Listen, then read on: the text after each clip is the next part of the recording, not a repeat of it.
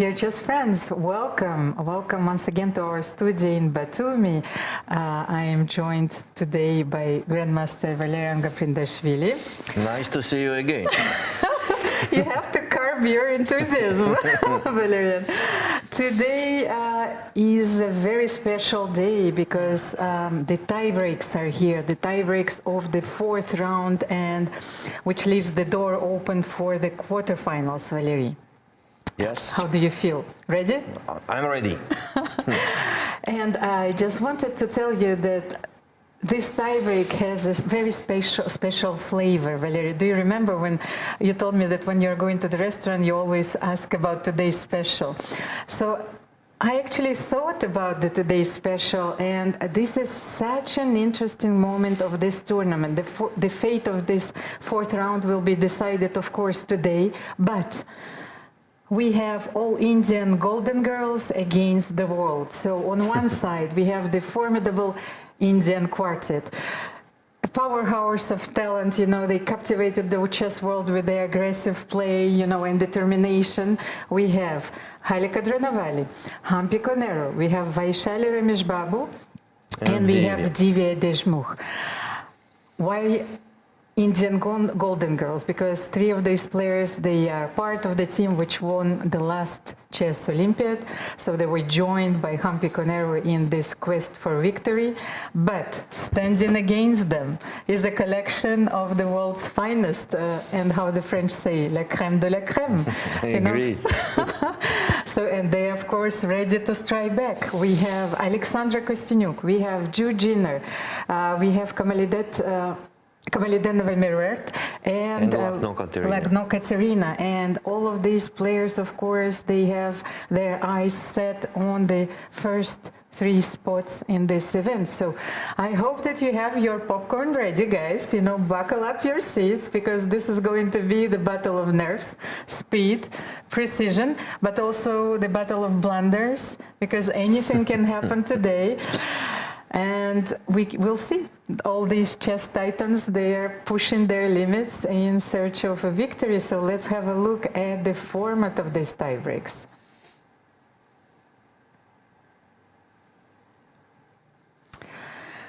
So today, as every tiebreak, we will first start with two rapid games with the time control of 15 minutes plus 10 seconds.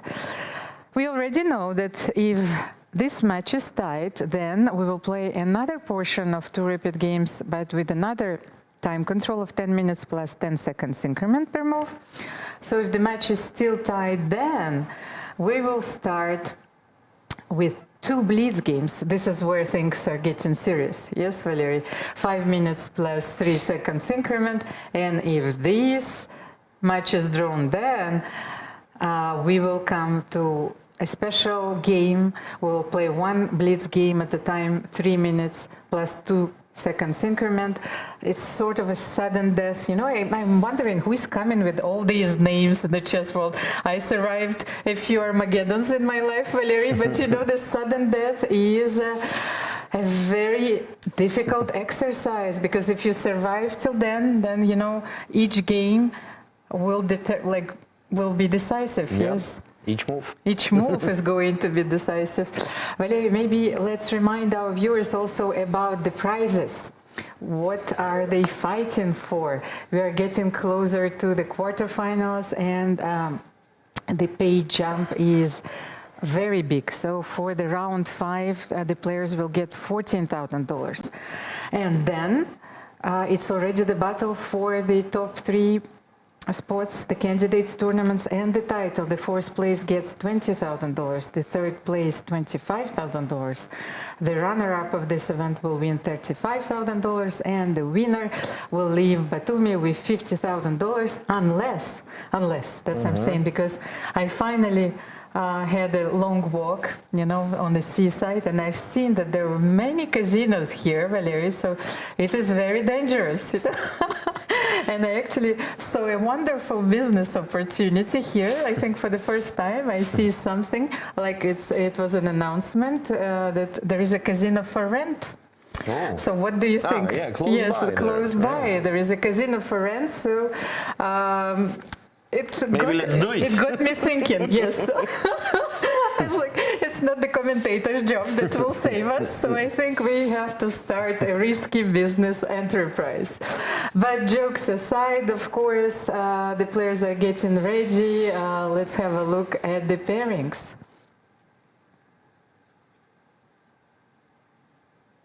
Of the pairings is so short. Yes, we shorter have. and shorter. Well, at the fourth round, of course, we had 16 players. 4 of them secured their spot in the quarterfinals, and these are Lei Tianji, Nana Zagnidze, who will play each other, Song Yixing, and Tan Zhongyi. So 3 Chinese players, which is not a surprise, of course, and joined by Nana Zagnidze.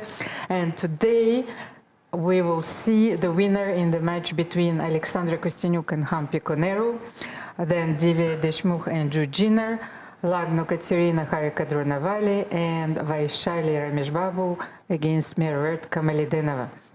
So many interesting matches and games ahead of us, Valerie. And Charlize is ready for us, as usual, in the playing hall, whispering. Charlize.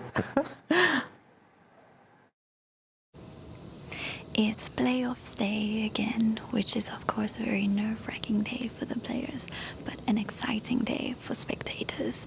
And today is particularly special as all 4 Indian players are fighting to stay alive in the competition. Here we have Kostyniuk and Hampi, both World Rapid champions, both very experienced and very serious about the games. This corner here you can see Harika and Katerina, who came early, has been focused sitting at the board, and behind them we're still waiting for Vaishali and of course Kamalidenova, who is fighting to stay alive in the competition as well. On the stage, I'm going to turn around here and show you one of the matches that has been the most watched in our broadcast in the individual stream. All eyes are on Jiner and Divya Deshmukh. Of course, both of them won the game in the classical. Now it's up to rapid. What's gonna happen? Let's see. As always, every table has an arbiter that's dedicated to writing down the moves. I'm like whispering because it's eerily quiet in here. Don't want to distract the players too much. But we are about to start 15 plus 10. Back to our commentators in the studio. So we are back in the studio. Yes. Yes, Valerie, you still have your voice. We still have our voices, but maybe not for long, yes, Valerie, because the vocal cords are very often affected, of course. The commentators' jobs are also very long. So let's have a look at the games. I think, we still have 4 minutes, by the way, to discuss, maybe the yesterday's rounds. I think that we have the highlights. Yes, of the yesterday rounds, because Jiner managed to strike back. She was trailing in her match against Divya Deshmukh. It's a very balanced match, and all other matches are very balanced. You have Harika Drunavali, who drew her games, the 2 games against Katerina Lagno. Then Mervert Kamalidenova and Vaishali Rameshbabu, they also drew, and actually impressed me a lot by their opening preparation and their approach to the game. And we have Alexandra Kostyniuk, who drew a very long game against Hampi Koneru. Clash of Titans, as you were saying. Yes, so the players are getting ready, and Hampi Koneru is having the white pieces in the first game of her tiebreak against Alexandra Kostyniuk. We were discussing their lifetime score yesterday. So Hampi leads in their classical games, but what I've noticed in my database, then Alexandra took her revenge in all their rapid and blitz encounters, so I consider Alexandra Kostyniuk a slight favorite in this tiebreak. What do you think, Valerie? Yeah, I agree. And how about... I mean, at least she has the best chances here. Yes. She is such a fighter. Maybe let's have a closer look at Katerina Lagno against Harika Dronavali. Katerina is playing her third tiebreak. Yeah. How about Harika? By the way, she played against she played against Stavrula. Ah, Yes, that's right. yes, she played. So it's she's facing Katerina with the black pieces. Yesterday, Nana Dzagnidzhe won with the white pieces a very important game against Maria Muzachuk, so she avoids this nerve-wracking moment, yes, where the fate is, of course, in the hands of the players, but where the price of every move is so high because it can lead to your elimination. What do you think, Valery? What is going on in their heads right now? I hope they know what's going on. It's very difficult for us to know. Well, actually, it's not that I'm commentating something that I don't know. I've been in these situations yes, but many you know, times. every individual, they are so different. Who knows what's in their head? Maybe, I think mostly it has to be the opening, no? I mean, thinking what my opponent is prepared on, what to do, what not to do. You're absolutely right, because very often players use dubious openings for their rapid games and blitz games because their opponent do not have enough time, you know, to figure out, you know, if there is an element of surprise. And we already started. So Campiconero starts with the Catalan. Yes. Against the Queen's Gambit. Okay, I will refresh it since I don't have it. Queen's Gambit declined. Yes, so Alexandra. Okay, with a different move order. Yes, we came to the Catalan. To a very classical Catalan with the Bishop E7, Queen D3. Yes, but have a look at this move. Yes, Hampi delays castle and she plays Queen D3 here. We all know that some players like to take the pawn on C4, yes, after castle, yes. So Hampi simply avoids this move order. She plays Queen D3, defending the pawn on C4. By the way, Alexandra played B6, one of the main moves, and C takes D5 is still the theoretical continuation played in a rapid game between Nodirbek Abdusatorov and Fabiano Caruana. White won, so C takes D5. C takes D5 because Fabiano decided to take with the knight there. It's very interesting. That makes sense here. So after B takes B6, C takes D5, knight D5. Actually, knight D5, but E takes D5. Let me see if I have... Yes, I have 7 games still, even if we don't have much time, but E takes D5 is knight C3 or castle, let's say. A lot of blitz games here. After castle, what did Alexandra play? And Alexandra played A5. A5. And actually, what I can see that in both games, Bishop A6 was played here. Blitz games, Bishop B6, Queen C2, Knight BD7. Alexandra started with A5. It's already a new idea here. Valery, what do you think about this move? Actually, A5, I don't know exactly this line, but A5 is kind of typical move in this kind of pawn structure, in Catalan also. But what's the idea? I mean, it's multiple ideas maybe there.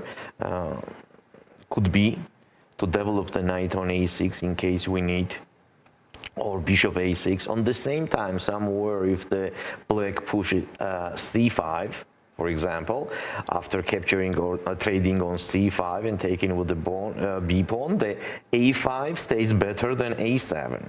So it's just a useful move. I think so. And here we are, bishop A6. Yeah, one of the points that we said. Alexandra played bishop a6 after bishop f4. Maybe a5 ensures also the stability. A3 against a3 Yes, b4. against a3 yeah, b4. Stopping this It's thing. a very yeah. deep positional idea then, because you can fix then the queen side with a4 if the knight goes to d2. And if the knight goes to d2 and b3, you know, you can play a4, and those hanging pawns will not be attacked if they will appear on the board. And we have queen c2 here. c5, knight c3. Okay, so the knight goes on c3 here, attacking the pawn on d5. It's a very, very interesting position with mutual chances. So knight c6, attacking the pawn on d4. Will Hampi play rook d1 here? Rook fd1 or ad1? It's interesting. Interesting question.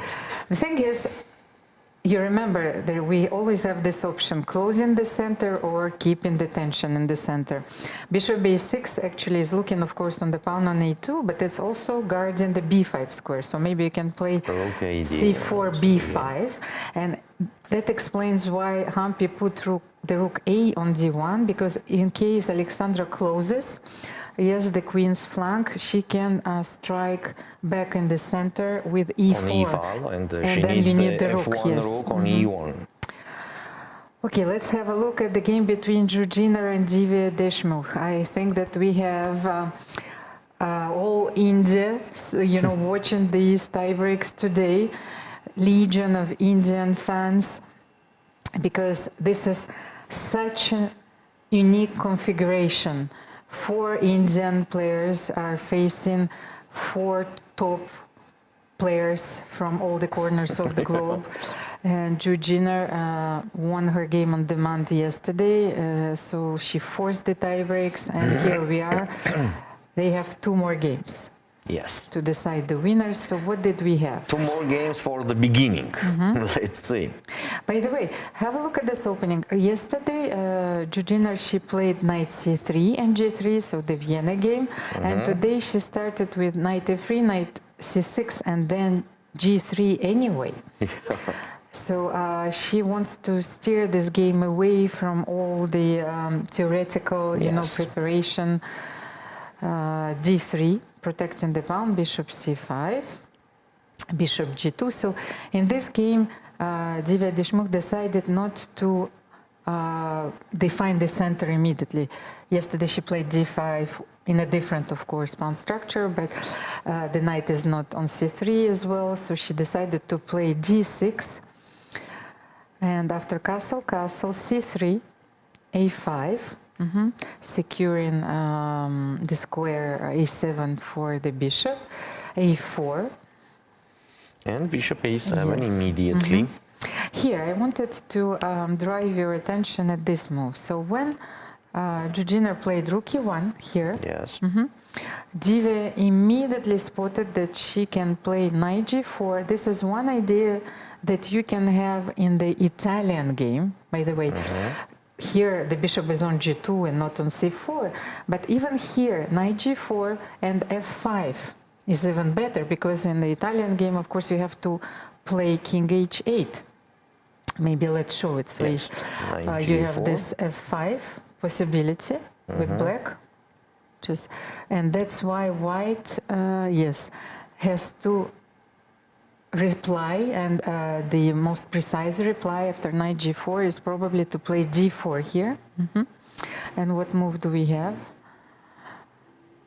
We have knight Divya didn't want to play f5 here. It's interesting. So what if f5 here?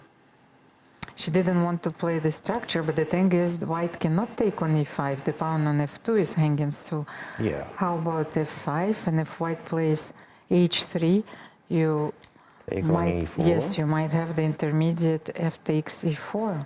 I thought that was black's idea.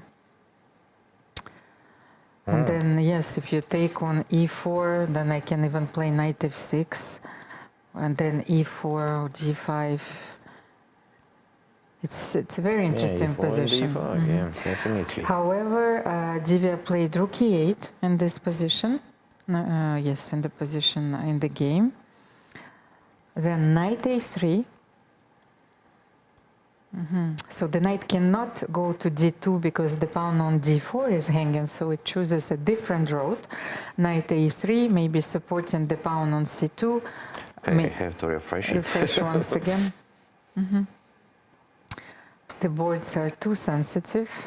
It's not what you say, it's how you say it. So knight a3, you also have this wonderful square on b5 for the knight. Knight c4 is possible, so it's a very flexible move. You know, we've seen it more and more often. That white plays this move, knight a3. Yes, right. Divya took on d4 immediately, then knight d4, bishop d7, protecting the knight on c6. And here we are, knight ab5. Knight ab5, so attacking the bishop, and bishop b6 was just played. And I have another move, king h2. Protecting the pawn on h3, just in case black will play queen c8, and also getting away from this diagonal in case we need f4. Yes, or what do you think? F4, definitely. And what do we have? We have knight d4 on the board, by the way. Divya decided like to trade one minor piece when you don't have enough space. You know, it's important sometimes to trade a minor piece. And but now Ju has excellent center and the center pawn space in the center. Maybe she wants to take on b5. What do you think? Bishop b5 and queen d7 get a few squares, yes? So take on b5, take on b5, and queen d7, yes, something like this. But the thing is that black will be D3. short of useful moves soon. Yeah. Yes, you have the knight on f6, bishop on b6, rook on a8. And pair of the bishop still giving the advantage to white. It seems like from the opening, Ju got some advantage already, as she has an amazing space in the center. And we know from the yesterday's game that she loves having this pair of bishops and very unbalanced positions, of course. So let's move to our third game between Katerina Lagno and Harika Dronovali. Look at this, Valery. The pawn on b7 is gone. So what was this opening? Oh, you see, this was the line that I mentioned, you know, in a few days ago. I said that you can try this, you know. It's a very interesting line, and actually, if bishop b5, because Katerina played the best move in this position is bishop f1, but if bishop b5, yes, queen takes d5, attacking the bishop and the pawn on g2. So if you play knight c3 here, knight c3, queen g2 is possible, you know, with very interesting, endgame after queen f3, with equal chances. Yes, and bishop d7 here. So bishop f1 is the main move in this position.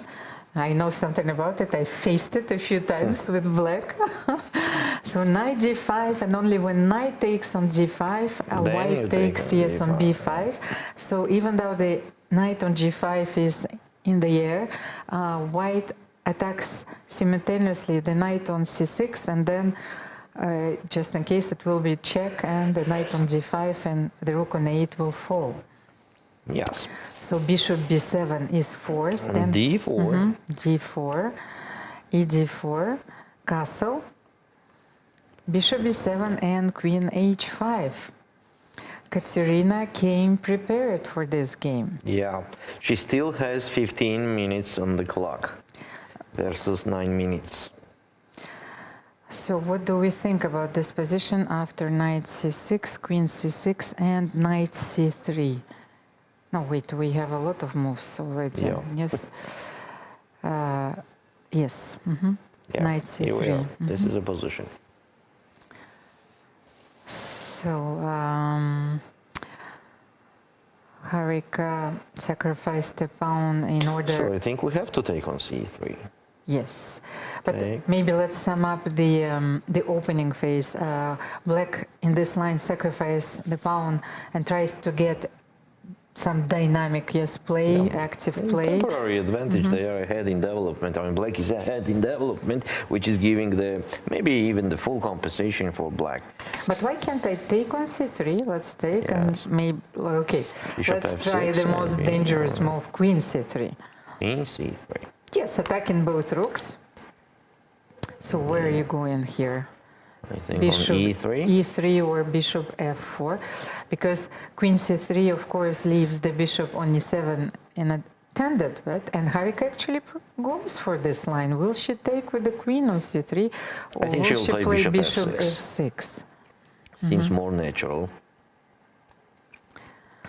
So the queen is, white's queen is on h6, maybe delaying And she played bishop f6. rook h8's development, but maybe black can leave this pawn on h7, who knows. So after bishop f6,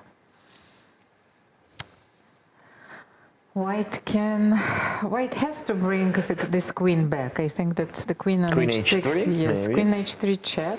Oh, I like it, yes. Queen h3 check, by the way. And queen d7. Maybe queen d7, No, yes. queen You have to d7, trade queens. Queen f3. Checkmate, and the bishop is hanging. Yes, so you cannot play queen d7, yes? Yeah. So on queen h3. Maybe you have to find shelter on a8. You have to play King king b7, b7, yes, and and king then rook a8. b1 and king a8, yes. That's correct. But, Now the king is safe here. but I still feel that this position is very dangerous for black, because now the rook is on b1, and Maybe bishop rook b3. c3 is no longer a fork. Yes, you can play rook b3 here, protecting the pawn on c3. Now, seems a little bit unpleasant for black. Also, if we mention that Lucknow is very well prepared for this position, she has 14 minutes on the clock versus 7 minutes for Harika. And those two players, they know each other so well. They played their first game in the World Championship under 12. They've played a million of classical games, of course, I'm exaggerating, but even more rapid and blitz. And both players excel in those time controls. Rook b1 is on the board, and Katerina is preparing queen h3 check. What a tricky move order, Valerie. So she started with rook b1. So, but now if bishop c3, queen h3, Harika is probably prepared. F5. She can play f5. Okay, so maybe she can take on c3 here. Valerie, let's move to the game between Meruet Kamalidenova and Rameshbabu Vaishali. What opening did we have there? We had another Karakan. Okay, so we have another theoretical duel. You know, in their second classical game. Yes, that's very interesting. Played a very rare line yesterday, but today Meruet went for one of the main lines against the Karakan, e5 and c5, d takes c5. By the way, Valerie, I think that you should be familiar with this, because a lot of Georgian players, yes, they play Karakan. Yeah, actually, I was the French player. You were? But I've seen that the women's team is using this opening weapon quite often. So d takes c5, immediately defining the structure in the center, because then Vaishali played e6, and we got the French structure, you see, the one that you wanted, definitely. And not the Karakan. So but a little bit strange. a3, structure. Bishop c5, queen g4. We have all these ideas from the French defense. And after knight e7, it's very interesting to show, because we can have this line with knight c3 and bishop b4 sometimes. But what if queen g7 here? Because it's very interesting also to understand, yes, what if white takes here? Rook g8, yes, definitely. Rook g8, probably. Let me just check quickly, because I am puzzled myself if we have a few games here. So after bishop c5, queen g4, knight e7, What if queen g7? I told you that I have to check the most tempting moves, of course, so it's a very rare line. Actually, I have only games from 2024, 2025.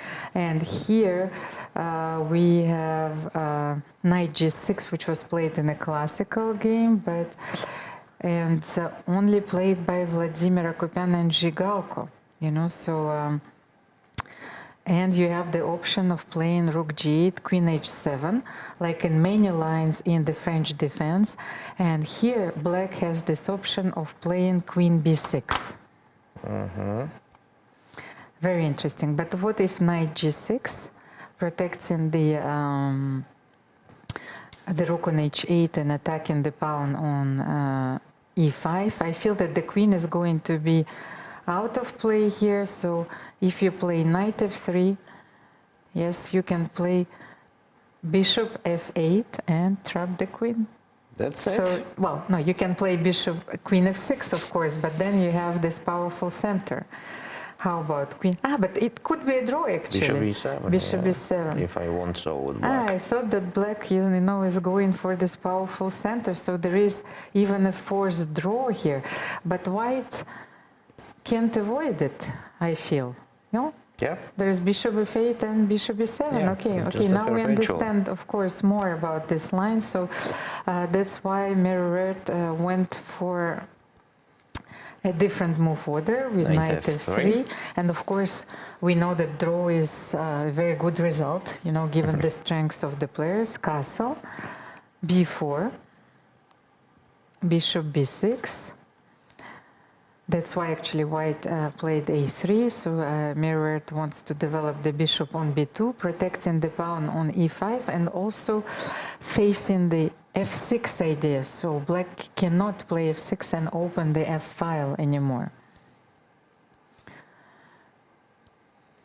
Knight d7, bishop d3. You see, Vaishali prepared f5 and not f6. It's such an interesting opening battle. So play bishop b2. You think that f6 is no longer possible, but f5 is such a thematic move here, yes? So you shouldn't take on e takes f6 here, because knight take f6, yes? Knight d7 is prepared to jump and to take on f6. Well, black is all right. And then probably Vaishali wants to play e5 and open everything, because definitely. Look at this X-ray on f2. You know, the f file is open. Okay. Yeah, so that's why Merritt played queen g3 on f5. And after a5, knight b d2. Oh, we had a lot of games there, a lot of moves in this game. Yes, so a5, the trading the rooks, knight c6, you know, attacking this pawn immediately. Vaishali is playing very well, you know, because Merritt is trying to establish this grip on the dark squares, but Vaishali is playing in a very aggressive, precise way.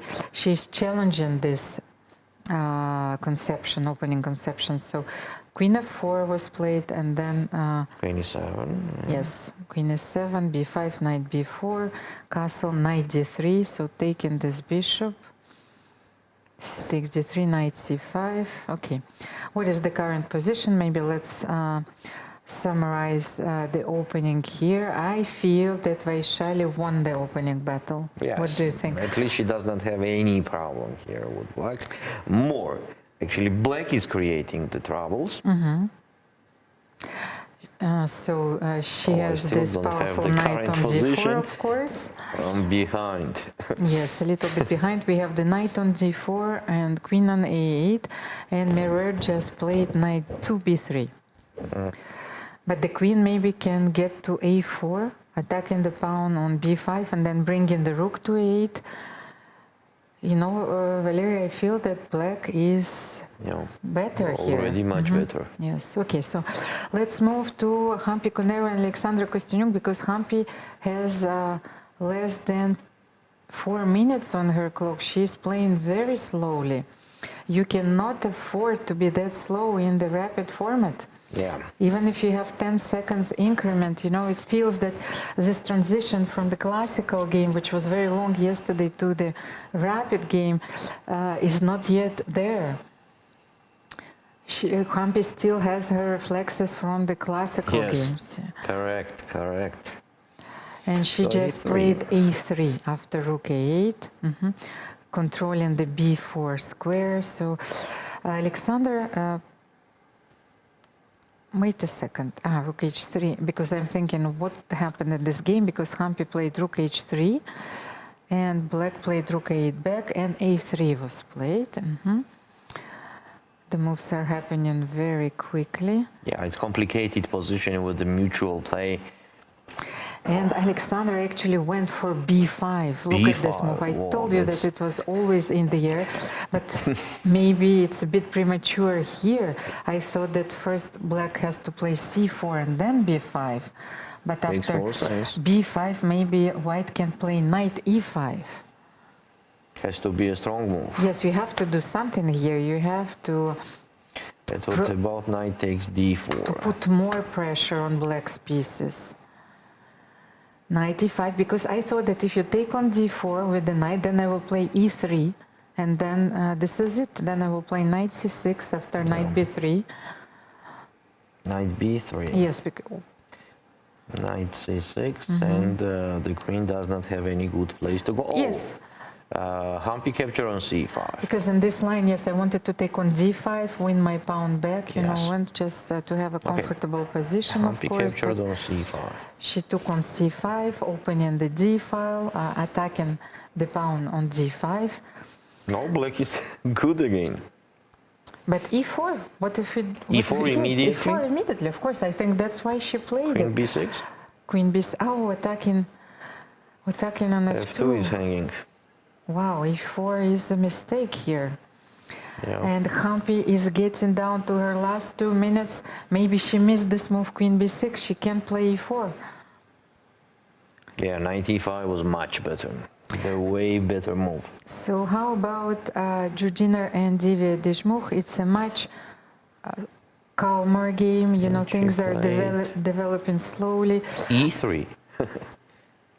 Hampi played e3. But I think she realized that e4 is not possible. You know, she just... g5 is... g5 winning a piece? I don't know. You're Let's take a look. So you maybe have to this? sacrifice. Yeah, Okay. I can take this. Maybe that makes sense.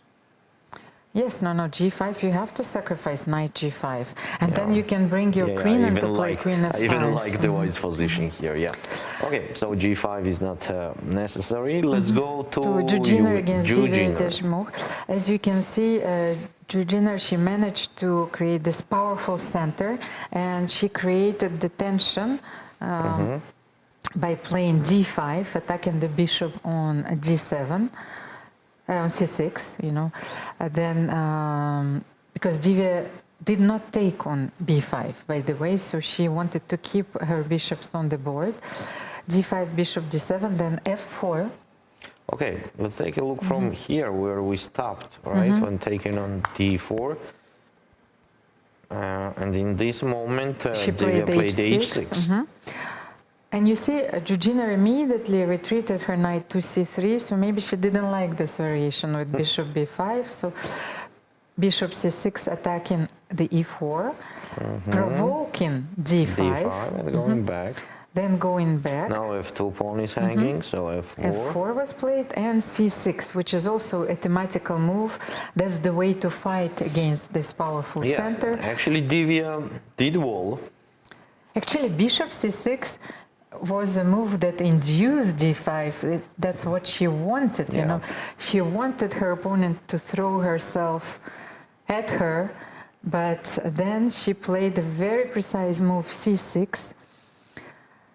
And can white play bishop b3 here, by the way? Instead of bishop d2. Yes, because I thought that maybe that was white's Maybe it's idea. already the time to trade this bishop. But then bishop e3, rook e3, and maybe the same move as in Alexander's game. Like everywhere we look, queen b6 is possible. Yes, queen b6 puts in the queen on a very active position, and then... Also, what about taking on d5 after bishop e3? Immediately. Yes, so take, and take on d5. But maybe knight d5, yes? Knight d5 Yes. take, Queen queen d5. takes, bishop c6. Yes, this is also a very interesting line. And then you want to, after queen d2, let's say, what do you want to play?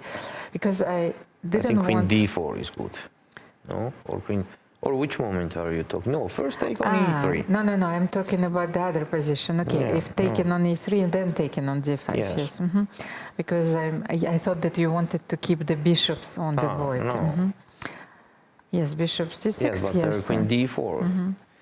Queen d4 and the white is okay here. Yeah. Yes, and the thing is I wanted to Actually, the avoid position is equal. this pawn structure. I'm not sure. It's much easier to play with white here, Yes. I feel, with the pawn More on space, d6. yeah. Yes. Yeah, correct. So, in the position, the game was bishop d2, bishop c5, and queen b3, bishop b4. I like this move, Okay, bishop c5. d1. So protecting the pawn on d6. How just many in moves case. that bishop did? Just imagine. c5, a7, then b6, c7, then again back. Okay. So this is a position now where black is doing well. So it's mostly equal. Black is doing well. Divya rerouted her bishop to c5 and b4, and she's putting more pressure on the pawn on e4. Queen c8 was just played, and Jiner is getting low on time, less than Yes. 3 minutes. Yes, that's true.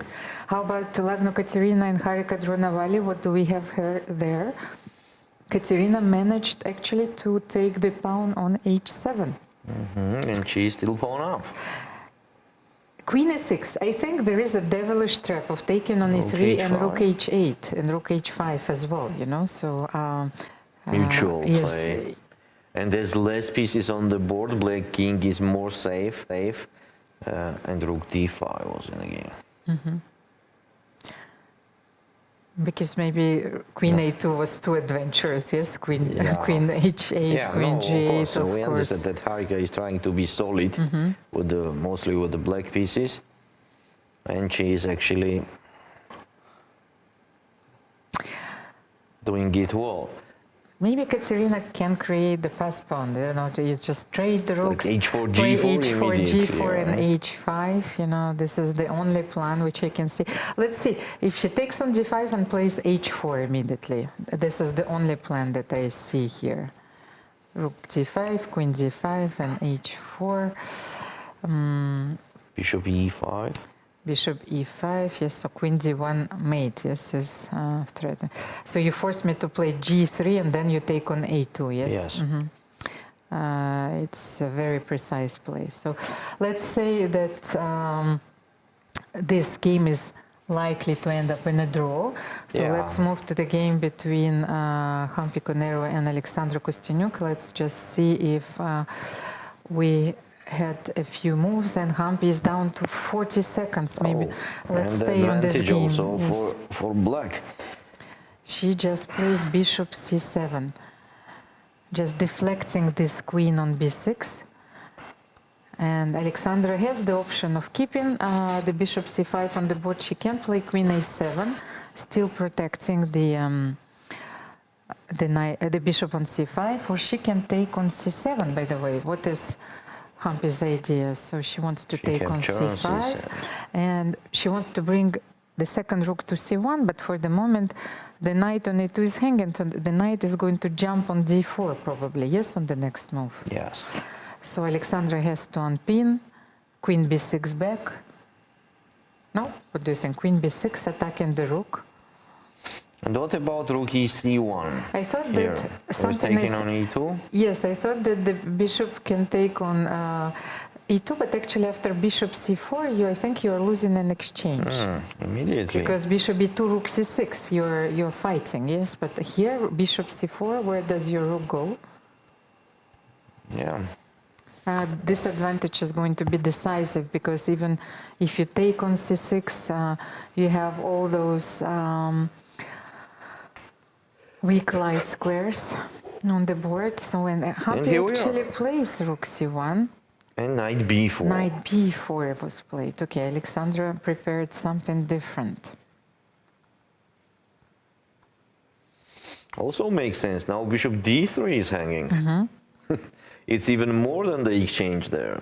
And knight c2, knight d3 was hanging, by the way. That's why winning knight this f4 game just with the played. black is giving a big advantage to Alexandra. And actually, it's happening what you were saying, that exactly in rapid she has the better chances.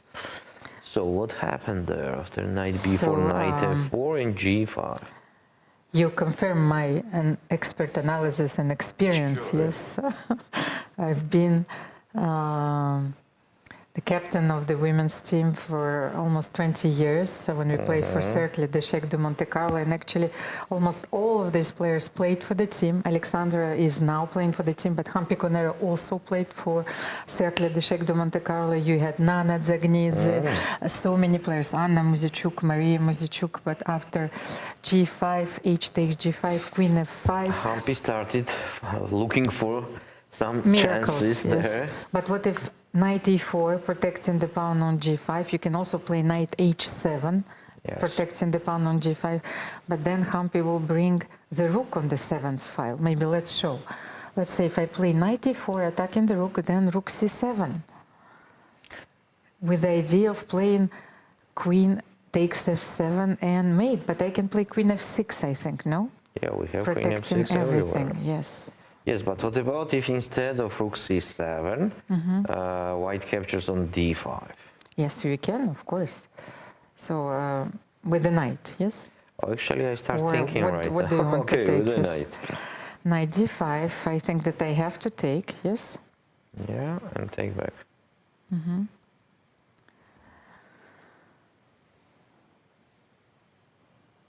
Actually, it's a good practical chance as the position was already bad for white, and Alexandra decided to play knight h7.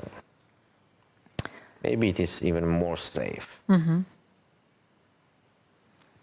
So she simply wants to play queen f6. It's important to bring this queen into the defense. Yes, and Hampi captured on d5. Knight d5, of Capture course. back, and rook takes or queen takes. It's actually interesting. Rook takes or queen takes. By the way, I see that if rook Queen takes, takes. there was bishop c8. You know, I think attacking the bishop on h3. Yeah. Maybe Yeah, let's show so, this yeah, idea. Was this this and this. possible? Rook c8, rook Yeah. c8, this is it. Yeah. Okay, that's why Hampi took with the queen on d5. But now it's the matter of technique, of course, even though white still has some practical Yes. chances in this game, because as we can see, black's king is a bit vulnerable.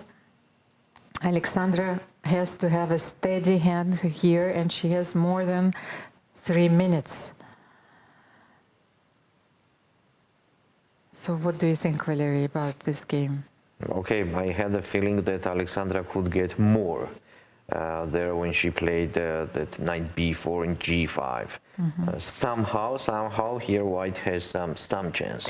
Okay, and let's jump to the game between Meruret Kamalidenova against Vaishali Rameshbabu, because I feel that something went terribly wrong here. The queen is on e7. What? Look at How? those knights. You know, the knight on e4, the knight is on d4.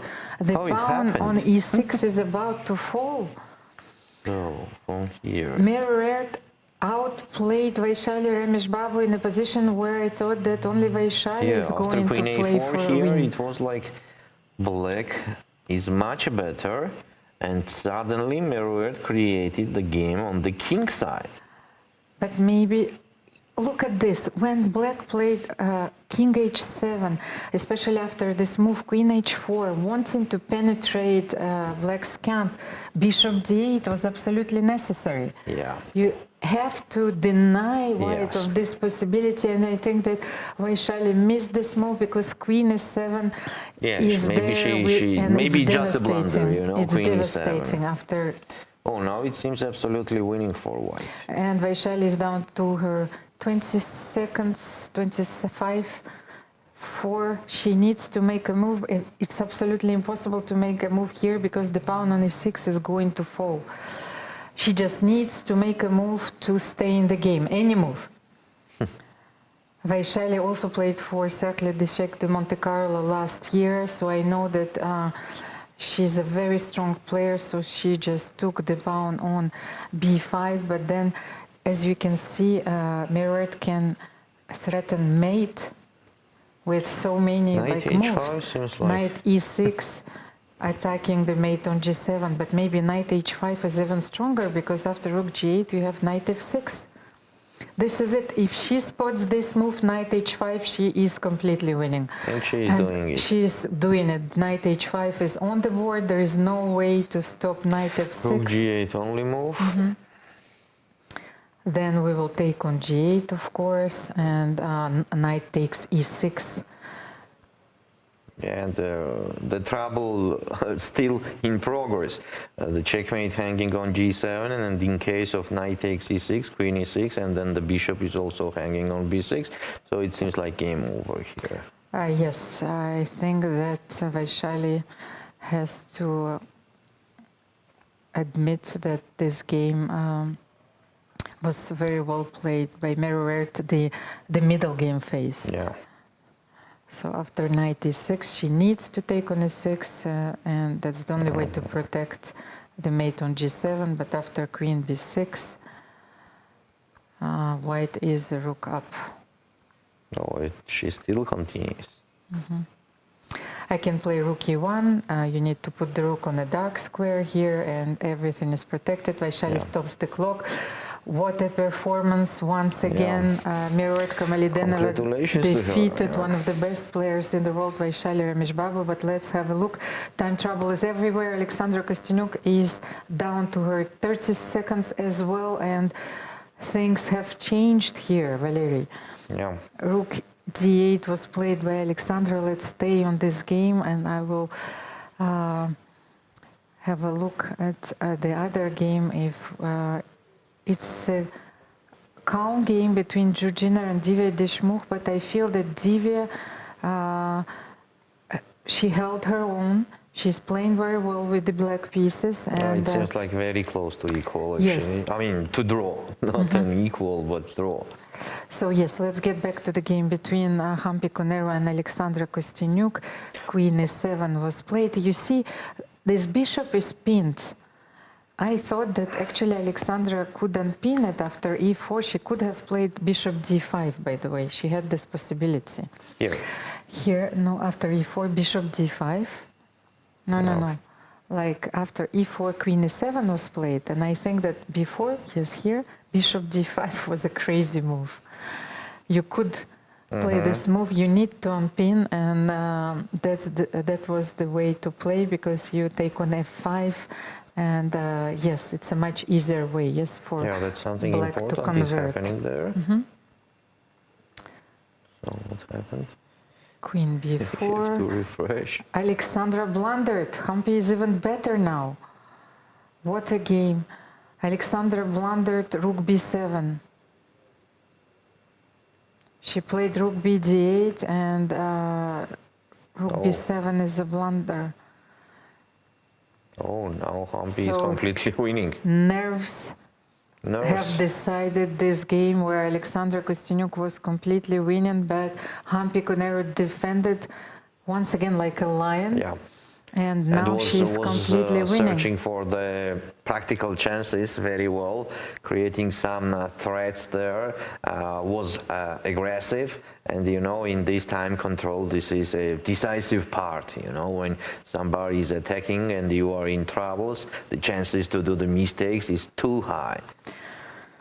Valery, and I think that Katerina Lagno managed to create a lot of problems to Harika Dronavali, because And just she's a fall very up again. technical player, but this endgame doesn't look the same anymore, because she played h4, g3, but she managed to keep this extra pawn, and it's the pawn on a4. So in the game was this. No, not king h2. King g2, queen a7 check, king c8, and a5. Katerina is pushing this pawn with determination. And why not, actually? Who Yeah, can it just stop goes it? You till need the to end. play bishop c5 here, just to try and stop this pawn. Queen b5. But queen b5. What Okay, if I play e6 and here? a7, yeah. a6 and a7. It's just completely winning for love, no? How can you stop this pawn? Maybe You can't. queen c6 check first. But okay, this is But it. Then I will play then g4 and h. h5. But let's So show, queen yes, c6, maybe you just if capture it. black stops the pawn in this way, then g4 and h5 is winning immediately. Katerina is playing very well. She is So determined to get maybe to the point for Harika fifth here stage. is to play c5 and on a7. Ah, no. No, then you are can't. not on Yes, time. you are not on time. Ah, yes. so she played queen c6 and it's absolutely winning now. Yeah. Okay, so how about Jiner and G4. Divya Deshmukh? Yeah, she did g4 and the game is over. Yes, here we have the position which is materially balanced. Divya has this joker on d4, but very it's close to draw. Of yeah. course, this game It's is... going to be a draw. It's going to be a draw. Yes, they are directing this game towards to a draw, and Divya just played queen c3. Maybe she should keep the queens on the board. Queen c5, okay. So how about Hampi and Alexandra? Hampi just played bishop h7 and king h7. And they blunder the rook, or was it? Yes. And Hampi Conero will win this game now, but after queen h5, what a dramatic game. Yeah, dramatic. And a tragic blunder by Alexandra Kostyanyuk. I think that yes, she needs to forget about this immediately, because the second game, will start very soon. So we have the schedule, right? As I remember it. we have the official schedule, but for the moment, yes, let's have a look at this endgame. Yes, I think that the next game should here we start. also have the resignation. Lucknow won at 20. But let's wait for the so conclusion of this round. We have only one game left. By the way, we have the temporary results of our poll today, so let's wait for the conclusion of this round. And today we were focusing on the matchup between Hampi Conero and Alexandra Kostyanyuk. So our audience, the chess enthusiasts all around the world voted. So I will reveal the results of this vote after this game will end. Divya played very well today. Yes, with the black pieces. She was more confident than yesterday. Yes, much more. So she played h5. Let's see. Will Jiner play b4, a5? Somewhere it will be actually very good to play, but yes, we need to show this idea. So maybe queen d6, but immediately it does not work because it's hanging that pawn on b4. Of course.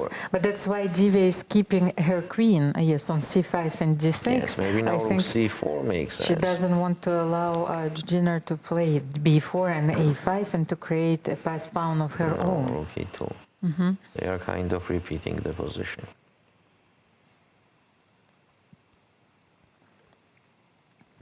So what do we have so far? Rook e8, what an interesting move. As queen d4 is not working because of rook e2 check. Rook could not capture it because of queen d4. And on the same time, if the king goes on h3 after rook e2 check. But look, Divya can take on b5. Then I can play rook d8 and rook d5 back. Maybe I will end up with an extra pawn in this endgame. She can trade queens.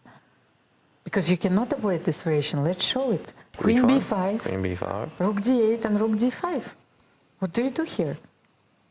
Yes, but I have b4 there also in case I need it. No, and but rook d5, so, b4. Yes, you want to play b4 here, of course. But now my king is maybe a bit closer. Okay, she goes for this line. Well, she cannot lose this game, of course, and this game is going to be drawn, most likely. But after rook d8, rook d5, Divya is trying to find chances. b4 needs to be played because after rook b5, Yes, but then rook it's d4. d3. There is Here we are. d3. Divya will play this endgame with an extra pawn. And we know that psychologically it is so difficult because this position was equal, but now you will have to defend with the pawn down, and I can say What that about black king is much f3, better rook now. takes b5 and rook b2? No, What's but this going on endgame here? is much better for Yeah, of black, course I it's feel. better. Because you have these holes, maybe the king can march to g4. What do you think? King So f3, king f3, yes, if you rook take on b5. b5, rook b2. Yes, wait a second. The rook is on d4. Oh, she played rook d4. She wants to take on b4 and That's then on b5. even more smart.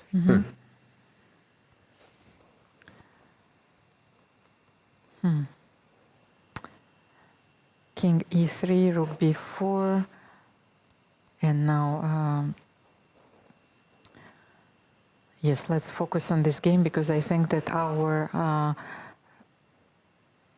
boards are too sensitive and the transmission is glitching. So king e3. Maybe it's time to play f5 here. f5 is actually a very good idea because I thought that if the rook is on the 5th rank, but now after rook b5 you don't have this move anymore, and king will go to maybe e7 now, no, but then rook d7. Okay, let's see if Divya will be able to score a victory here, because for the moment in the confrontation of India, all Indian team against the world, we have the world leading 2-1 because Lagno Katerina beat Harika Dronavali and Mirurt Kamalidinova beat Ramesh Babu Vaishali.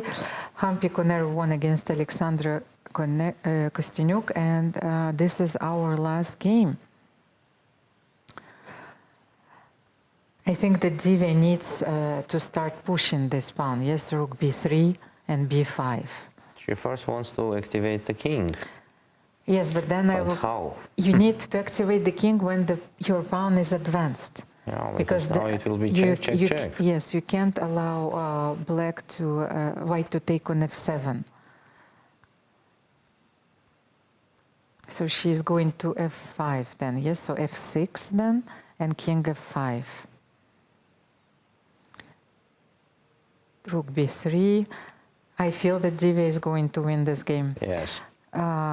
This is such We have the same feelings. such a twist. Yes. So after rook b3, f6, king f5. This has to be done. King f5 immediately. Is it possible? No, I don't not want. necessary. I don't want to give the pawn on f7. f7. So f6 is a very prophylactic move. You know, you are hoping to take something here. So f6, king f5. King h3 was in the game. Stalemate, you know, ideas if you if you can leave the Somehow. yes Somehow to something. sacrifice the rook somewhere. But now after rook b8, Divya needs to maybe to advance her pawn to play b5. First, I would love to play rook b2. She plays rook b1. Okay, I wanted to play b5. Of course, we understand that Divya is very nervous. Yes, but what about king e4 now? King e4 and king f3. Yes. And that's here her we are. idea. But king g2 needs to be played, then you will play Then rook check. b2. And king f3 And king anyway. f3. Okay, this is it. I think that Jiner realized that she can no longer save this game. What a performance! Great game from Black Divya. game. She equalized from the opening. She held her own, and when given a chance, this inaccuracy queen b5, this reckless move by Jiner allowed Divya Deshmukh to turn the tables and to win this game. I can hear Indian fans chanting there all over the internet. Now But we can push even b5. b5, yes, of course. Still, we have to be, clear here. Because still, rook's endgame is tricky. That any time, any mistake could cost a half a point. So after b5, I think that's it. b5 seems to me the best move, actually. Yes, you are taking away for the moment this c4 square. And anyway, the king on this e4 is very close to the b1 square. You have to push, you know, yes. without that pawn you could not win this game. You cannot just keep everything on the board. Yes. The pawn on f6, the pawn on g6. So just push b5. You're getting one square closer. Yes. b4, b5, b4. One move closer to this promotion. Just go. But we know how nerve-wracking these games are. Alexandra Kostyuk was completely winning, but she blundered against Hampi Conero. Hampi, who defended heroically, found every practical chance here. Divya needs to make a move. b5 has to be played. King f5 back. But after rook c6 now, you know, she comes rook b5 back, rook d6, rook b4. What is her idea? Rook b2, rook b1. She's just getting the time. Okay, she needs to push b5 now. Yes, without that, it's just impossible to win. By the way, this position has been repeated twice already. And here we are. We were in danger, in a very dangerous zone, because Jiner could have claimed a threefold repetition, so b5 had to be played, b6. But now that the king is a bit farther away, and you know, things are a bit more difficult. So rook c6. Of course, still winning, still winning. But b4. If she was going to do that, then just do it with the king on e4, yeah. But okay, still winning. What to say? b3. b3 has to be.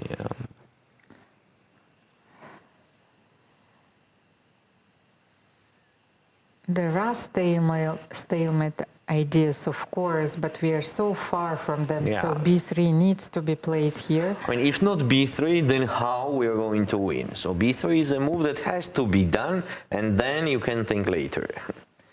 So rook b5 check. Now king rook b4. Rook yes, b4 makes more sense. It's a more stubborn defense, yes, because. But what about b2?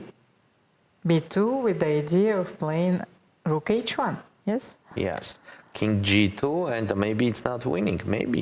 Yes, maybe this will be the way for white to hold, because then you go back and then you check if the king approaches. Yes. Now Ju has to start doing checks, like rook b6, to somehow capture the f6 pawn. And here we are. By the way, I really think that b2 was a draw. Changing. Yeah, could be. Because I think that then black king could not escape the checks. So Divya is being very precise till the very last moment. b2 can be played. King c4 supporting the pawns. She just gives the pawns on the king's side, but this will not be sufficient. Rook f6. b2. b2. Wait, b2, rook b6. No, not b2.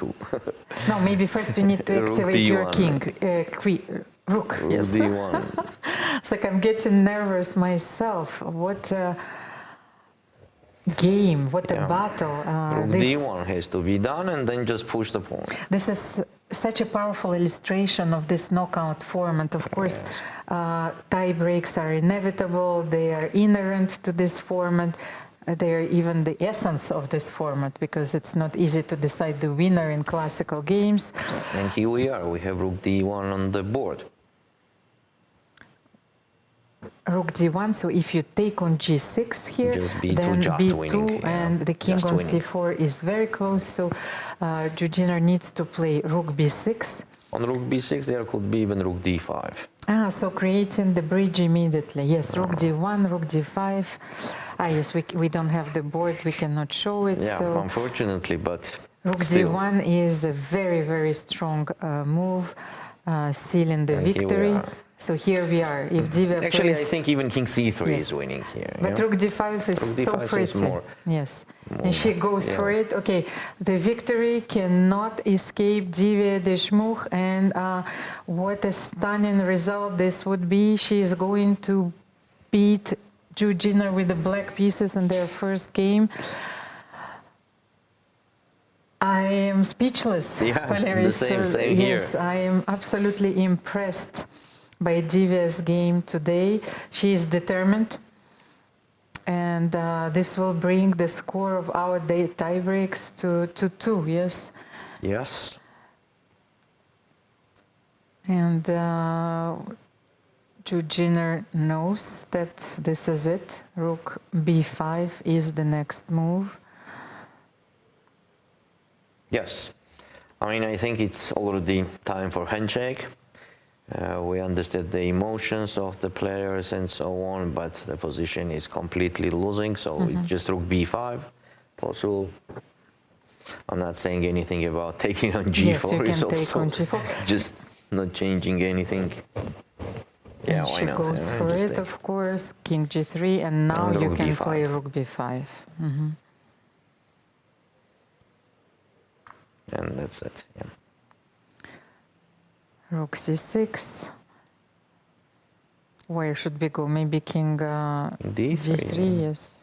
I thought maybe we can keep the king closer, but king d3, rook c1 has to be played. So rook e, rook If one, d6 maybe check. if one more check, then we will go even king e4. Divya takes her time. She drinks some water, you know. It's, Now king e4 is also possible. Yes, I mean, but- easy win. King e4, rook d1, b2, rook b1, and king f5.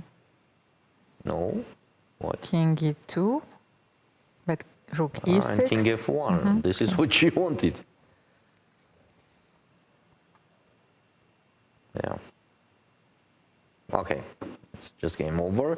And now black will go to c2, and the rook on the fifth rank is just tapping all white pawns. So it's time to resign. Actually, this is the end. There is not even the practical chances here for white, so resignation. So congratulations to Divya, who showed the excellent performance with black pieces and won the amazing game. So this is it. That Yes, was our Valerie, final this is result. it, and how lucky we are actually to have all those images, yes, during the tiebreaks. I remember the first tiebreaks which were organized in the World Championship during the knockout format. We didn't have all those cameras at our disposals, and sometimes the tiebreaks would go till the end of the night because they were played immediately after the end of the round. Can you imagine? So the round would finish somewhere around 8, 9, and then the tiebreaks would start. Here we have a special day for the tiebreaks. So Divya Deshmukh defeated Jiner. Alexandra Kostyanyuk lost against Hampi Koneru. And just to reveal the results of our poll, so our audience voted for Hampi Koneru to advance to the next stage. 77% of our audience wanted and is supporting Hampi Koneru. It was a wild game, but at the end, Alexandra Kostyanyuk was the last one to make a mistake. Harika Drunavali lost in a very technical game against Katerina Lagno, and Vaishali Ramesh Babu lost with the black pieces against Miroet Kamalidenova. So we have 4 decisive games, and 4 players have their backs to the wall. They will have to come back on demand to force another portion of the rapid games. Only time will tell. We will be back, of course, for the beginning of the next round. We have the official schedule, so 20 minutes between the rounds. Please stay tuned. Of course, we will have a lot of videos, and we will be back in a few minutes. This International Chess Day, FIDE challenges you to take the game to new places, literally. From mountaintop matches to underwater games, or a blitz session at your favourite local landmark. Play anytime between July 10th and 20th. Share your moment using hashtag International Chess Day or send it to social media at FIDE.com. Your game will be seen in all parts of the globe. Unleash your creativity, make your move, and celebrate chess your way. Let's show the world that chess can be played by anyone and in any place.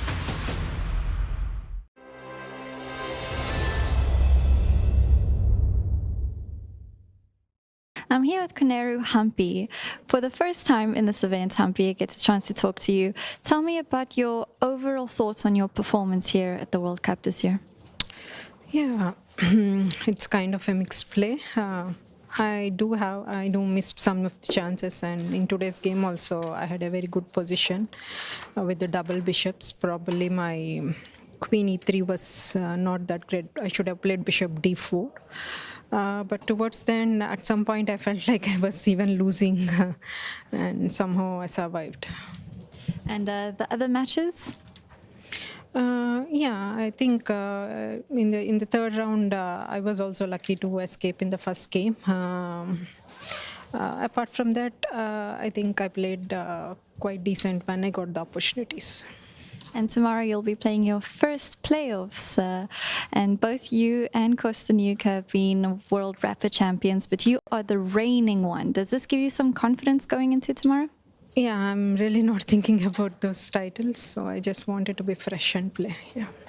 And tell me about your history in these knockout formats. What is the furthest that you have achieved, have gone in this grueling format? I reached semi-finals 4 times. So that was my best. And the goal for this one?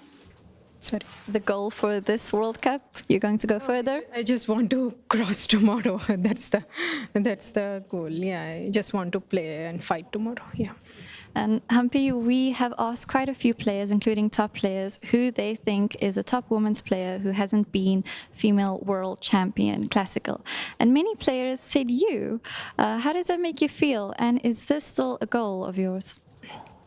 Well, definitely it was my goal when I started my career. But now I'm not thinking much about these titles. So I just wanted to play whatever best I could.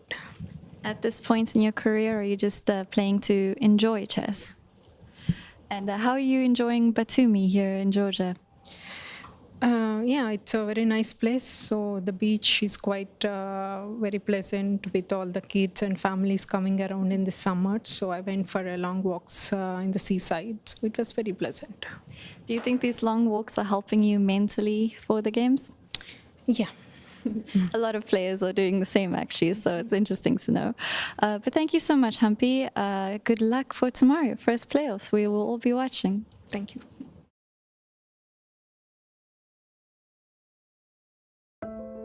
Chessboard. 64 black and white squares. Or is it more than that? It's a battlefield. A stage where strategy meets instinct. This is where women play their own way. Playing with fire. Playing with heart. Playing with emotions. Playing as strong as any man can play. And beyond. Every move you make breaks the old rules. Every game you play redraws the map. No ceilings. No labels, no limits. This is not just a game. This is your arena. It's the second day of round 4 here in Batumi in the Women's World Cup, and games are amazing. The fight is total, and whoever wins today goes on to round 5. I'm pleased to be joined by Grandmaster Nana Zagnitsa, the last Georgian woman standing in the tournament. Nana, congratulations on your win today against a very tough opening. Maria Muzichuk, a former world champion herself. How are you feeling after this tough game? Bit tired, to be honest, but happy, of course. So, as I was saying, you've qualified to the final 8. You were telling me before that since Elista when it was the Women's World Championship. This is actually your best qualification in World Cups. Tell me about this, what this means for you at this stage of your career.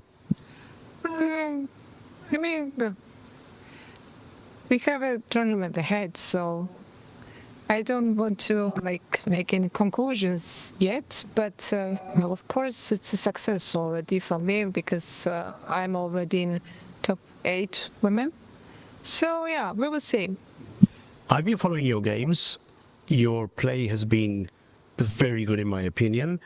You beat Charokchin in the second round relatively easily, but you had a very tough match against Valentina Gunina in the third round. Tell me about that match and how you felt when you overcame her in the tie breaks. Yeah, I mean, I think I was playing quite well against Valentina, and I was pressing. And in tie breaks, first game I won. And the second game with white, something miracle happened, and after that, after this miracle, yeah, the results became 1-1, and then in 10 minutes portion, again, first game I won convincingly, and the second game, again, something happened and complicated position, and I was, to be honest, I had really bad position, but somehow I managed to win this game. So luck has been on your side in the tournament, and that's important. And today, of course, Mariam Muzichuk, you drawed against her yesterday with black, comfortable game. Today, I assume going into the game you wanted to press with white. Was that your idea for the game plan? Yeah, actually, she surprised me with this opening because I think she has never played yet before that. And I think I played quite well. And yeah. Then we're going to go to the ending, which is you were telling me before you had seen this position beforehand, and at this point you already had spotted the rook c5. We'll see afterwards. Let's go through it, please. And e5, of course, I was calculating the bishop b4, and I thought I have knight e4, rook c2, a3, and after bishop e1, because bishop e1 is the only move. The bishop doesn't have any other square to go. And I saw this rook c5, and after that, I think this is totally winning for. This is a very nice move because you're actually sacrificing the pawn on b2, but your rook gets to the 7th rank, and everything's working. Yeah, because my rook is getting very active, and after rook b2, just rook c7, and knight also getting d6. So yeah, this is. Could you just, for the viewers who will see this position on the board afterwards, repose. Show this to the end. Just go through the end so they can see how the game progressed to the end. So I have absolutely total domination here. And yeah, I mean, it's so. You're trying to do checkmate in the corner, but of course she escapes with g5. With g5, yes, but my pawn. I even don't know how to describe this position. Absolutely domination. Total domination. Here she offered the exchange of rooks, and of course I could keep my rooks, of course, and I could go anywhere on 7. rook d7 was the 7, okay. rook takes rook is also a very good point. Yeah, and I thought this is easier, and that's why I went. And in fact, now with the pawn, just finish off so that people can see how it first. Yeah, that's it. Now the pawn promotes. So the knight on e4, going into the end game, and the knight on e4, dominating the bishop on e1 at the end. This is, I think, a very nice position to understand how the domination of the pieces can win the game. Yeah, of course, yeah. Yeah, I was pawn up, and so nothing special, I think, here. Okay. But I was pressing, in the whole game I was pressing, so after I exchanged the queen, I had great position, so I decided just to push the pawns on the king side, and it worked well. I never seem to win my games with a pawn up. That is something you're doing right. My final question for you, Nana. Of course, it's still early. It's 8 left. But if Lei draws her game, which is most likely, you will face her in the next round. Lei Tingli, another very strong opponent. What's your score with her up to now, and what do you think of her as a possible opponent in quarterfinals? Waiting chair, actually, I don't have that much games against her. Like I had games against Maria Muzachuk. Against Maria Muzachuk, I have more than 50. Like 60, I think. So with Lei, I'm not that experienced, but okay, of course, she's a strong player, strong opponent. They'll try to play solid, and yeah, we will see. Thank you very much, Nana. Thank you. Nana Zagnidze.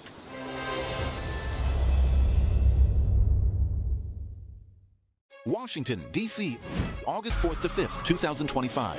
The Smart Moves Summit, a global education conference where chess meets learning. Held alongside the FIDE World Schools Team Championship. Global dialogue on chess, cognition, and education. Federations, researchers, EdTech. One stage, one mission. Topics that move the world. Meet leading influencers. Timur Turlov, Dana Reisnies, Jerry Nash, Leoncho Garcia, and more. Inspire. Unite, transform, join the international community shaping education. Play smarter, learn bolder. Let's make future together. Don't miss this unique opportunity. Register now and be part of the change. Chess is more than just a game. It's a tool for empowerment, connection, and transformation. In 2025, FIDE is proud to launch the Year of Social Chess. We believe in the power of chess to bring about positive change from therapy and education to rehabilitation and inclusion. Social chess is our way to build a better world. The Year of Social Chess will introduce groundbreaking initiatives across the globe. Monthly themes will address critical social challenges: chess for protection in refugee camps, chess for cognitive health among the elderly, and even chess for addiction recovery. Through this initiative, we are mobilizing communities, conducting research, and creating opportunities for all to experience the joy and impact of chess. Join us for online chess events, global conferences, and even a documentary film festival that will showcase the power of social chess. Let's make 2025 a year to remember. The Year of Social Chess is here. Let's change the world, one move at a time.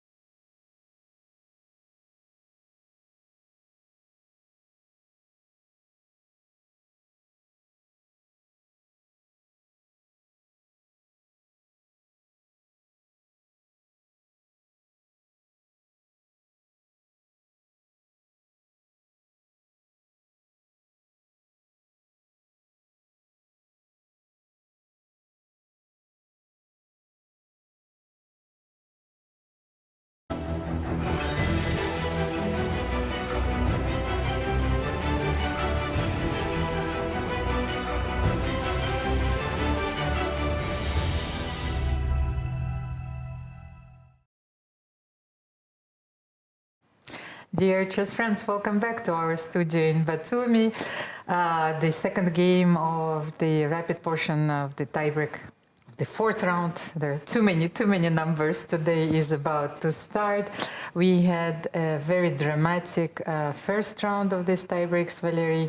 Yes, and all of them the decisive results. So will the Empire strike back? By the way, the score is tied between this all-Indian matchup against the world. Most dramatic, I think it was Kosteniuk Alexandra and Hampi Corneru's game, where Kosteniuk was piece up, having a big advantage, but later she made a few mistakes in a row. Now we see her fully focused before the Second game of the fourth round tiebreak. And just to remind, of course, our audience that both players, they won almost everything. I think that there is to win. Hampi is still looking for the World Championship match and title, but Hampi is the reigning World Rapid Champion, so we should not forget about this, you know. Sure. She is a very strong player, of course, in all formats. And Alexandra needs to come back with the white pieces. Then we have Divya Deshmukh, who will play with the white pieces against Jiner, but she won her first game. The round just started. We also have Harika Dronavali, who will play with the white pieces against Katerina Lagno. Which is in a must-win situation. Yes, and Vaishali Rameshbabu as well. Yes, so knight f3. What a surprise. So Alexandra doesn't play e4. At the same time, Hampi plays the Petrov. So she wants to avoid all the forced lines and all the theoretical preparation, of course, but all the symmetrical structures. So this is the opening which I played a lot when I was a kid, but Alexandra plays c4. I was thinking more about King's Indian defense, yes, castle d3, e4, yes. But Alexandra goes for c4. And we might see the Catalan with the colors reversed if Alexandra will play d4. In the first game, Hampi played the Catalan, so if Alexandra plays d4 now... and I think she will. No? Knight e5. Knight e5. d4, of course, allows d takes c4. But let me check quickly. I still have some time. How many times this was played? I will take a quick look at other games until you are searching for it. So next game, Harika against Katerina. And here we have... I will go to the beginning, knight f3, d5, g3. The same here. Here we should have the King's Indian attack, or c4. No, c4, the same position. We might have the b3. same opening. Yes. That's what I wanted to say, that there was another option to double fianchetto. Yeah. Take And on d4 here. And d4, yes. It's quite complicated game. Let's see. Harika needs to win this game to stay in the match. Next game, also the same must-win situation, and we have the same opening, by the way, as I remember it already was in their standard game. So it was a Sicilian with bishop b5, taking on c6, and then b5. So Mirror decided to develop the bishop on d6 as in her game between Alexandra Gorechkin. But let's get back, yes, to the game between Alexandra Kostyniuk, so we will not miss the opening stage a little bit here. Knight e5 is on the board, and Hampi replied by c5, which is, by the way, one of the main moves. Knight bd7 is also possible. c5 and d3 is on the board. A very rare move, but played by a lot of very strong players. So you have Matlakov. That me have a look. Okay. Because my computer is also getting very tired, and it's like we can see that the games are heating up, but my computer is also heating up. So after D3, actually we could have had the transposition, so from different move orders. That's why now I have even more games. So what is the game? Knight bd7, it's still the main move, so Hampi knows the plans in this position. By the way, Prague played this line, and he was facing queen c7. So after knight bd7, knight d7 or f4, but knight d7 is the main move. So Alexandra can go all in. Fabiano Caruana against Giri, actually in a classical game in Sinquefield Cup, played knight d7. Knight d7 is on the board. Yes, we already have it. Bishop d7. because you cannot take with the knight on d7, the pawn on d5 What is about hanging. queen take and then b6, bishop b7, or it does not make any big sense because still bishop from d7 can go to c6? Yes, so bishop d7 is on the board, and I think that Alexandra wants to define the structure and to play e4 here. So e4, d takes e4, and she knows this move.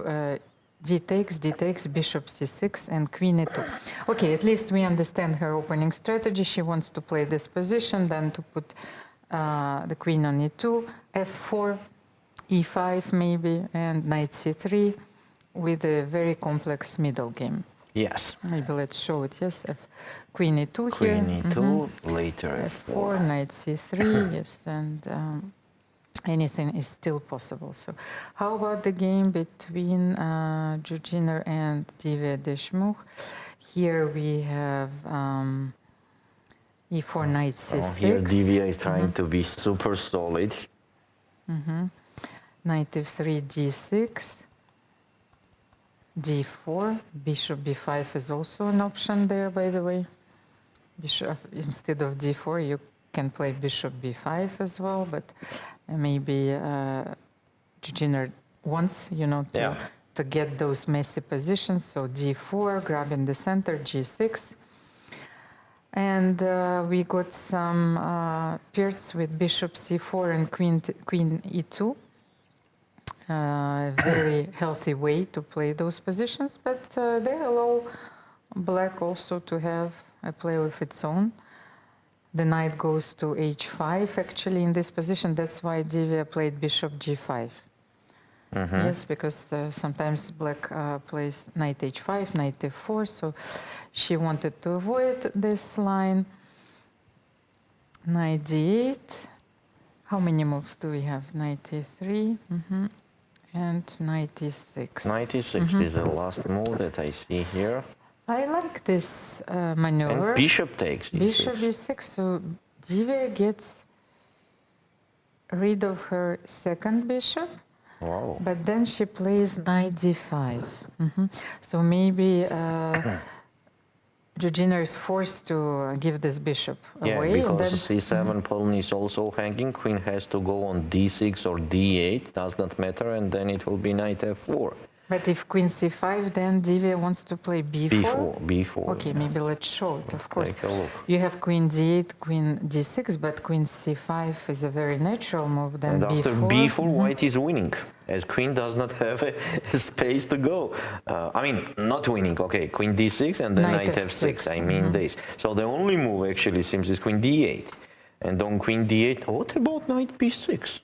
Yes, knight b6 is winning in exchange. Oh, yes. so it means that the black has to capture on d5 immediately. What a way, to transform. Yeah, The Jiner is position in trouble. She transposes to this middle game with the heavy pieces on the board, but with the knight on f3, which is also a very nice piece. So Divya considers that the bishop on g7 will not be able to get into play, and then she will control the d file and force massive exchanges. Yeah, after taking on d5, oh, queen d8. So she allows knight b6. Maybe she thinks that that's her best practical chance. She wants to play but with... just exchanged on? Yes, but with two bishops, and after knight b6, she wants to take a b6, rook d8, and because she realized that she will not be able to create counterplay in the other position. But do you think she can do it here?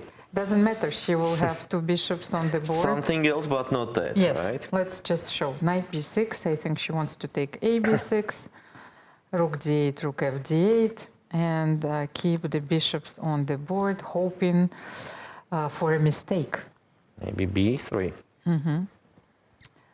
Bishop b3 is hanging. Bishop b3 is possible, actually. Yeah, here, yes. so b3 not possible. And then if a3, maybe she wants to get a grip on the So white. maybe let's start with c4 then. Squares. c4 makes sense. But c4, maybe then I can double rook d7, and then rook d8. I'm not on time. I'm yes. not on time, that's correct. It's an interesting idea, by the way. If you want to go all in, and to create something very unbalanced here, that's the way to go.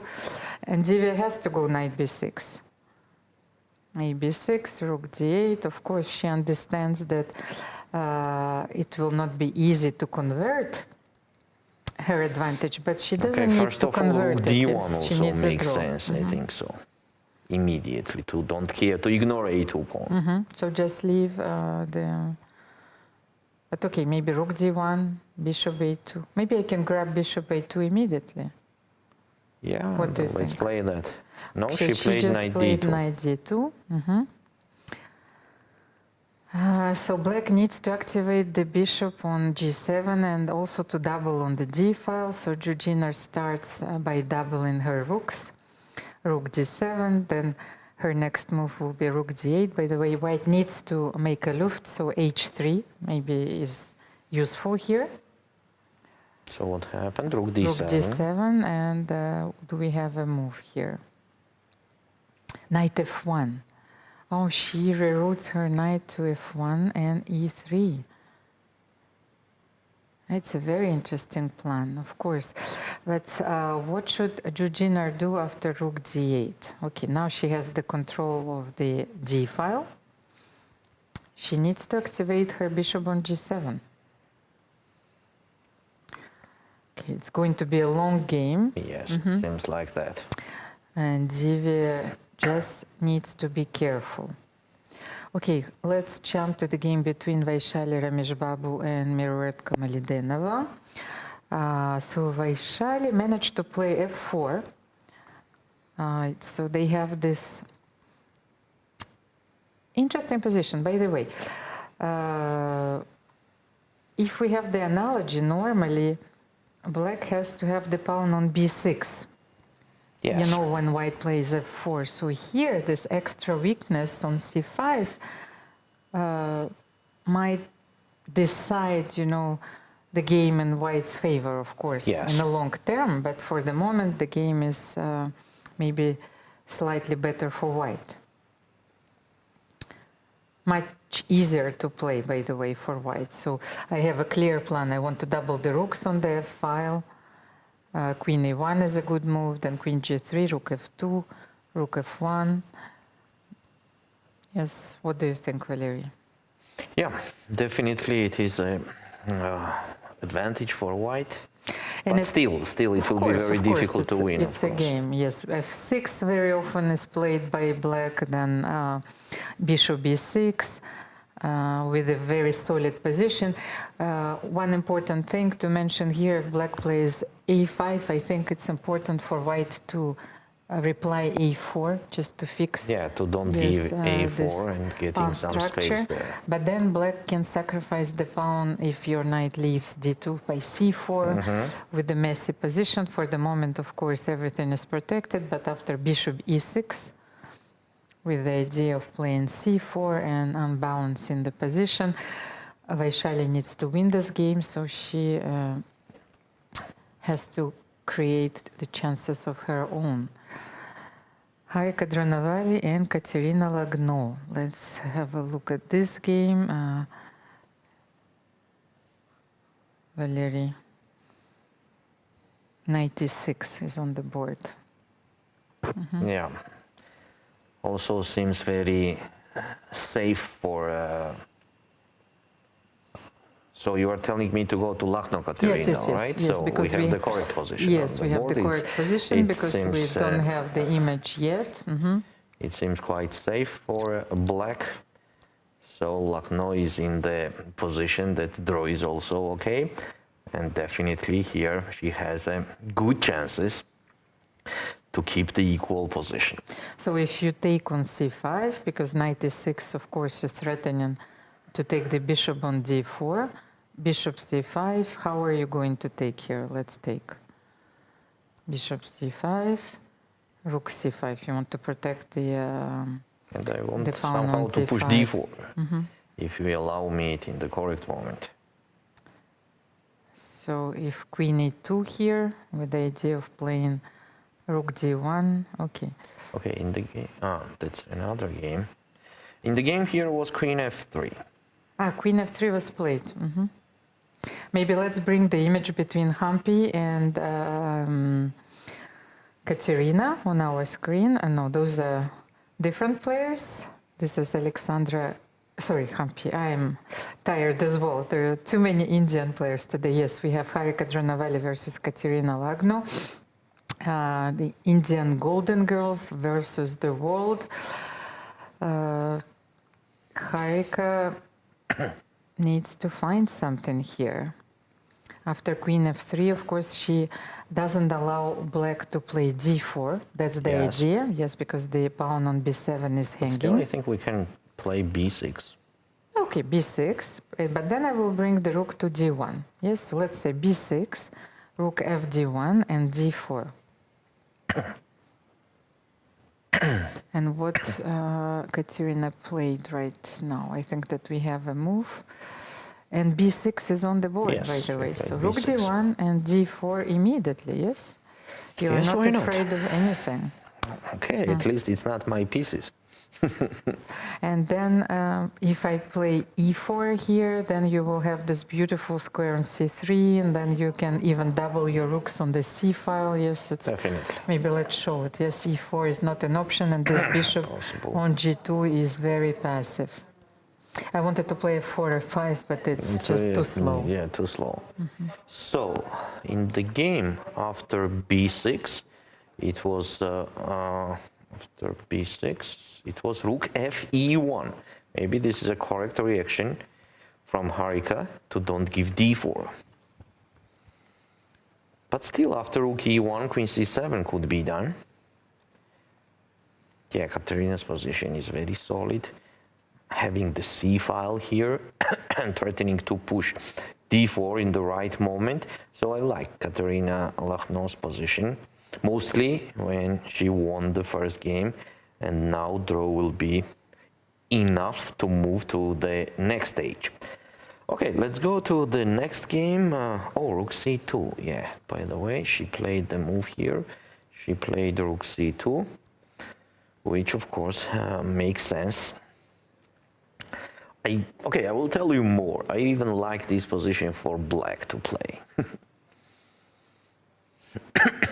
After rook c2, a2 pawn is hanging, so the rook on a1 is tucked.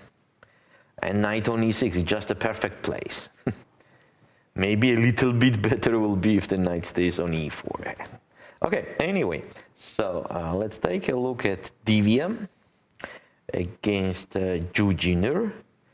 And this is a position where actually Jiner is doing her best.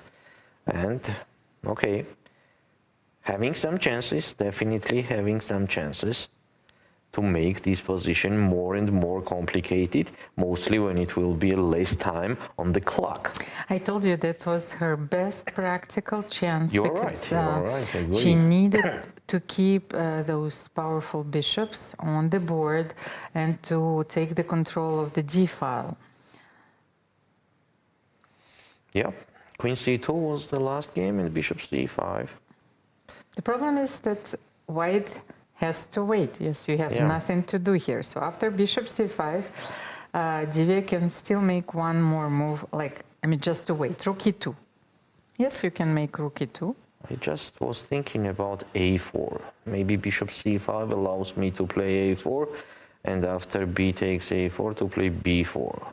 There is bishop b3 intermediary. No, e4 is a very strange move. No, I just want to trade the pawns there. So for example, b4 and then a4. But still. This and this. b4, yes, bishop b6 and a4. Yeah. To be honest, I feel that if you give me the c4 square... Yes, but play bishop b6, then after a4, if you capture, I'll play c4. No, but I will not capture. You will play bishop c4. Yes, Yeah, that makes sense. So I could not do it the best way for me.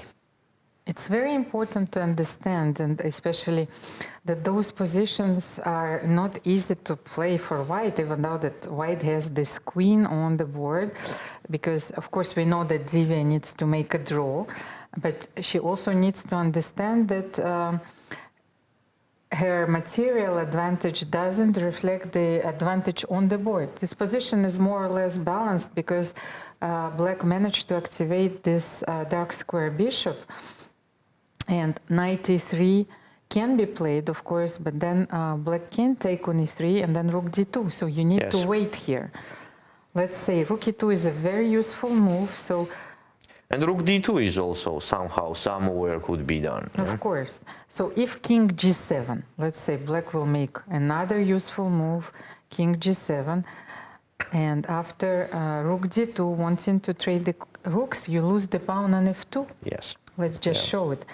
There is no comfortable way of transforming, your advantage. So you would want to, of course, change this rook, but the pawn on f2 is hanging. That's why it was very important to put the bishop on c5. Divya should not lose her sense of danger here. She needs to wait. So let's say king g7. I thought that maybe you can simply make another, waiting move. Queen c1. What do you do? Black has to prove. No, queen c1, there is rook d1.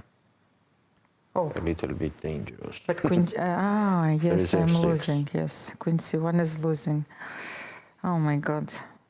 Because I thought that king g7 actually doesn't allow me to play queen g5. And she's doing king g7. Mm-hmm.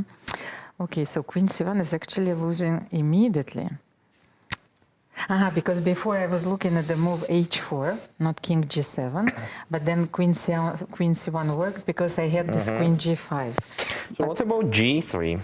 Will it be dangerous? G3 with the idea of putting the king on g2. In case of h4, I will push g4. Okay, maybe black is going to wait for one more move. We need to make this move. If I play rook d1 here, then you will play knight d2, I suppose, yes? It's important. So I cannot play rook d1, you will play knight d2 and just break this rook connection. But then maybe I can blackmail your rook. I can play queen b2. And force you for the perpetual queen attack. c2. Okay, so we found something. So rook d1 cannot be played. We have a move, by the way, on the board, and Divya played knight e3 after king g7. So I think that if black takes on e3, she wants to play f takes e3. Okay, she wants to force this exchange, and even though she will have a slightly different pawn structure, she feels that this is okay. It's a very interesting move. So after bishop e3, let's show that rook e3 allows rook d2, but Divya wants to take f takes c3. Okay, this is going to be a long game, Valery. How about Alexandra Kostyniuk and Hampi Koneru? Oh, a lot of moves have been played here. So after e4, actually Hampi played bishop c6 first. Let's just show the game.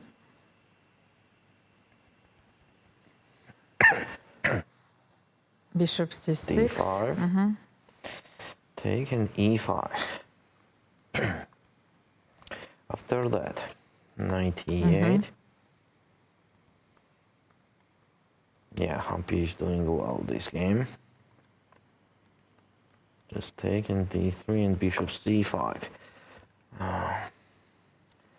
Black seems very good here. Mostly after taking trading that dark square bishop. d3 pawn could be extremely dangerous, and on the same time there appears the excellent square on d4. For the knight as well for the queen. So bishop f2, I think Hampi will capture that. Or maybe even d2 is possible.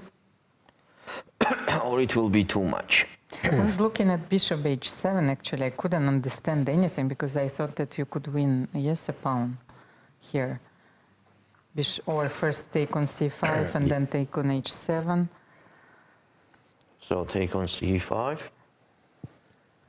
Take on Yes, c5, take on h7, king, h7. queen h5, and take on c5. But maybe this pawn is very powerful, yes, on d3. Does it guarantee black sufficient compensation? Yeah, so rook no, not rook h6, king g8, queen takes c5, and rook c8. Yeah. Yeah, that pawn is very dangerous, mostly when you're okay to do the draw. But in the game, actually, black maybe is even better after queen d4. As I said, queen on d4 is a very strong piece. Yeah, it will be a tough game for Alexandra, as she lost the first game, and now black even has the advantage. Let's move to Vaishali and Kamalidenova. The things has changed a little bit here. There is no double pawn on c file anymore. And we had the current position is, oh, d4 was in the game. What an interesting decision from Vaishali to push d4 and trade the c5 pawn. And she's trying to create and fix the weaknesses on the queen side connected to the c5 and the a5 squares. That's quite smart idea, but still I think that when the black does not have the double pawn on the queen side, they feel better. As now the e4 pawn is kind of the piece that needs to be supported all the time. With the slightly better chances for Vaishali, I think that this also will be a long game, so I'll try to take a look at other boards, what's happening there. So Divya, oh, what a nice triple pawn in Divya's game, but here white solved all problems they could have. Now the position is just problem-free for Divya. She could even win the match with the perfect score, as I think that now already white has the advantage. But let's show how it happened, because Divya played a wonderful move after bishop e7, knight f5. You see, that was the Divya's devilish idea. So yeah, if black doesn't take on e3, bishop e3, definitely blunder from Jew. She prepared this knight f5, and Divya is playing very well today. She is determined to secure her spot in the quarterfinal, and especially given the fact that Jiner has already qualified, yes, for the candidates. She had to beat her, yes, to stay in contention for the top 3 spots and the candidates tournament. This is a position we have right now. So I see no danger for white here. Still, of course, winning will be too difficult, and actually Divya does not need to win. In the game was king f6 and rook e1. The most important here is just not to blunder anything. Yes, just not because to blunder. Just not to just make, stay alive. Yes, huge errors, of course, just to be precise. And by the way, what about rook d2 here? Divya wants to play queen b1, then maybe rook g8. Yes, well, you can, otherwise, black doesn't have any squares just to penetrate here. Yeah, queen b1, rook g8, and king f3. Mm-hmm. And there is no follow-up. The b7 pawn is hanging. Mm-hmm. The pawn is hanging. Yes, queen b7 and queen c6. Yeah. And it's a very big resource when you are okay with draw. I mean, it's a big advantage for white that they don't need to win here. By the way, the position is getting wild in the game between Alexandra Kostyniuk and Hampi Koneru. Hampi just played g5 because Alexandra decided to take the pawn on b7. Of course, she needs to win this game. So she goes for it, and Hampi just played g5. Not an interesting move. And Hampi is down to 1 minute. By the way, yes, let's bring this image on your screen while Jiner plays Rook D2, but we need Alexandra Kostyniuk and Hampi Koneru. So look at their time. Alexandra has 8 minutes and Hampi is down to 1 minute 7 seconds. After G5, which is a very responsible move, of course, but she simply wants to win the pawn on F4. Yes. And while this pawn is pinned, of course, how does she want to reply to F5 here? Because G5, white can play F5. Queen D5. Ah, G4. I thought you were saying G4. On G4 there is Queen D5. Mm-hmm. Just So winning the material. Yes, I want to play G5, F5. So after F5, how to respond? It's a very natural reply. Of course, if I want to keep the F pawn on the board, look at Hampi. Maybe just King G7. Then there is Queen. Maybe just King G7. Yes, but then I can maybe unpin myself. And of course, I understand that this knight is going to jump to D4. Yes, and then knight E2, knight C2. But that's life. I have to do something here. Maybe Queen E4. Yeah, okay.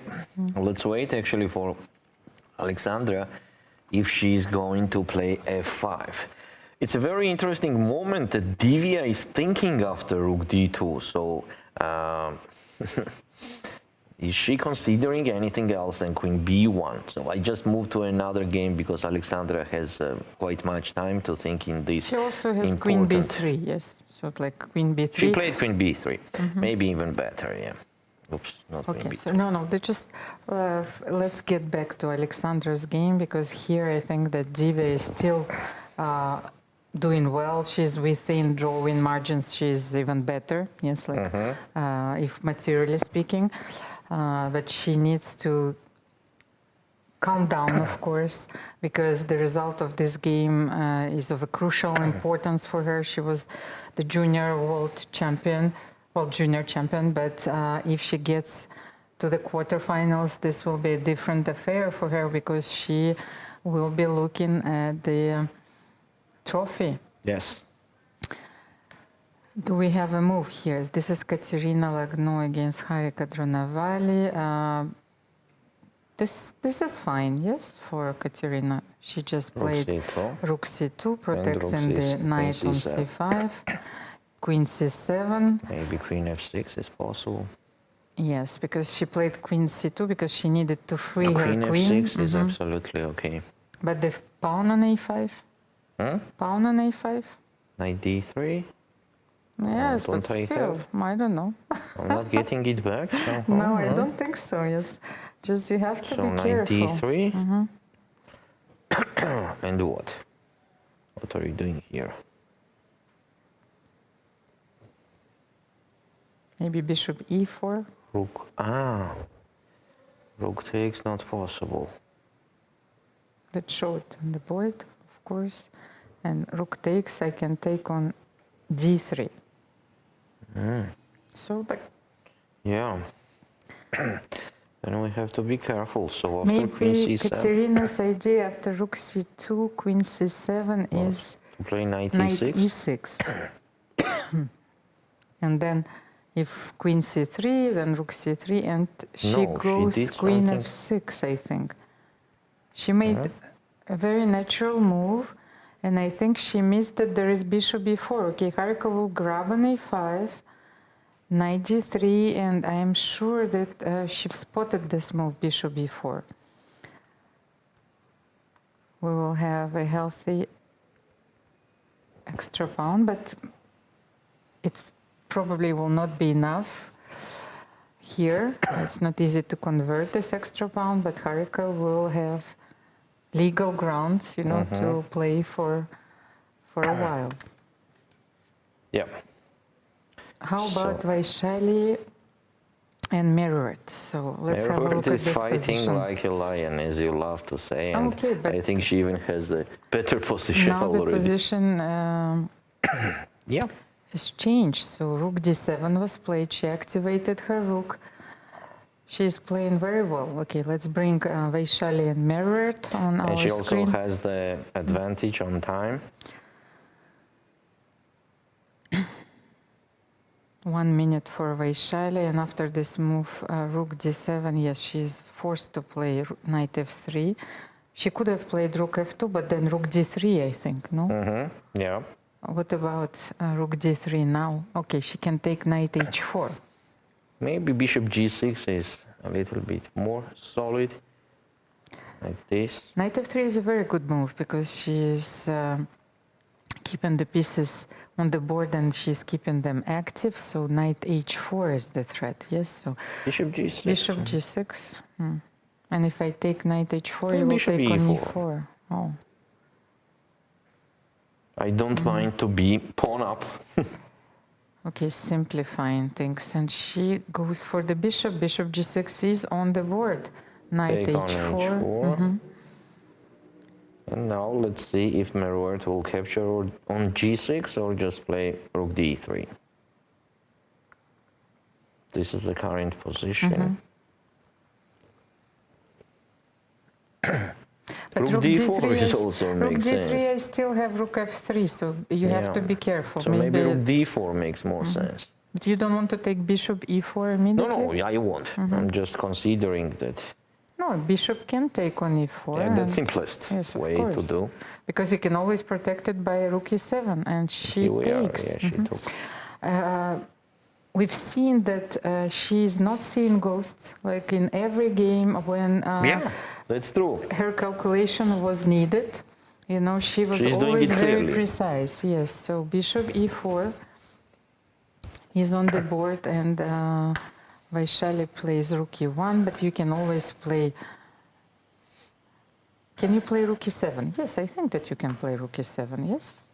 Actually, No, I like rook f5 e7. here. Wait. Rook e7 allows rook. Let's show this trap, because I thought that maybe it allows knight f5, but no, No. no. But f5 is also the move, no? On rook e1, just f5. Yes, you can play f5, but then maybe now I can, like I don't know, play g4. Maybe it's not necessary. She can protect. Agree. And it was actually played. Rook e7 is on the board. Now she wants just to go, in case she needs it, she just wants to go on g6 to simply super simplify the things on the board. Okay, let's jump to the game between Divya Deshmukh and Jiner. I think that Divya is going to give a perpetual check here, and black cannot escape it. Yeah, Divya because is king giving could not checks go now. on e6 because of queen takes f4. King So g7. King g7. So queen g4 can be played. So what do you play after queen g4? King f8 King f8, and then queen c8. and king e7. King e7, we are dancing around. Queen b7, bish check. Don't forget that I also can take a few pawns of my own, and now I will be winning because I will take on c6, and this is it. King f6. King f6, queen c6. King g7. Yes, but I can. I did the job. Yes, but now of white course, is just winning. queen f3 is yes, even, you yes, know, of just course. super simple move Yeah, I like can play that. rook f1. No, this is it. Divya goes Yeah, for but it. there is She no sees other queen option, yeah? c8. Yes. Otherwise, it will be just a perpetual. After queen c8, if black goes king e7, then Divya Divya is will showing be excellent winning. performance. Here we are. Just Here checks we all are. the Yes, time. let's stay on this game. Yeah, I think it will end up soon. These are the last moments, unless Jiner decides to give all her pawns on the queen side, which will bring Divya another victory, I think, with the white pieces in this match. This is a very important moment. We will see if Ju will play king f6, and then... What about king f6 and on queen h4, bishop g5? Yes, but you can give queen h8 check. And king g6 still does not help, yeah. Yeah, and she goes to e7. So Now queen it will b7, be simple yes, queen yes. b7. Queen b7, queen c6. Maybe king d6 here makes sense. But. Okay, I can still play rook f1 if I want, yes? What about queen b6? Oh, I mean queen b8. Yes, but why not rook f1 if now I can take on f7? I agree. I can definitely win agree. this I'm game just now. interested in this line. I wanted you to say king c5 to capture there. No, I don't want to There, play why? this. What's the problem? Queen f4, and when the king goes, just take on f7 and push h4.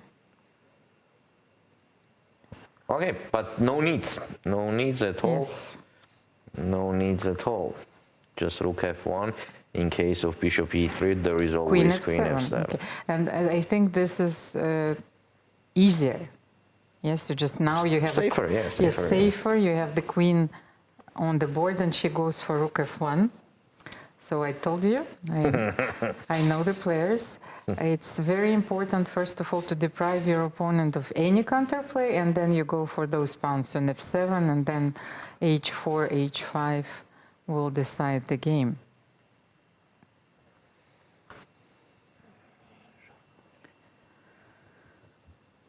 By the way, what about Alexandra Kostyanyuk and Hampi Konero? Look at this.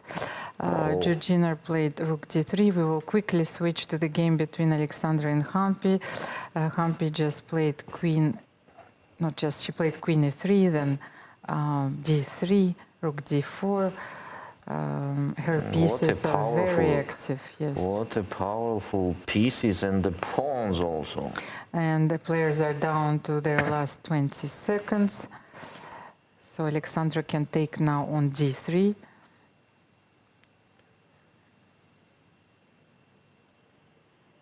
Oh, okay, they traded in a different way. Of course, no, now it's not possible, because I thought that Hampi will take with another rook.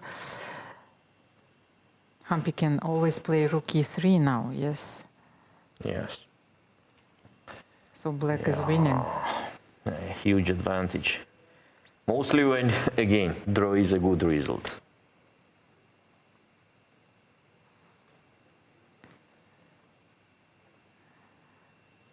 So both players, both Indian players, Hampi Konero and Divya Deshmukh, after winning their games, they played very well. Oh, rook e2. She's going to draw. So take rook f2. Alexandra, yes, can't make a draw. Then rook e3. Rook e3. Yeah, then the position is again very bad. But what to do? Yes, but now the king march will decide the game. You know, black is completely winning after king f5, king g5, king f5. Yes. Okay, so let's move to the game also between Vaishali Rameshbabu and Mervat Kamalidenova. By the way, things have changed, because now Vaishali has this powerful knight on d4. What? Yes, she managed, yes, to get, to coordinate her pieces. But now look at this. Vaishali can take on c6, and she will be winning. You know, black blundered the pawn on f6, because you couldn't play rook e6 because of knight g5. Let's just show it. Because here, when rook d6 was played, she couldn't play rook e6 because of knight g5. Yeah. She blundered that. And now, well, white is winning. Vaishali took the pawn on c6. Okay, so she is fighting. She is fighting back, and Alexandra just took the pawn on d2. Yeah. And after rook b3, okay. So we have this position, of course, on the board. Okay, this game will last for a while, so let's get back to the game between Alexandra and Hampi, because we are about to see the end of this game. After king g3, Alexandra will take on h7, and they will agree on draw. We will have have a theoretical Philidor position after rook b4. Philidor? Yes. King f3. Still, white is trying to do the draw. Okay, from the long side, and rook has to go to the long side. And to rook a7. Yeah, just a draw now. Okay, I think it's nothing to watch here, because even in case of draw, do you think it will be a handshake? Okay, okay. So how about Divya Deshmukh and Jiner? As you can see, black managed to take the pawn on h2, but Divya is activating her rook, and I think that now she's simply winning after rook c1. The king has nowhere to go, so queen f6 check, then taking on c6, or even mating, who knows. If king d7, yes, maybe I can take queen c6 and mating. Don't forget that Jiner was in a must-win situation, and now there is nothing to win here. With black, more, if the white wants to win the game, they can win the game, or just do the perpetual check like Divya is doing. But Divya can play queen e6, and she can But she take doesn't. on She c6, just doesn't course. care, you know. Yeah, why not, actually? She knows now. Look at her Yeah, after that's it. king b6. Okay, she is given a perpetual check. She will take one last look at the position. She can play queen e6, I feel, and then queen c6, because black cannot protect the pawn on c6. Yes, that's true. Maybe let's show it, like here rook b1 is queen e6. How can you protect this pawn? And mate follows. Of course, she wants to avoid rook f2, rook g2, but everything is coming with checks.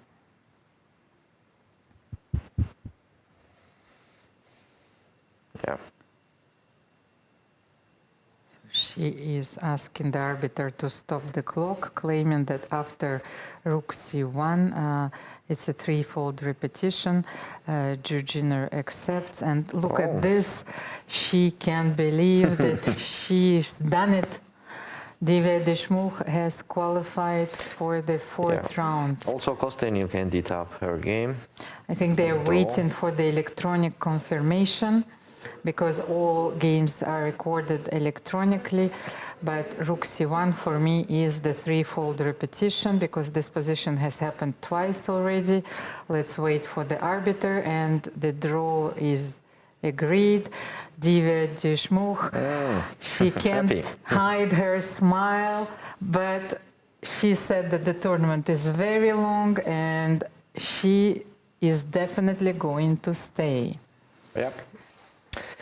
Okay, Alexandra also ended up I hope draw. that Charlize will manage to catch Divya and to ask her a few questions. We know that the players, of course, they're exhausted by those games, but it always brings us so much joy to hear the first impressions after the round. So how about Harika and Katerina?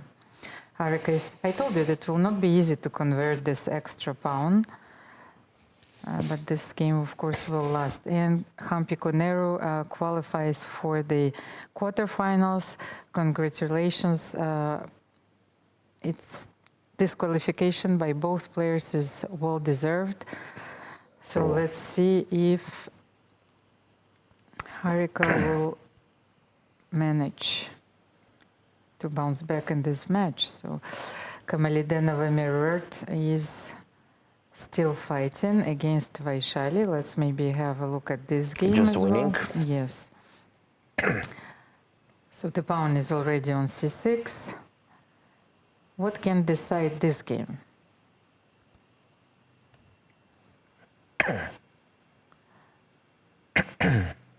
Okay, it's absolutely winning. What to say? There are multiple options here to win. But you see, things are blocked right now. Pawn is on c6, so Vaishali needs to bring one extra piece. He has to And that piece to is this a king. side of the board. Yes, maybe the king is necessary here. What, king e3, king d4, king d5. Can you march here? King Wait, what f8 was happened? played. Something happened. No, I think that Mirrored had the possibility of playing rook c8 with the idea of playing rook c7. And the evaluation is changing quite much. Yeah, instead of king f8, such an option to play rook c8. And then maybe rook c7, but still knight e5 back, because I don't understand, yes. Strange. Things- Why the evaluation Things are was still the same, different so there? rook It seems f4 the was same. played, attacking the pawn on b4. Knight e5. Knight e5 and rook b4. I think she was right. She needs to take this pawn, and now she can So what's push her going on pawn. now? So rook d5. I think that What's going on Vaishali now? is trying to get this bishop on e8, but rook c8 is the move. She can make it. Okay, she takes on c6. Actually, she decides to sacrifice the bishop on c6. Why?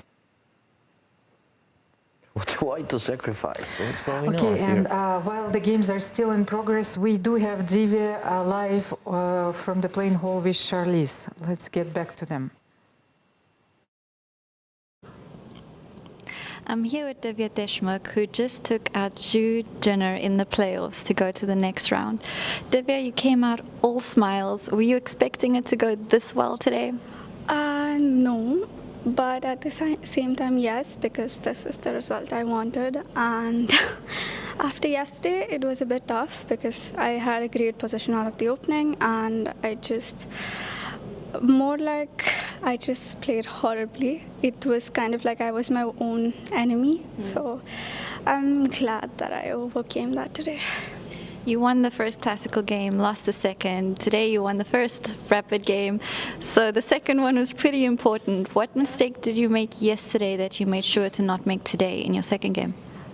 Yesterday, I was thinking all the right moves, but I second doubted myself, and like I said, I was my own enemy.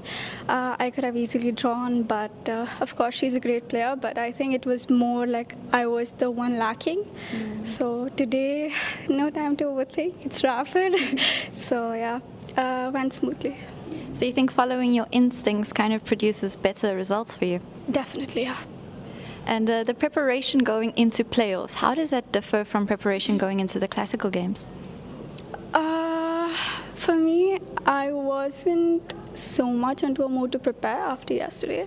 So I just figured that whatever happens on the board, I'll manage, and it worked. Sounds like you have a good recipe going for winning now. And when you came out between the games, your mom is here with you for the first time. Usually she doesn't hang around outside the venue. So tell me a little bit about the support of having her here outside with you. Definitely, she is the biggest support here, and I don't think I would have come this far without her. So it's really nice to see somebody who's always cheering on you in your good times and bad times. Also my dad. And you had your laptop out, you were preparing a bit, but you're also having a snack, eating. I'm sure people would be interested to know, what does Divya Deshmukh do between her games, or what does she eat? Now I was just eating a pear. I didn't eat anything today. Worked out for me very well in the past also. So, but I was just not hungry, so my mom was making sure I eat. Well, thank you so much, Divya, and congratulations once again. Good luck for the rest. Thank you.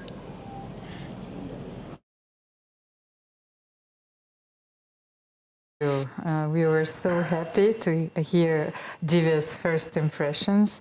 Congratulations once again. And Vaishali Rameshbabu is still trying to win her game against Mirrored Kamalidenova. Meanwhile, Harika Dronavali bounced back with a win against Katerina Lagno, and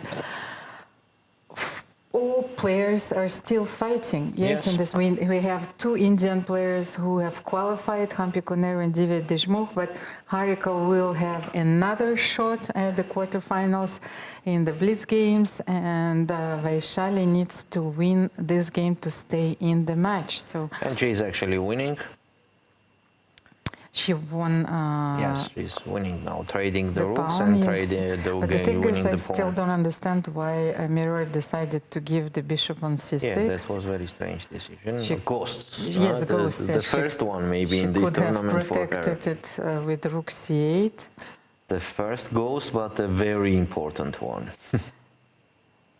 Because when you sacrifice the bishop, of course, you need to be sure that you are getting all the pawns. Yeah, because if you are losing anyway, what's the point? And yeah? this pawn on g3 will decide the game. So what a fighter Vaishali is. Like, we have the clash of the titans, of the young titans here, Rook e6, yeah, of absolutely the correct. young Amazons. There is nothing much to continue here. Vaishali is a piece and the pawn up. Now she will move her king and push the pawn, of course. The position is absolutely winning. Definitely it is absolutely winning. So Mirwert just follows doing the moves. Of course she understood, both of them understood that the position is just losing, but who knows, maybe some blunders or something. Yes, but Vaishali has enough time on the same time, and also she is very confident here, just pushing the pawn. Yeah, even this work, rook c7 is hanging now. That's a tricky thing. So Mirwert played king h7, otherwise rook c7 was hanging. The point was to play rook c7, rook takes c7, and then knight e6, the fork, to trade the rooks. So Mirwert played king h7 and still knight e6. Of course, there is no issues and difficulties for white at all. Rook c7 check. King h8, king f6. Now checkmate is hanging. So for example, on rook a3 there will be rook c8 check, king h7, knight g5 check, king h6, and rook h8. And the same happened. By the way, the same happened, and Vaishali Rameshbabu is back to the match. She equalized the score. So we're going to the next tie breaks. Valery, 4 Indian players may qualify for the quarterfinals. For the moment, we have 3 Chinese players and Nana Dzagnidze. Those players are waiting for their opponents. Hampi Konero has qualified, Divya Deshmukh just qualified, and Harika Dranavali and Vaishali Rameshbabu will have, of course, another shot. So the next game, let me see, it will start at 5:40 Batumi time. So let me remind you about the format of this event. So what is going next?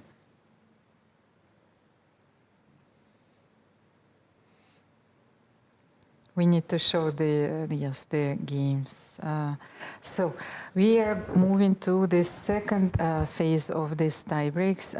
2 rapid games with the 10 minutes and 10 seconds increment are going to be played for the. It goes to the blitz. Yes. So if this match is still tied, then we are going to witness 2 blitz games of 5 minutes plus 3 seconds. I haven't seen the blitz games yet, in this event. So let's wait and see if the players will be able to calm down, to gain their composure, to forget about everything and to start a new match in 20 minutes. Stay tuned, we will be back. This International Chess Day, FIDE challenges you to take the game to new places, literally. From mountaintop matches to underwater games, or a blitz session at your favourite local landmark. Play anytime between July 10th and 20th. Share your moment using hashtag International Chess Day or send it to social media at FIDE.com. Your game will be seen in all parts of the globe. Unleash your creativity, make your move, and celebrate chess your way. Let's show the world that chess can be played by anyone, any place.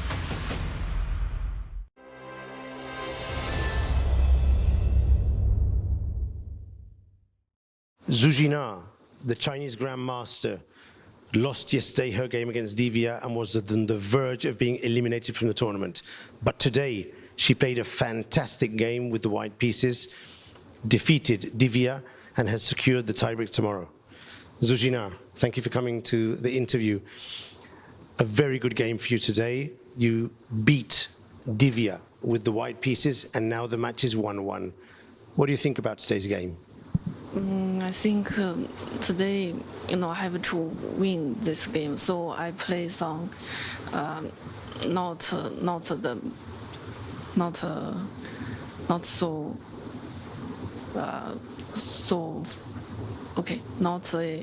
my main opening. So, and I think her make some mistake. Maybe knight g6, and then I get some advantage. But okay, the position is quite unclear, and okay, I'm very happy to win in the end. Because yesterday it was a tough defeat against Divya. She played very well. Today I noticed that you spent 20 minutes on move 40 to play king f4. What were you thinking at that moment? Yeah, I think this is the winning position, but I was not quite sure White can win very easy. So I try to calculate, because after king f4, if I can push my pawn, then it will win, very very easy win. So I try to calculate this line, and finally I think it's okay, and I play king f4. I should definitely recommend all of you out there to go and pick up the game and see how Zhu converted the rook endgame. Very spectacular, very well played. Zhu, tomorrow, very important day for you. You play the tiebreak against Divya. Divya has played a tiebreak here already. You haven't played a tiebreak. What do you think about these rapid games for tomorrow? Well, I think maybe I should just try to focus on chess. Before I feel I'm not in a good shape, so I'm quite worried I can make a mistake. But after today's game, I feel a bit confident. So, okay, so tomorrow I will just try to focus on chess and try to enjoying my game. For sure, we'll be here and we'll all enjoy this fantastic battle between two very young and very strong players. Good luck tomorrow. Thank you. Jiner from China, who will play the tiebreak tomorrow against Divya. For sure, a tiebreak to watch.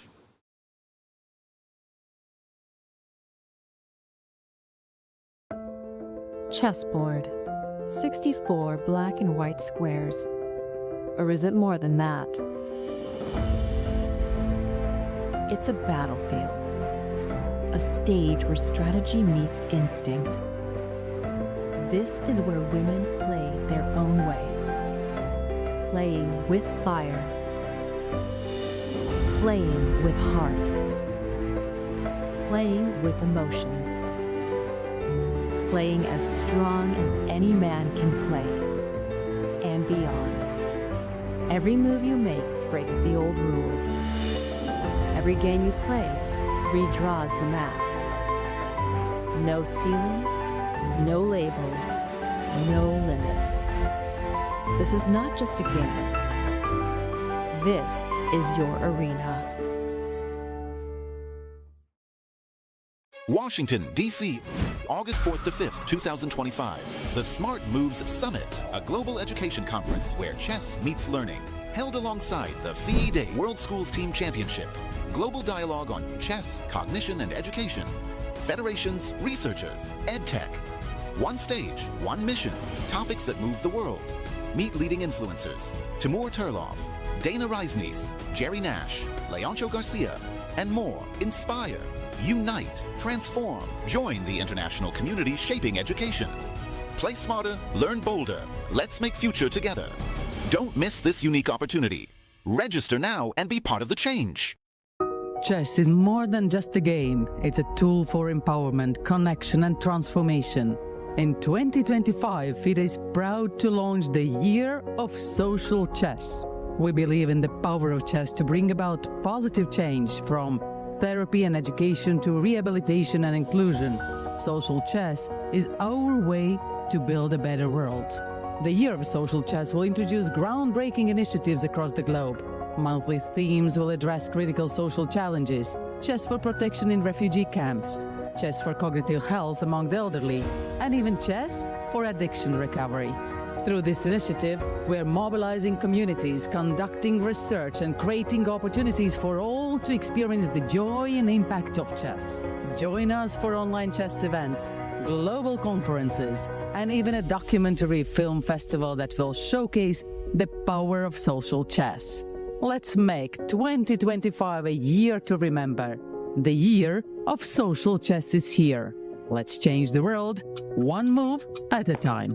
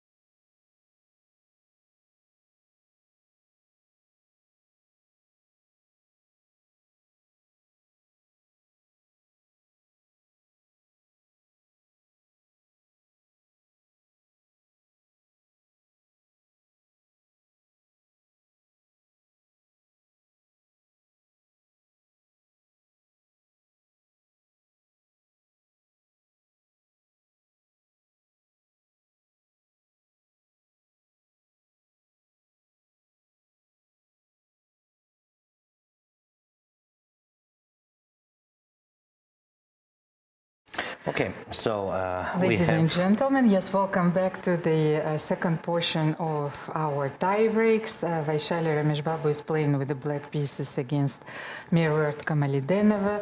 We had a few technical difficulties, but now everything is solved. Let's bring the board, of course, on your screen. So another Karakan, and Mirrored Kamalidenova decided to go for the variation E takes D, C takes D, knight f3, knight c6, and c3. Bishop f5 was a response from Vaishali. Bishop g4 is also possible there. So after bishop f5, queen b3 and queen d7, bishop b5. This is the position that we have right now, and f6. By the way, this is the line which is played sometimes by Nodirbek Abdusatorov. He played bishop b5, f6, castle, and we see castle on the board. e6 is very often played by black, and then rook e1, bishop d6. And here, you cannot wait and play positionally with white. Here you need to challenge this center. Vaishali goes c6. White needs to play c4. So, because if you just play in a very calm way, you play knight bd2, knight f1, you can see that your bishop on c1, cannot be developed, comfortably. That's why black plays bishop d6. So the position now is quite static, so you need to change its character. Okay, Mirrored is thinking. I'm sure she's thinking about rook e1. At the same time, maybe she's thinking about c4 immediately.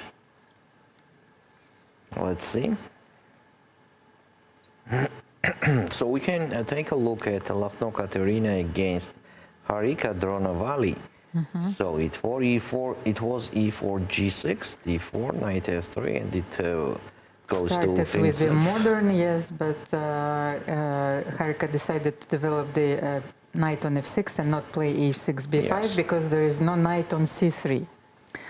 So that's why she can play knight f6, castle, castle, and this line with knight c6, actually it's very interesting.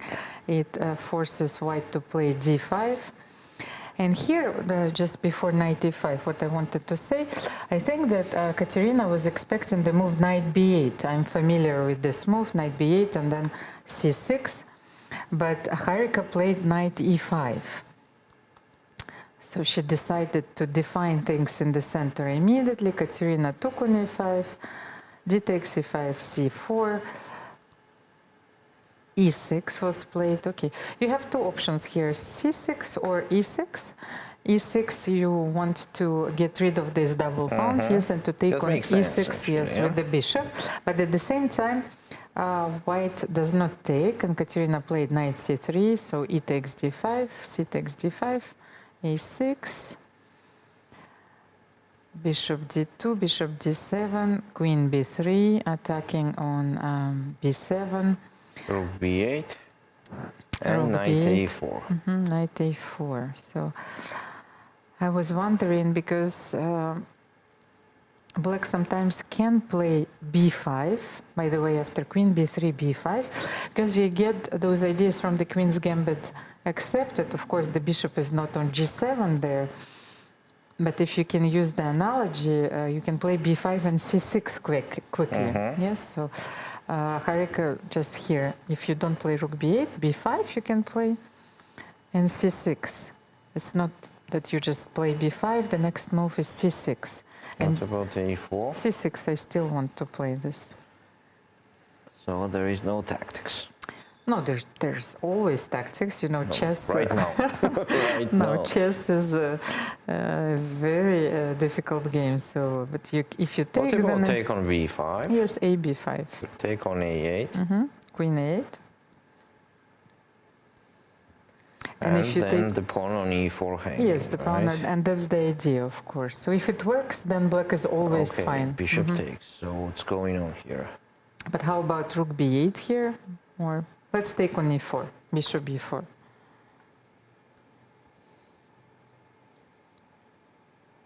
Black is fine here, even Yes. if you take on e4. So Harika decided to play rook b8 to protect the pawn on b7, but this allowed Katerina to play knight a4. yeah. And actually that's why black plays b5, because this idea is a very thematic Because the one. knight goes to c5, and is very powerful.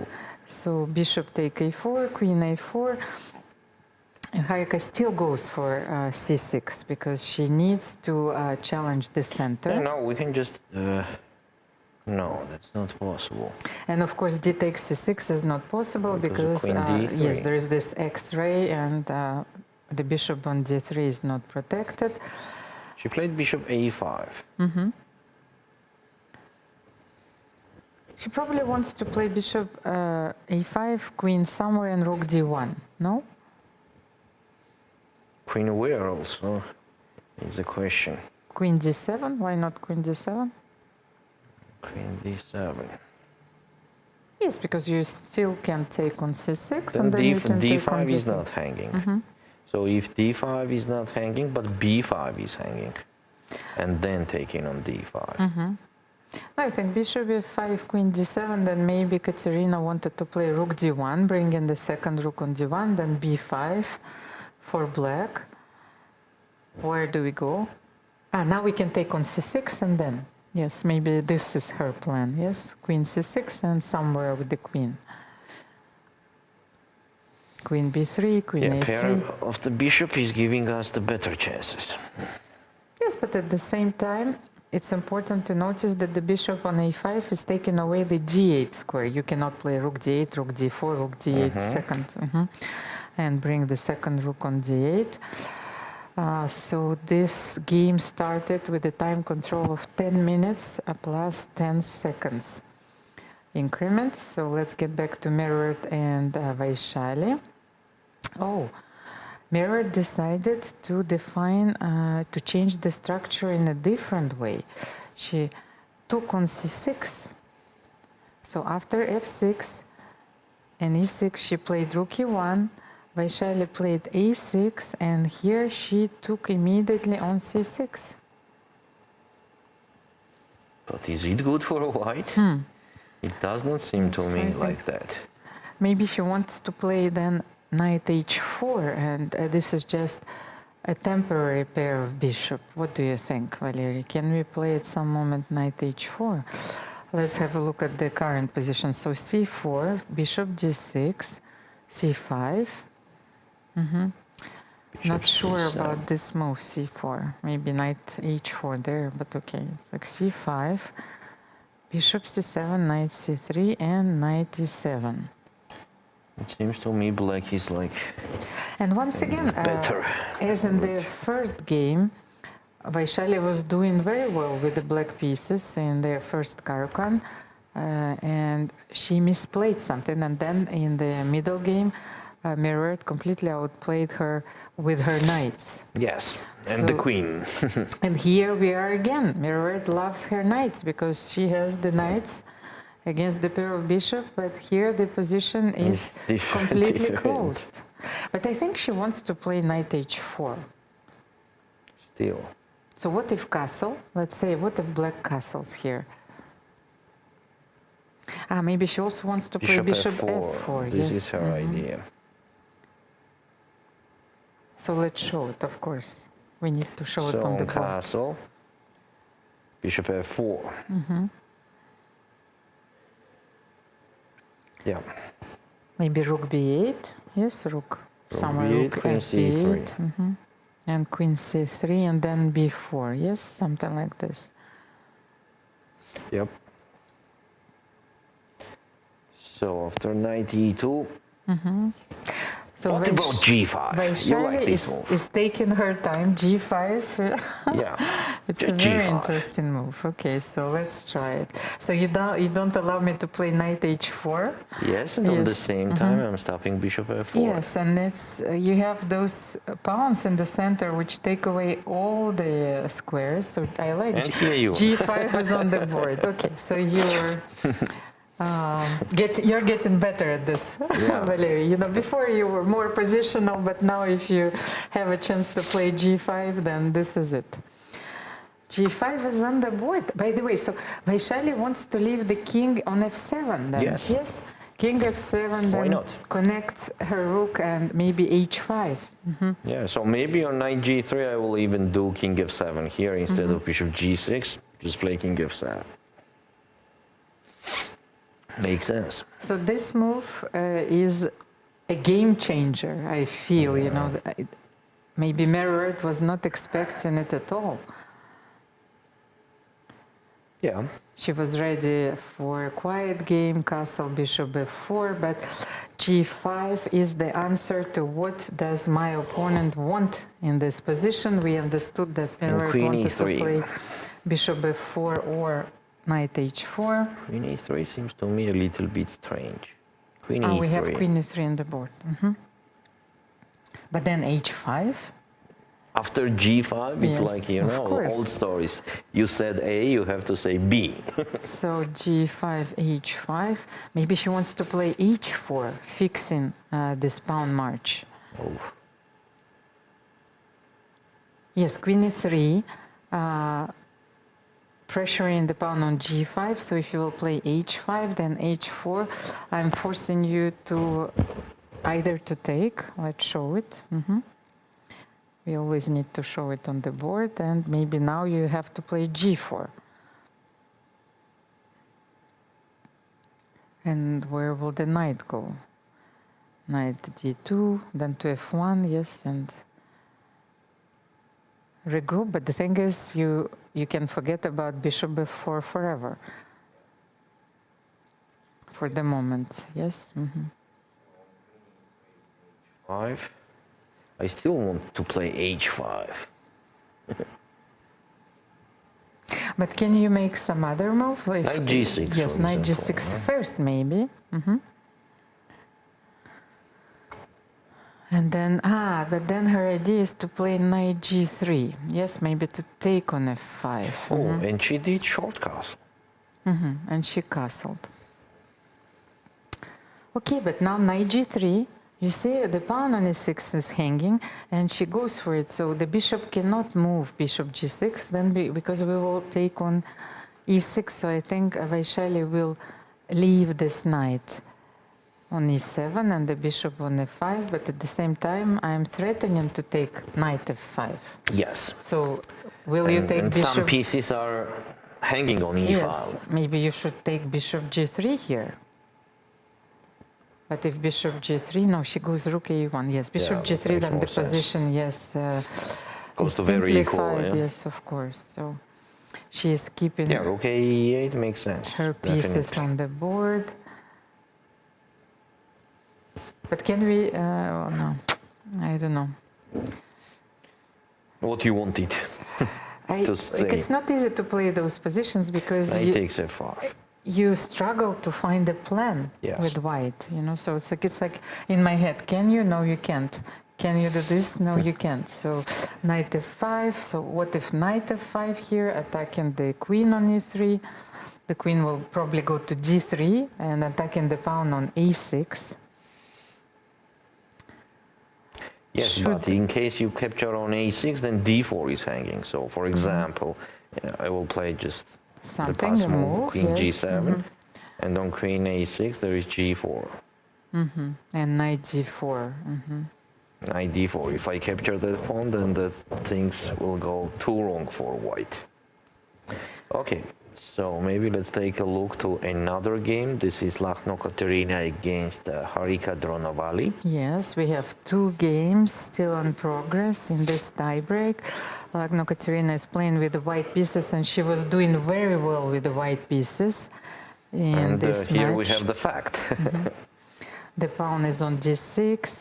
The opposite color bishop actually give black some hopes to make a draw, but this bishop on a4, which is going to b3 probably, is very, very active. So, bishop b3, right? Yes, I thought, but okay, the pawn on a2 is hanging, so you don't want, like I was a bit worried about this So pawn. bishop b3, maybe bishop f6. Bishop b3 is on the board. Now it is Harika to move. And I think bishop f6 is the most natural move to play, to control the d8 square. But I will not play d7, of course. No, but why not rook d8? For me, the rook d8 was the most natural, and she goes Rook for this d8, she move. did rook d8. Just in case, because I think that Harika wants to maybe to force the move d7, like bishop f8, and then if you play d7, then I will play bishop c5. So on d7, what you gonna do? No, I wanted first to force you to play d7. Okay, Because let's say I played d7. Because I wanted to transfer my bishop, you know, to, but now I cannot play bishop f8 because you will take on e5, yes? So Yes.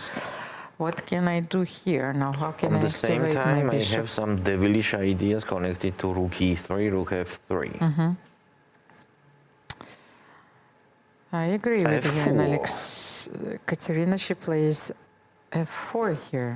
The point is to enter with the rook on e7 in case black captures, or maybe d7 is immediately winning. But what if No, I it's take not on winning. f4? So I'm considering d7 or rook e7. Bishop f8. So f4, He take. takes e4, rook e7, bishop f8. And if you take on f7, Nothing is hanging then. king h8. Yes, but So in you case cannot of play g7 rook here, king f7. h8. No, wait. I cannot play rook b3 here. Rook Take, b3. yes, Yes, definitely. let's start by rook b3. Wait, rook f8, king f8, you know, black is fine here. Even this. Black is a pawn up, don't forget. Of course, you can Yes. take it, rook d4, rook f4, Rook rook d4, b4. I'll play g5. It will not be so easy. Yeah, okay. So you have to be careful. I thought that you were going to play bishop f7, but then king h8, of course. Okay, what about he takes f4 and d7? But then maybe king f8. Maybe I don't have another option, yes? Just stopping everything there. I also have bishop f6 and king Okay. g7, but I didn't want to allow you rook e8. On king yes. f8, if I play bishop a4. Rook e8 is threatening, so I so only cannot move stop is bishop it. f6. So I cannot stop it. Yes, bishop f6, then rook e8 and king g7. King g7, and let's say take and rook e1. Take, take, and rook e1.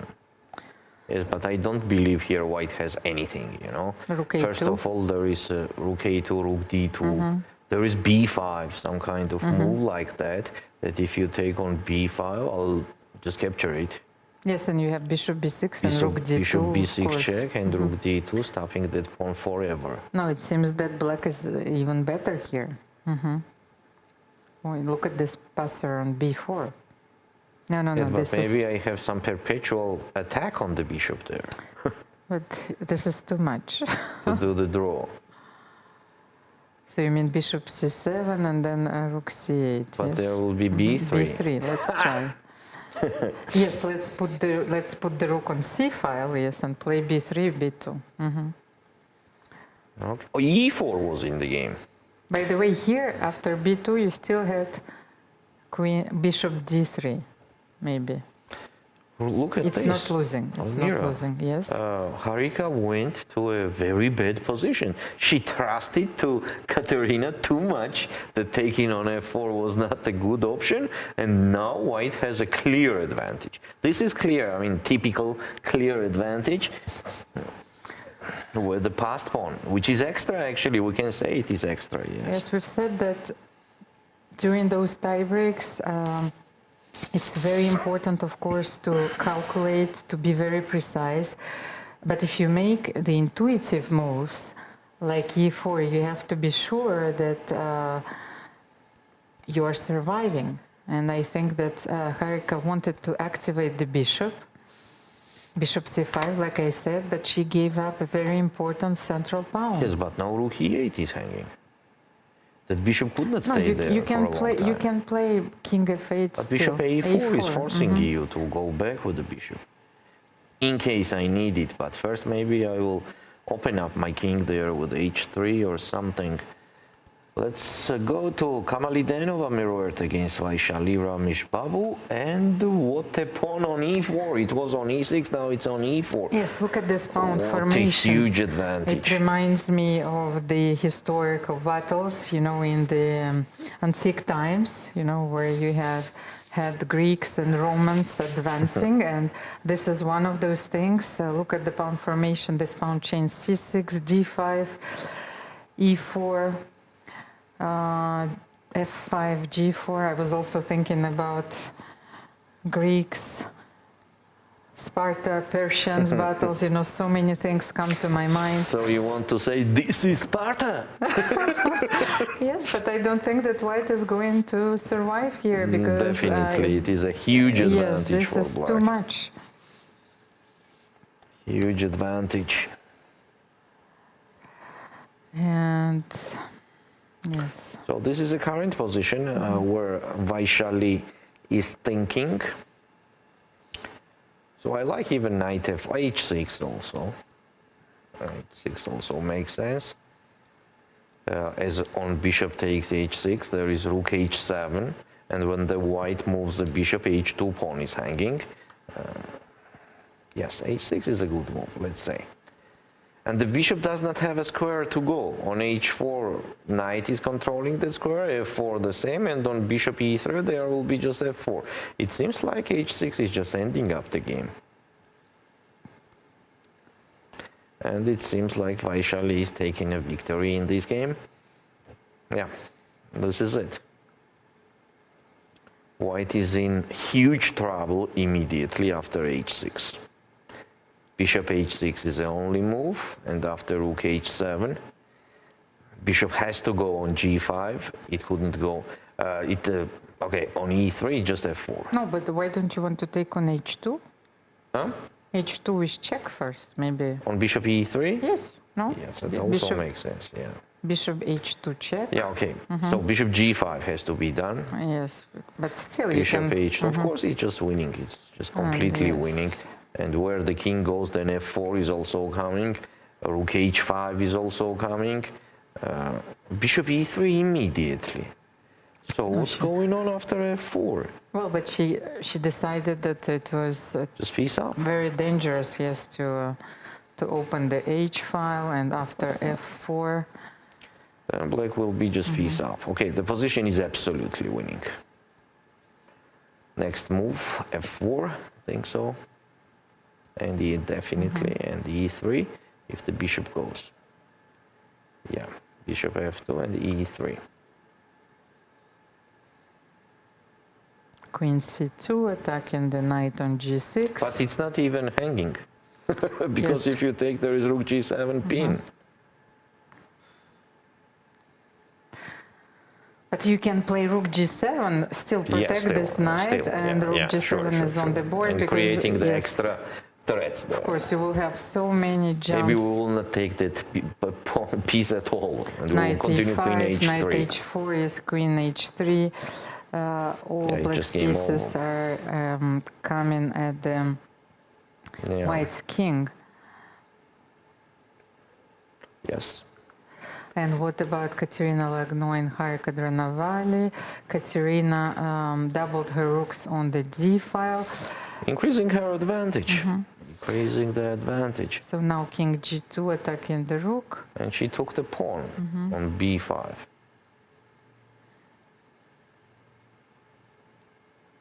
This is the position we have.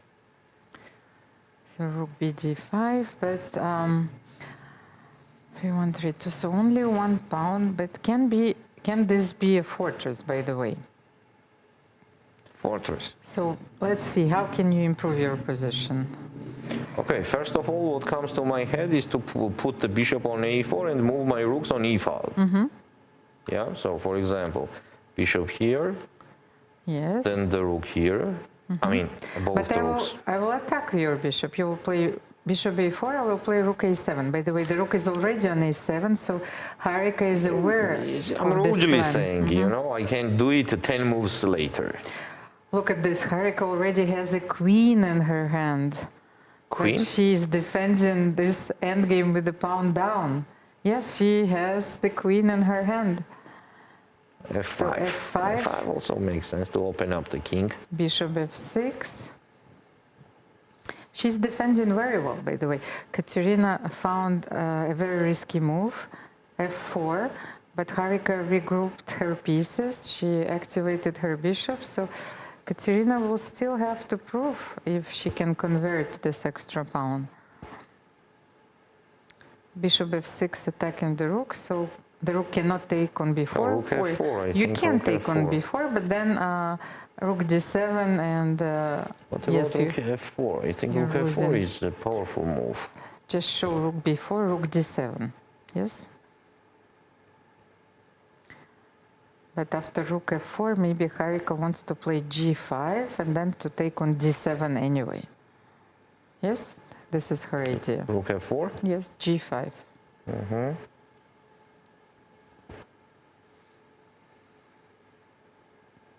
Yeah, g5 is good looking move. So on bishop f6, what will be the best to do? Maybe just move? And rook d3.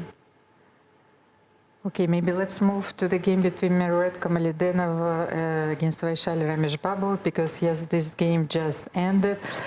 Vaishali Rameshbabu just won with the black pieces, and what a comeback in this match, because she lost the first game in this tiebreak, and Meruet almost mated her on the board. Yes. She won the rook, and Vaishali won 2 games in a row. Yeah, that's Just true. look at this final position, yes, after queen a1. Oh, and Katerina capture on b4. Let's go to that game, yeah? Capture on b4, capture on d7.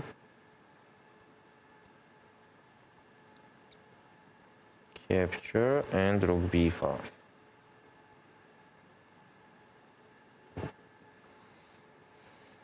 Yeah, here Harika has better chances to survive compared to the position with the pawn on d7. I will refresh it as I don't have the current position.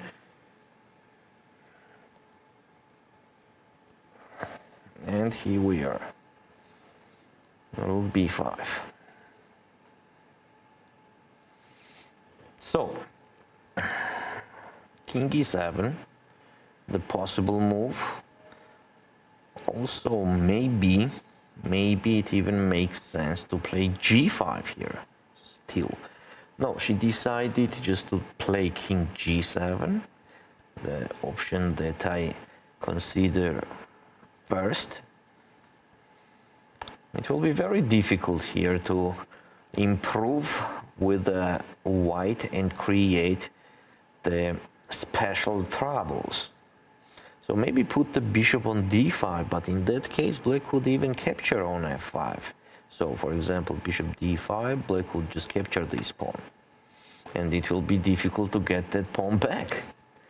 So in the game, Katerina just captured on g6 and played a4. Rook a7. Stuffing a5. As on a5, it will be bishop c3. And black is gaining the pawn. So after rook a7, we could not play a5. Katerina is playing king h3, improving the position of the king. On the same time, she wants to push g4 and h5. Also makes sense. That makes sense. That actually makes a good sense. You know, Almira, I think that in this game we could have even the rook and the bishop against the rook. So let's see. g4, of course. Now rook a5 for black makes no sense at all, because after rook b7, white is gaining the f7 pawn. So bishop c3 was just to stop, just to ensure that white could not play a5. g4 and rook d7. Now white still could not play a5 because of rook a7 back, and black is gaining the a5 pawn. So it seems that bishop c3 and rook d7 was a very good decision from Harika. h5. Katerina is doing her original plan to create the passed pawn on h-file. Now let's see. Harika will capture on h5 or just ignore that move and play something, just a regular stuff like rook d3 check, or just stay and wait what the white will decide. Of course, we have to say that white could improve their pressure on g6 pawn with the rook b6. So for example, if it is white to move right now, it's taking on g6. Yeah, for example, yeah, I was saying just a pass move, then take, and rook b6. In that case, white is gaining another pawn. So in the game was rook d3 check, king g2, rook d2 check. Definitely it will be king f3.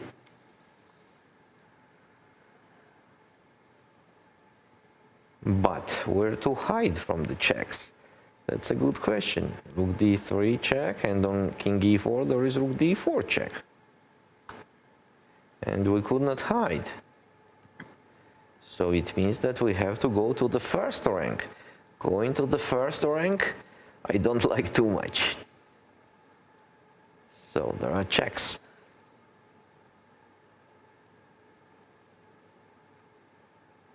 Yeah. So it seems like king has to hide on the first rank, like this. No, she decided to put it on the e3 square. That's even better. That's even better. Now maybe it's time to play rook d6 to support the g6 pawn. In case of rook b7, I think we have rook f6. But no, g5. Wow, g5 is very nice. g5 and h6. So what's going on here? This. Oh, here there is h takes g6. And after h takes g6, king could not capture because of bishop c2 pin. So I think I go too deep here. After king e3, it was just rook h2. No, I think we can push the a pawn, or first play rook b7. Okay, bishop c4. So Katerina tries to create the situation when she pushed a5 and a6 on the next move. That's why she is putting the bishop on c4. And in case of rook g2, she could even push the bishop on e2 and then push the a pawn as far as possible. After bishop c4, Harika is going to do her move. She has 1 minute, less than 1 minute on the clock, and Katerina has 23 seconds. Harika has to make her decision, and she is playing rook h4. Now she wants to take on h5. It's very interesting what's going on in case of h takes g6. I think black has rook g4. But king d3, yeah. Anyway, in the game was king f3. And black captured on h5. And wait a sec, she just blundered. Katerina blundered that she could not capture on h5 with the pawn because of rook c4. So it went to the draw immediately. It's immediate draw as rook takes h5, rook takes h5, g takes h5, and even in case the black wants to sacrifice the bishop For the pawn, it is just a draw because the h8 square is just the wrong color. So Katerina made a huge blunder. We can say that after king f3, take on h5, it's just immediate draw. Yeah, now Harika is just, yeah, so they agreed on draw. So this is it. Harika was defending very well in this game. Katerina exhausted her chances and the draw was agreed. So Vaishali Rameshbabu leads in her match against Miruet Kamalidenova, and there was a draw between Katerina Lagno and Harika Dronavali. Maybe let's show the results, yes, of today's tiebreak, and we will find out also the pairings. Yes, we will. They will be ready like in a few seconds because we will have the results, but also we will see the brackets. Yes, because Hampi Koneru and Divya Deshmukh has already qualified. We know that. So Leitinji, she plays Nana Zagnidze, but let's find out, of course, their opponents as well. So these are the results. Hampi Koneru is going to face Chinese star Yuxin Zhong because she is a revelation of this event. She is only 19, but she showed maturity in her games. She played very well. She eliminated one of the top seeds, Anna Muzichuk, and she made her way to the quarterfinals. Divya Deshmukh is still waiting for her opponent because she might as well face her compatriot Harika Dronavali or Katerina Lagno. This match is not decided yet, and Tan Zhongyi is waiting for her opponent from the match between Vaishali Rameshbabu and Miruet Kamalidenova.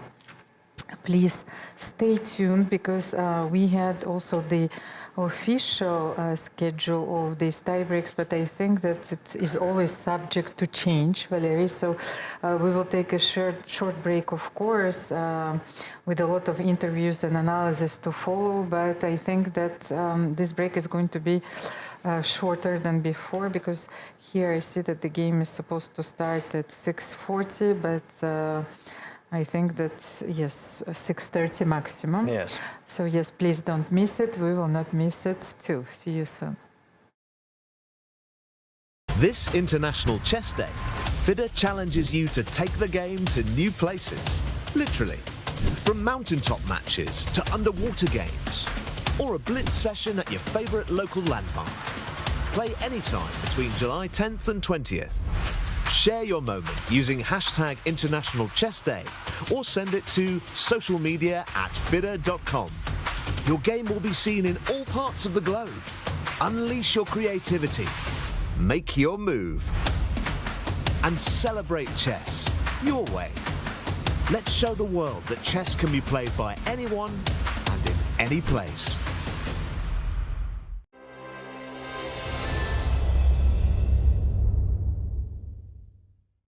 I'm here with Koneru Hampi. For the first time in this event, Hampi, I get a chance to talk to you. Tell me about your overall thoughts on your performance here at the World Cup this year. Yeah, it's kind of a mixed play. I do missed some of the chances, and in today's game also I had a very good position with the double bishops. Probably my queen e3 was not that great. I should have played bishop d4. But towards then, at some point, I felt like I was even losing, and somehow I survived. And the other matches? Yeah, I think in the third round, I was also lucky to escape in the first game. Apart from that, I think I played quite decent when I got the opportunities.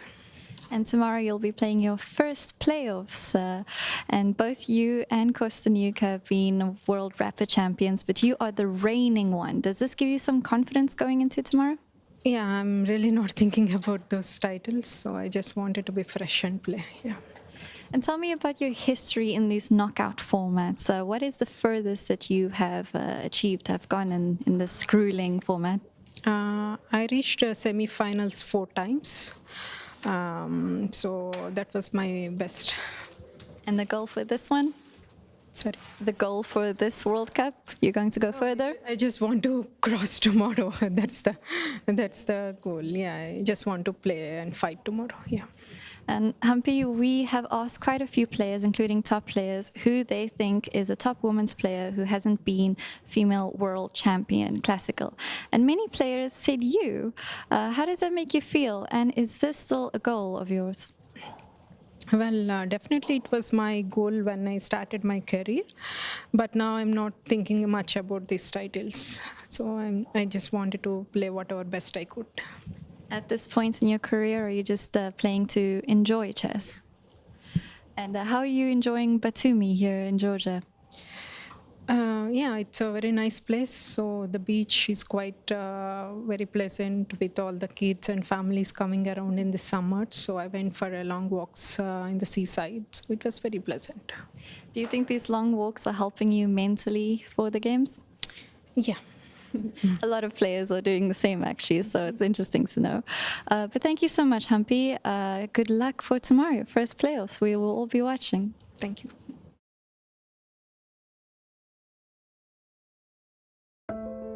Chessboard. 64 black and white squares. Or is it more than that? It's a battlefield. A stage where strategy meets instinct. This is where women play their own way. Playing with fire. Playing with heart. Playing with emotions. Playing as strong as any man can play. And beyond. Every move you make breaks the old rules. Every game you play redraws the map. No ceilings, no labels, no limits. This is not just a game. This is your arena. Washington, D.C., August 4th to 5th, 2025. The Smart Moves Summit, a global education conference where chess meets learning. Held alongside the FIDE World Schools Team Championship. Global dialogue on chess, cognition, and education. Federations, researchers, EdTech. One stage, one mission. Topics that move the world. Meet leading influencers. Timur Turlov, Dana Reisnies, Jerry Nash, Leoncho Garcia, and more. Inspire, unite, transform. Join the international community shaping education. Play smarter, learn bolder. Let's make future together. Don't miss this unique opportunity. Register now and be part of the change. Chess is more than just a game. It's a tool for empowerment, connection, and transformation. In 2025, FIDE is proud to launch the Year of Social Chess. We believe in the power of chess to bring about positive change from therapy and education to rehabilitation and inclusion. Social chess is our way to build a better world. The Year of Social Chess will introduce groundbreaking initiatives across the globe. Monthly themes will address critical social challenges, chess for protection in refugee camps, chess for cognitive health among the elderly, and even chess for addiction recovery. Through this initiative, we are mobilizing communities, conducting research, and creating opportunities for all to experience the joy and impact of chess. Join us for online chess events, global conferences, and even a documentary film festival that will showcase the power of social chess. Let's make 2025 a year to remember. The Year of Social Chess is here. Let's change the world, one move at a time.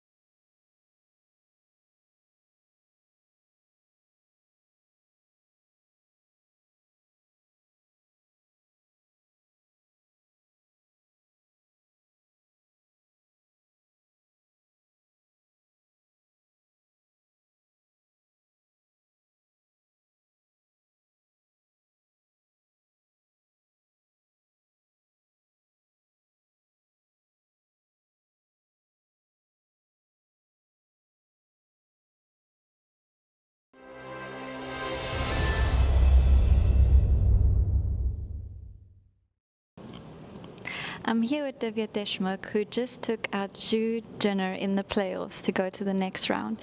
Divya, you came out all smiles. Were you expecting it to go this well today? No, but at the same time, yes, because this is the result I wanted. And after yesterday, it was a bit tough because I had a great position out of the opening, and I just played horribly. It was kind of like I was my own enemy. So I'm glad that I overcame that today. You won the first classical game, lost the second. Today you won the first rapid game. So the second one was pretty important. What mistake did you make yesterday that you made sure to not make today in your second game? Yesterday, I was thinking all the right moves, but I second-doubted myself, and like I said, I was my own enemy. I could have easily drawn, but of course, she's a great player, but I think it was more like I was the one lacking. So today, no time to overthink. It's rapid. So yeah, went smoothly. So you think following your instincts kind of produces better results for you? Definitely, yeah. And the preparation going into playoffs, how does that differ from preparation going into the classical games?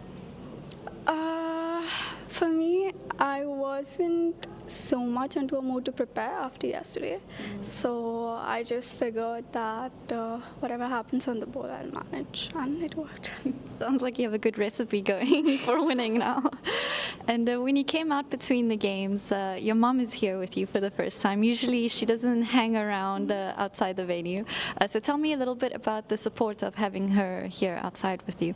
Definitely, she is the biggest support here, and I don't think I would have come this far without her. So it's really nice to see somebody who's always cheering on you in your good times and bad times. Also my dad. And you had your laptop out, you were preparing a bit, but you're also having a snack, eating. I'm sure people would be interested to know, what does Divya Deshmukh do between her games, or what does she eat? Now I was just eating a pear. I didn't eat anything today. Worked out for me very well in the past also. So, but I was just not hungry, so my mom was making sure I eat. Well, thank you so much, Divya, and congratulations once again. Good luck for the rest. Thank you.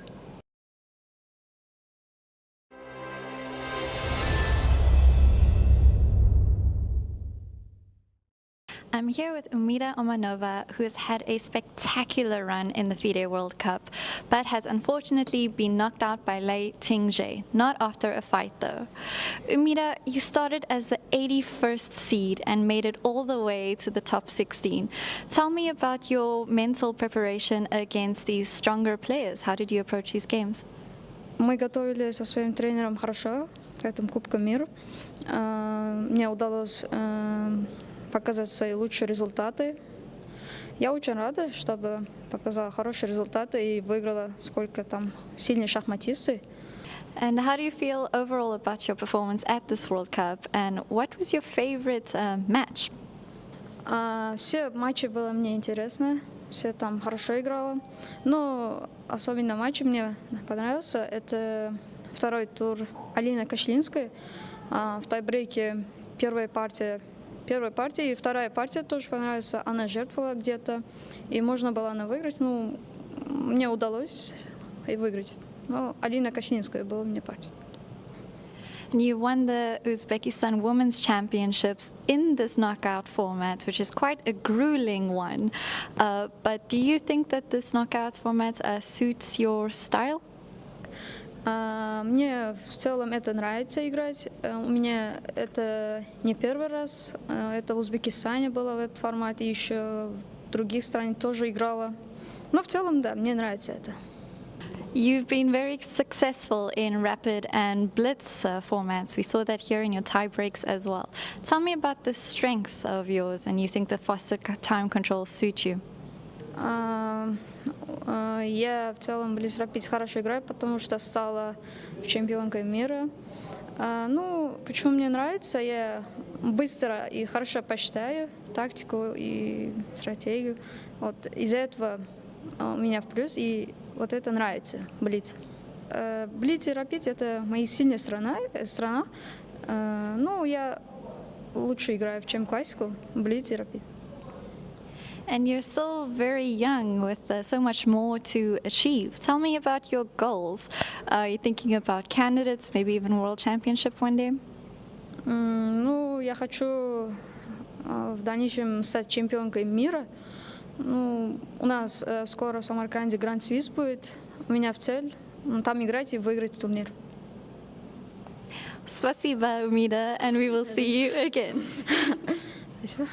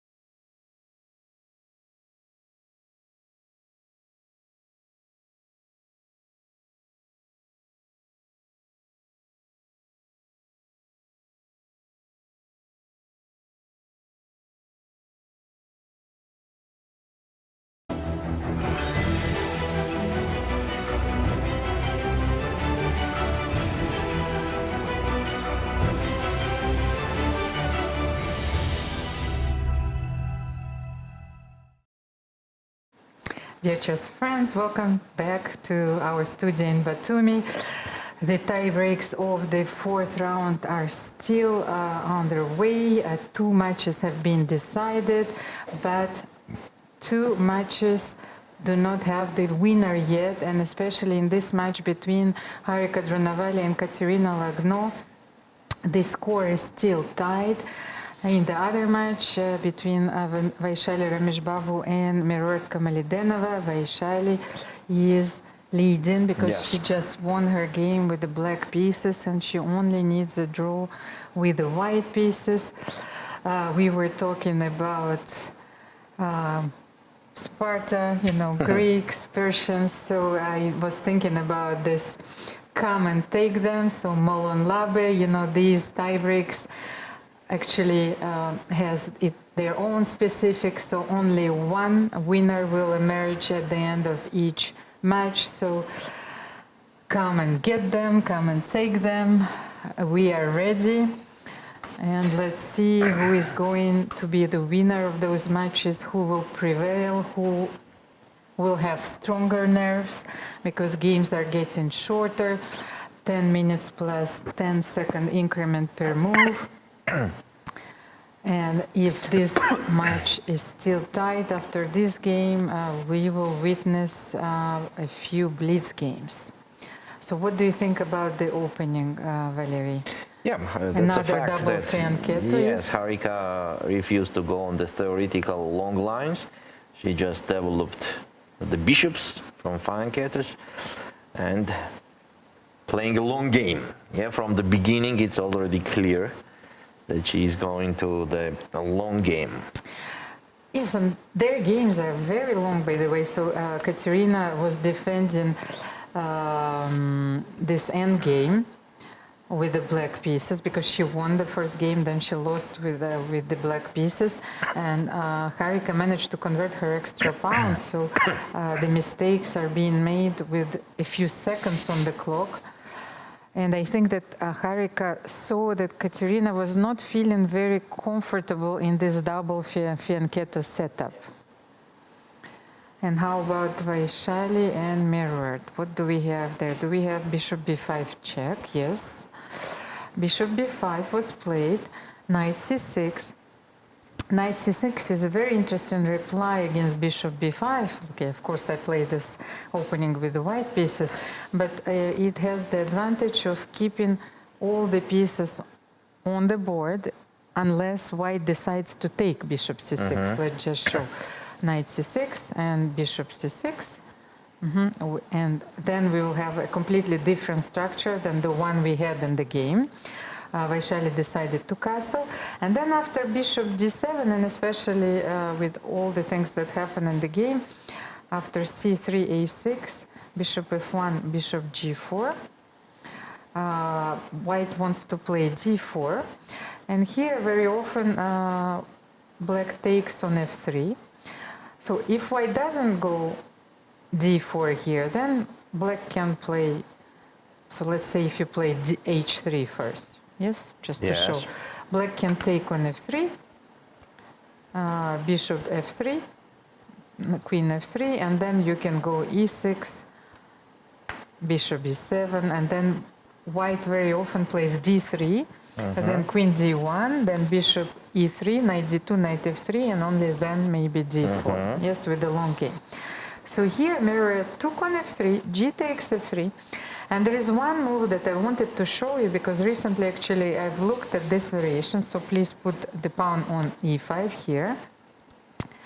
And instead of playing e5, actually black has a crazy try and to play g5 here. You know, I love these moves, yes, but I recently studied this line, and especially I played a few games against the computer where he defended this idea, and believe me, it's not easy to find out what are you supposed to do against g5 here. But Red, she went for a classical approach here, which is e5, d5, knight e7, and Vaishali immediately plays f4. Knight is on g6. So what if you take on e5 here?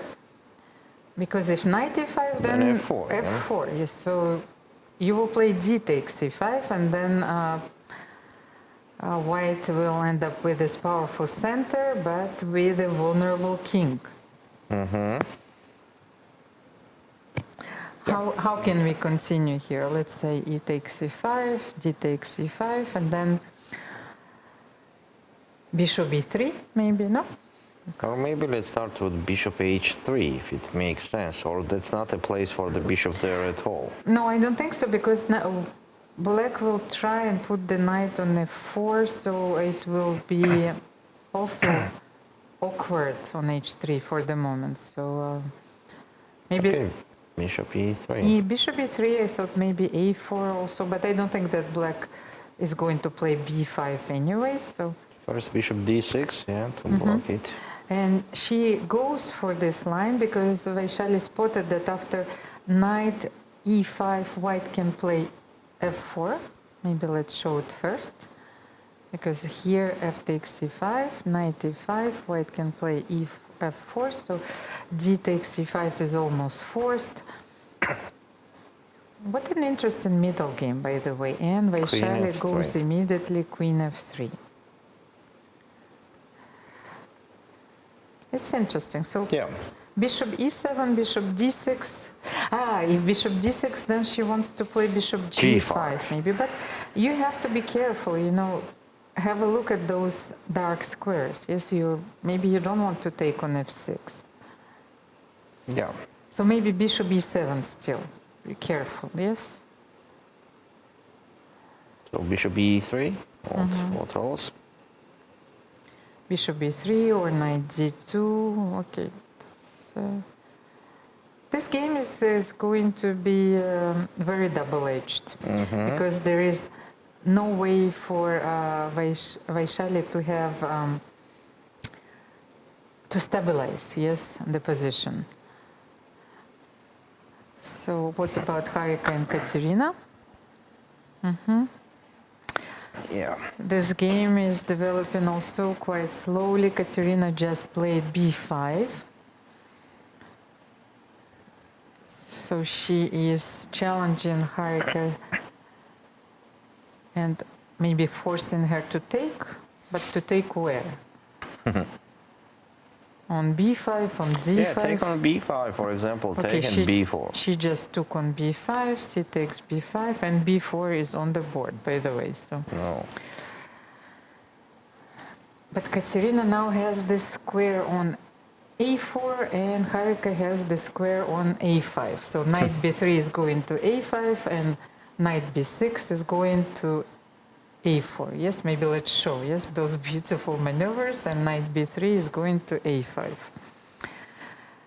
So when we assess this position, we need to assess the bishop on h7, yes, and the bishop on g2. For the moment, both bishops, of course, are not playing, because the bishop on h7 is blocked by the pawn on d3, and the bishop on g2 is blocked by the pawn on d5. So it's about equal. What do you think? Mutual chances? Yes, mutual chances. So, and the difference here, if we may show it, is that this knight can jump to d4. Yes, you can bring another knight to d4, attacking the pawn on b5, because the knight on f6 cannot jump to d5, of course. And Katerina actually decided to close, yes, the flank on the queen side. And Harika immediately responded with the queen b2. Mm-hmm.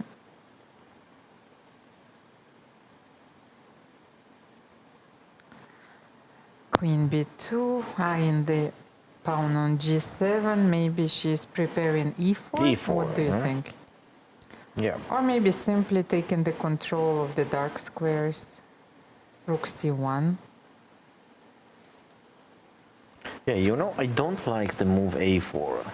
Yes, but she wanted to take away the square on b3, but I feel that in this position, Harika is in her element, because this is a very risk-free position. What do you think, Valerie? Yes, definitely. Yeah. So I can't find a way to lose this position with white, of course. Black needs to be very careful. And Harika has this knight e5, and the knight e5 is on the board. So then maybe she can even support it by another knight on f3, or even f4. So should Katerina trade this knight? Knight e5, let's show it. Bishop b5, and then she cannot play knight g7. You see, this pawn on g7 is hanging.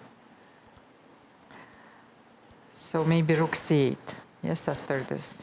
And then knight e8.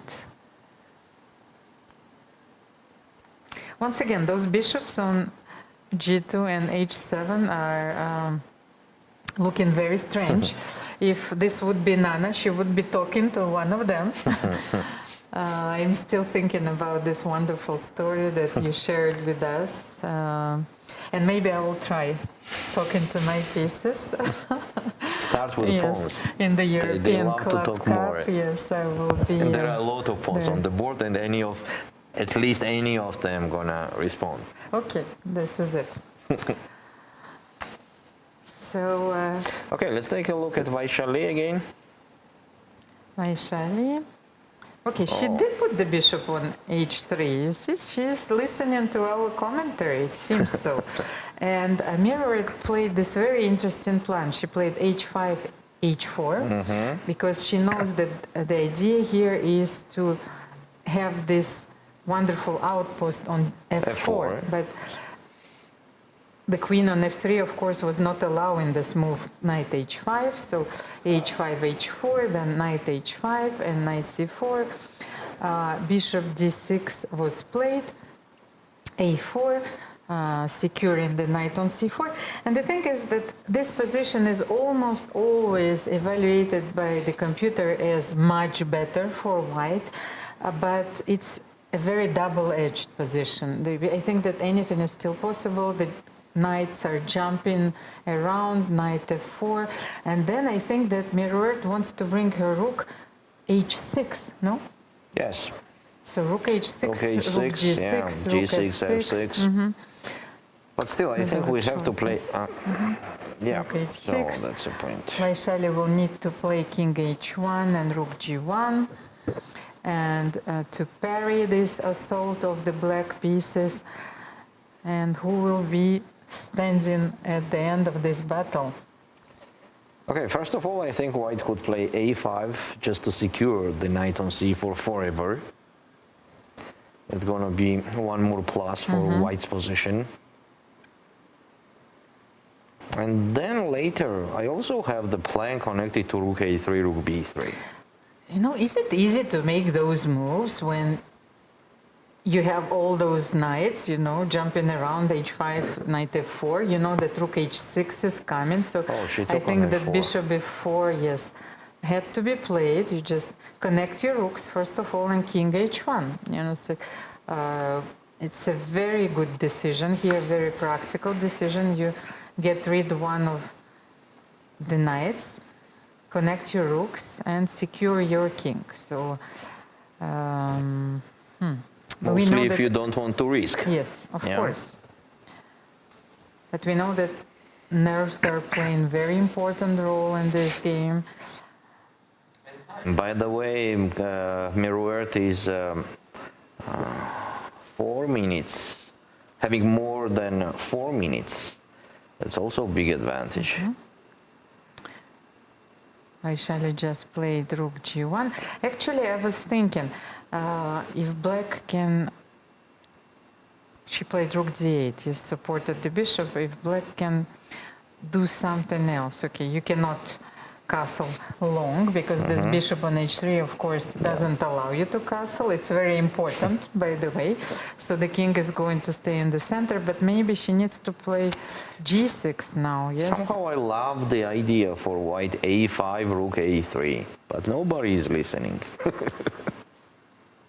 Have to speak louder.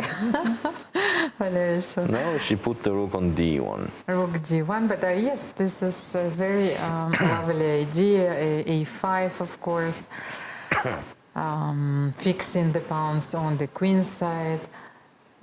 But she wants to be careful. And even if black plays b5... It has changed in 2 moves, as you were saying. Oh, I haven't seen it. But I thought that even if black plays b5, you can play knight e3, yes? So you have those squares. What do you think? Yes, because taking on d6, of course, will not be the best option. Knight e3, you can jump to g4, knight f5. Bishop b8. She wants to play b5, but then white has knight a5, I just saw, you know, knight a5, knight c6, with the bishop on b8 and the rook on d8. So, but still, it's not a lot of useful moves we can see for white, and she decided to go on e3 immediately without any b5s and so on. Miruert will play g6, because she needs to take away the square of 5. I think Vaishali is going to play knight g2, Almira. Oh, knight g2, okay. To trade that knight, yeah, because draw is okay.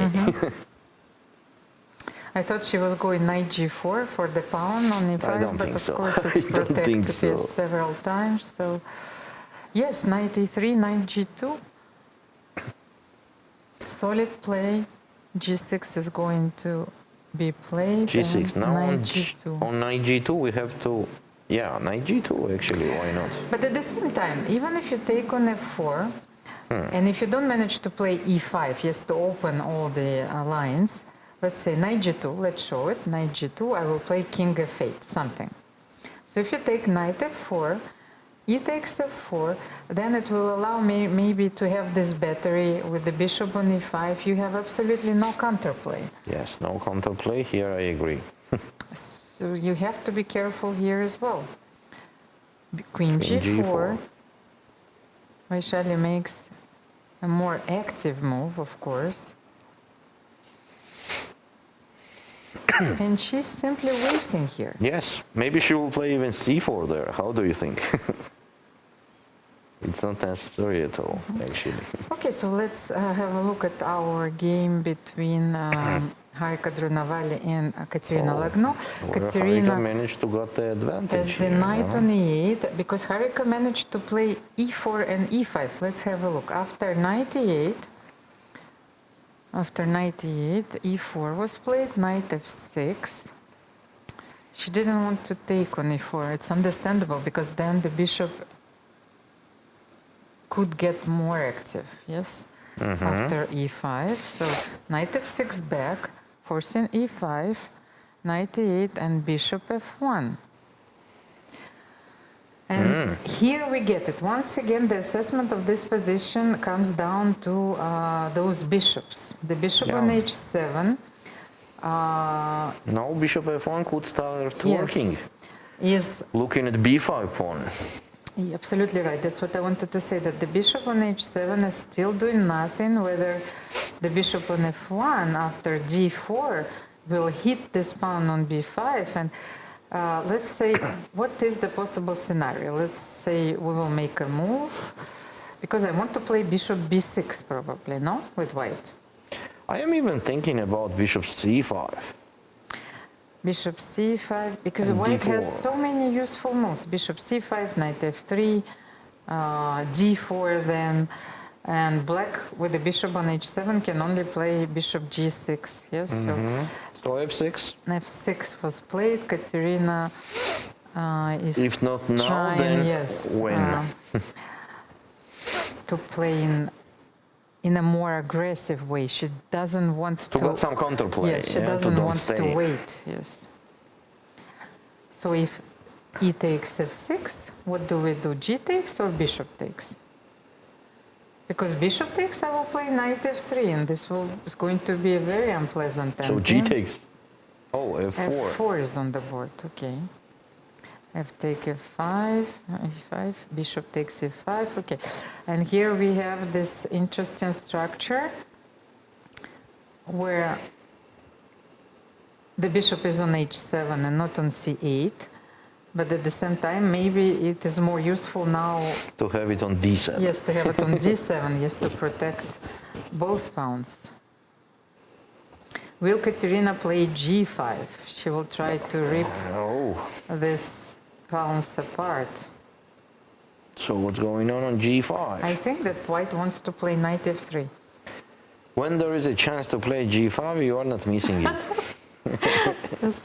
g5, g5. Yes, but I think that it doesn't work all the time, yes? Bishop d8. Sometimes you have to be patient. Knight f3. Harika's moves are very easy. She is improving her pieces, and she has a lot of squares, so after knight f3, she can jump to d4, she can play bishop d4, then knight e5. So Knight Katerina, d6. yes, is going for the squares of her So maybe own. knight d4.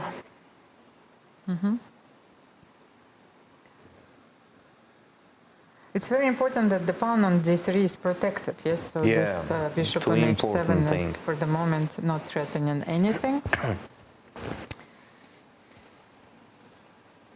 It's interesting, because I'm trying to calculate... What about take on d6 and queen c8? Yes, but this was exactly what I was trying to calculate. I was thinking that maybe if you trade this bishop, and then even if you play d4 first and then attacking the pawn on b5, how are you protecting it? No, she's not going to do that. It's a forced line, by the way. d4, attacking the pawn on b5. So what to do here? Queen d7, yes? Queen d7, knight e5. Yes, knight e5, and I think that white is completely winning here. Yeah. Oh, she played knight d4. It was a very interesting try. Yes. A very concrete way to approach this transforming position. one kind of advantage to another kind of advantage. But we've seen this multiple times, that Harika is playing very well. She is regrouping her pieces, and at the moment where she needs to calculate, yes, like against Tavrula, where she made the draw, she shuffled her pieces for another 20 moves, but she didn't find the concrete way, yes, to break through. And here it happens again. Maybe she missed her chance to win the pawn on b5. Okay. Katerina wants to now what's going on if Katerina captures play on knight d4? f5 maybe. No, I thought that she wants to trade a few minor pieces. Knight f5, what do you do after knight f5?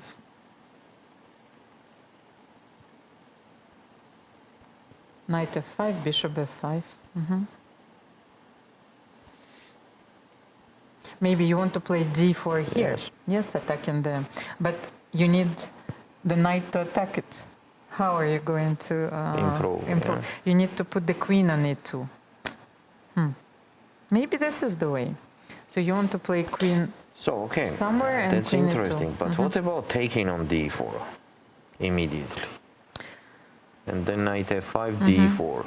Queen d4, Knight f5. queen somewhere, queen b6. Let's try. Do you really want And to d4. to improve all my pieces? So you want to block this bishop on f1. Also knight e3 is a point. Knight e3 is coming as well. Knight e3, queen d5. No, I like this idea, especially when players they have so little time. Yes, Yeah. Any tactical idea which works is very important. Yeah, we because see it's how very easy to miss Kostenenko it. lost against Hampi in absolutely winning position when the opponent got the initiative. But let's get back to the game between Vaishali because I just saw that she's down to her like 20 seconds now. Yes. How about this position? Oh, this is going to be a very long game, and she will need to survive the assault of the black pieces because there is nothing concrete going on. So Mirror doesn't want to open the position with b5. She just played bishop h6. And 18 seconds, okay. Rook e3 is on the board. But what about rook g5?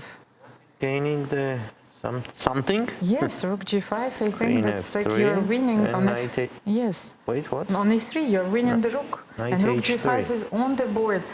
The nerves are going to decide this game once again. Vaishali is very low on time. The rook on e3 is going to fall.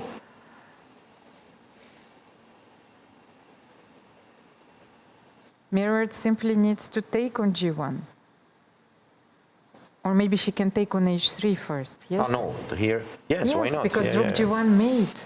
Okay, you have two possibilities here, but she's winning an exchange. Rook takes g1, wish check, king g1, and bishop e3. This is it. This was, rook e3 was a terrible blunder, and if Mirrored will be able to win this game, this match is going to be continued. Queen f4.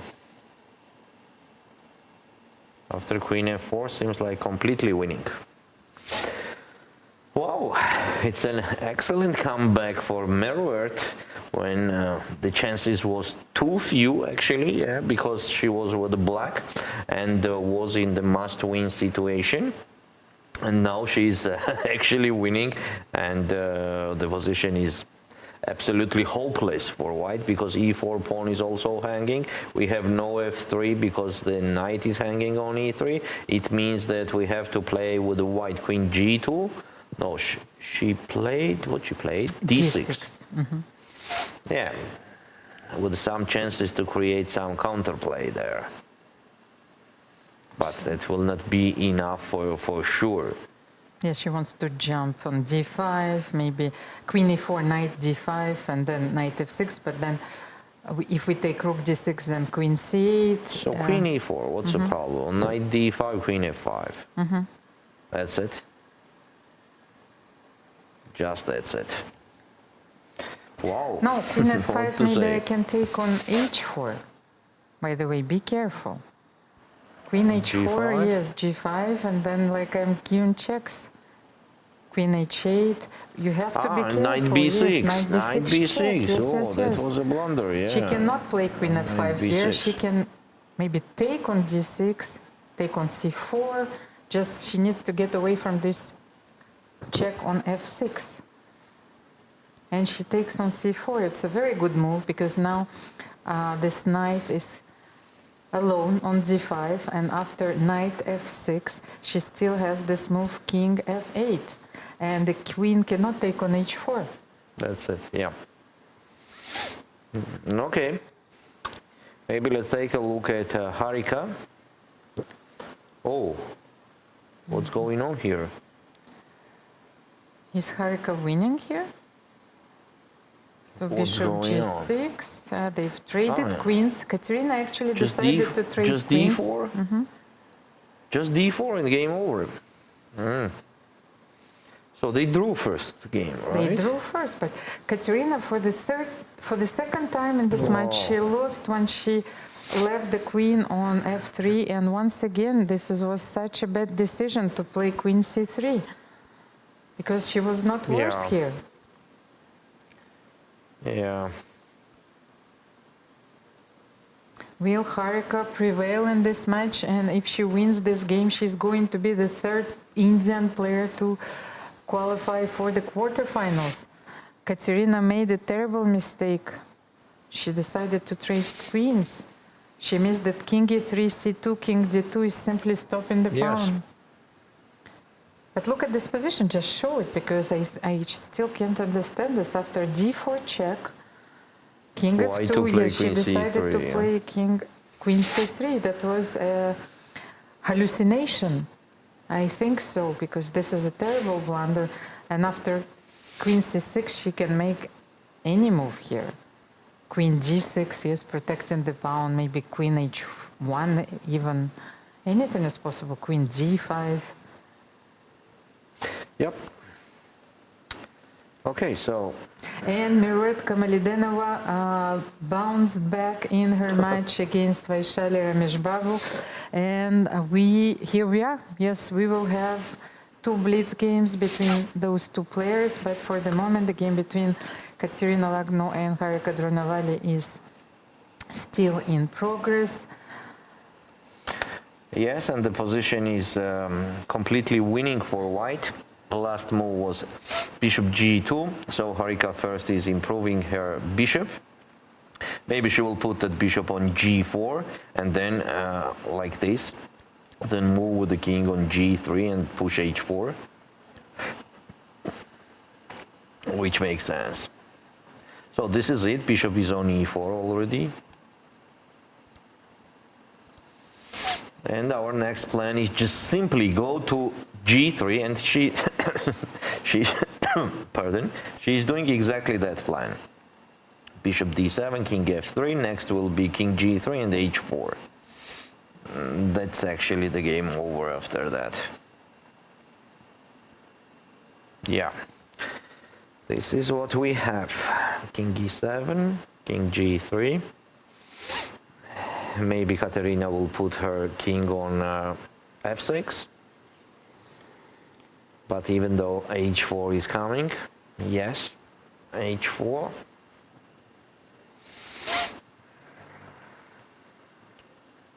And now she'll try to wait with a move like bishop e8.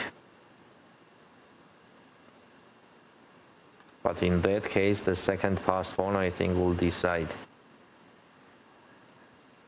the game. Yes. It's kind of easily winning. So we have 3 Chinese players in the quarterfinal, and if Harika wins this game, she will be the third Indian player to prevail in these tie breaks. And we still have one player left, Vaishali Rameshbabu, who is playing against Miruet Kamalidenova.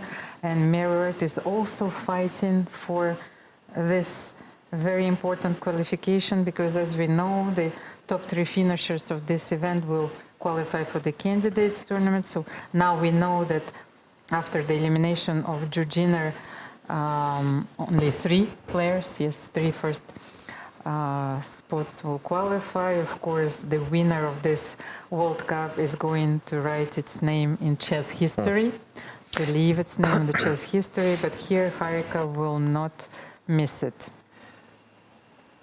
Okay, now I think that the king f2, what's the point of king f2? Bishop d7. Bishop f3. And king wants to go where? On e3 and then push d5.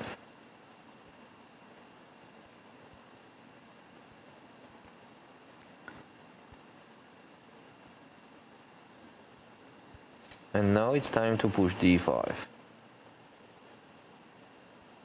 Yeah, why not? It makes sense.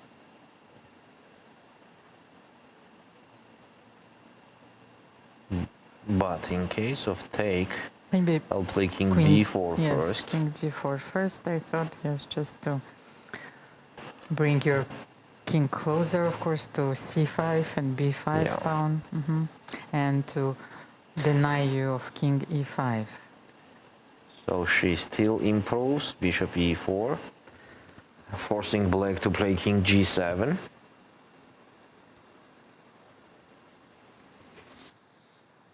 And then d5. He takes, and just bishop f5 even possible. Then completely winning. Just the rest is very simple. Just king d4, then gain this pawn, then king c5, then attack on b5 with the bishop, and just capture those pawns. And d5, here we are.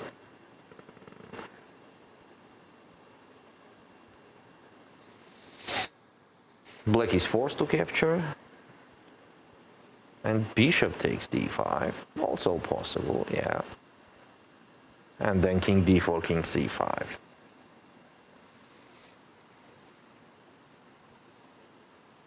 Okay.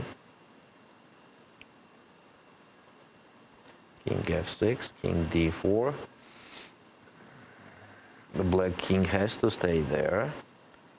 Bishop e8.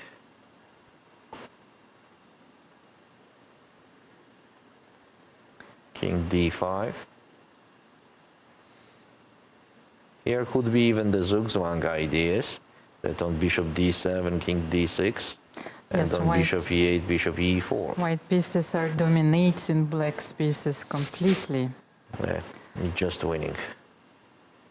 And now in case of king g7, there is king e7 and bishop f7, h6 check. King g8, h7 check, king g7, h8. So it seems Just that winning. in this battle of nerves, Harika Dronavali controlled her emotions. She was performing very well under pressure. That I don't understand. Why to go king d4? That I actually don't understand. She was afraid of Katerina playing king e5 maybe and king Okay, f4. then now let's play bishop e4, bishop f5. That's for sure to do. Then let's see.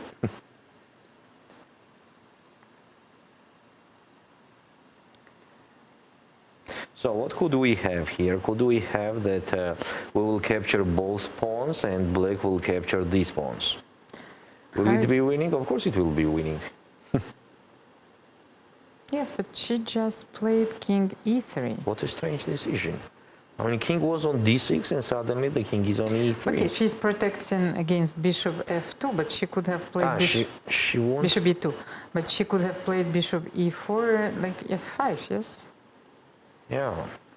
So she wants to play bishop e4 now, and then h6, h7, So driving the G7. king away, yes? So now bishop e4 and bishop f5. Why not bishop e2? Oh, bishop e2 is even better, so that was her idea. But now bishop b5, bishop g4, yes? So we have another transformation. Harika will go now king e4 or d4, and king c5. In king c5, she wants to capture with the king, and in case of bishop d7, it will be king d6. Then bishop f3, then bishop c6. Okay, now it's clear. This, and this. Game over like that. Then just bishop c6. Nice, nice, nice to see that king e3 idea when we find out what was going on. She did it a little bit earlier than us. Yeah, seems like bishop e8 is a only move, otherwise on bishop c8 it will be king c6, and white is just capturing the pawn. So bishop e6 was in the game, Last chance to play bishop c4. Also nice, but what can I about play h6? now? Yes. So bishop c4. Bishop f3 and king g6, yes? Yes. Oh, interesting. Well, okay, we can play bishop f3. Where? Here? No, I mean after bishop c4, and we shouldn't rush things, you know. Bishop F3 f3 first. Just leave the pawn on h5 and you can push it later. Play with black now. We have no moves. King g7 has to be there. No, king e5. I was thinking about king g7, king d6, and bishop c8, king c6. Okay, it was just losing. So king e5. On king e5, definitely h6. Forcing you to play king f6 and king d6. Wait, what?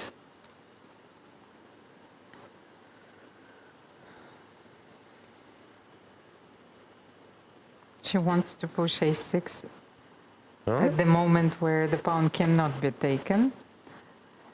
So she's delaying it as much as she can. Katerina is down to her 23 seconds. What about taking on a4? I think that at this moment... Do you mind? Maybe What's the problem? if I take, you take on b5, yes? Take b5. This is winning, seems to be winning as well, of course. Because king f4, then you simply play b6 and you're winning, yes? Yeah. But I told you, Harika waits for a while. You know, she circles around you. She wants you to make a mistake and the time pressure. And when Katerina will get very, very long time, then she will strike. The king is already on b6.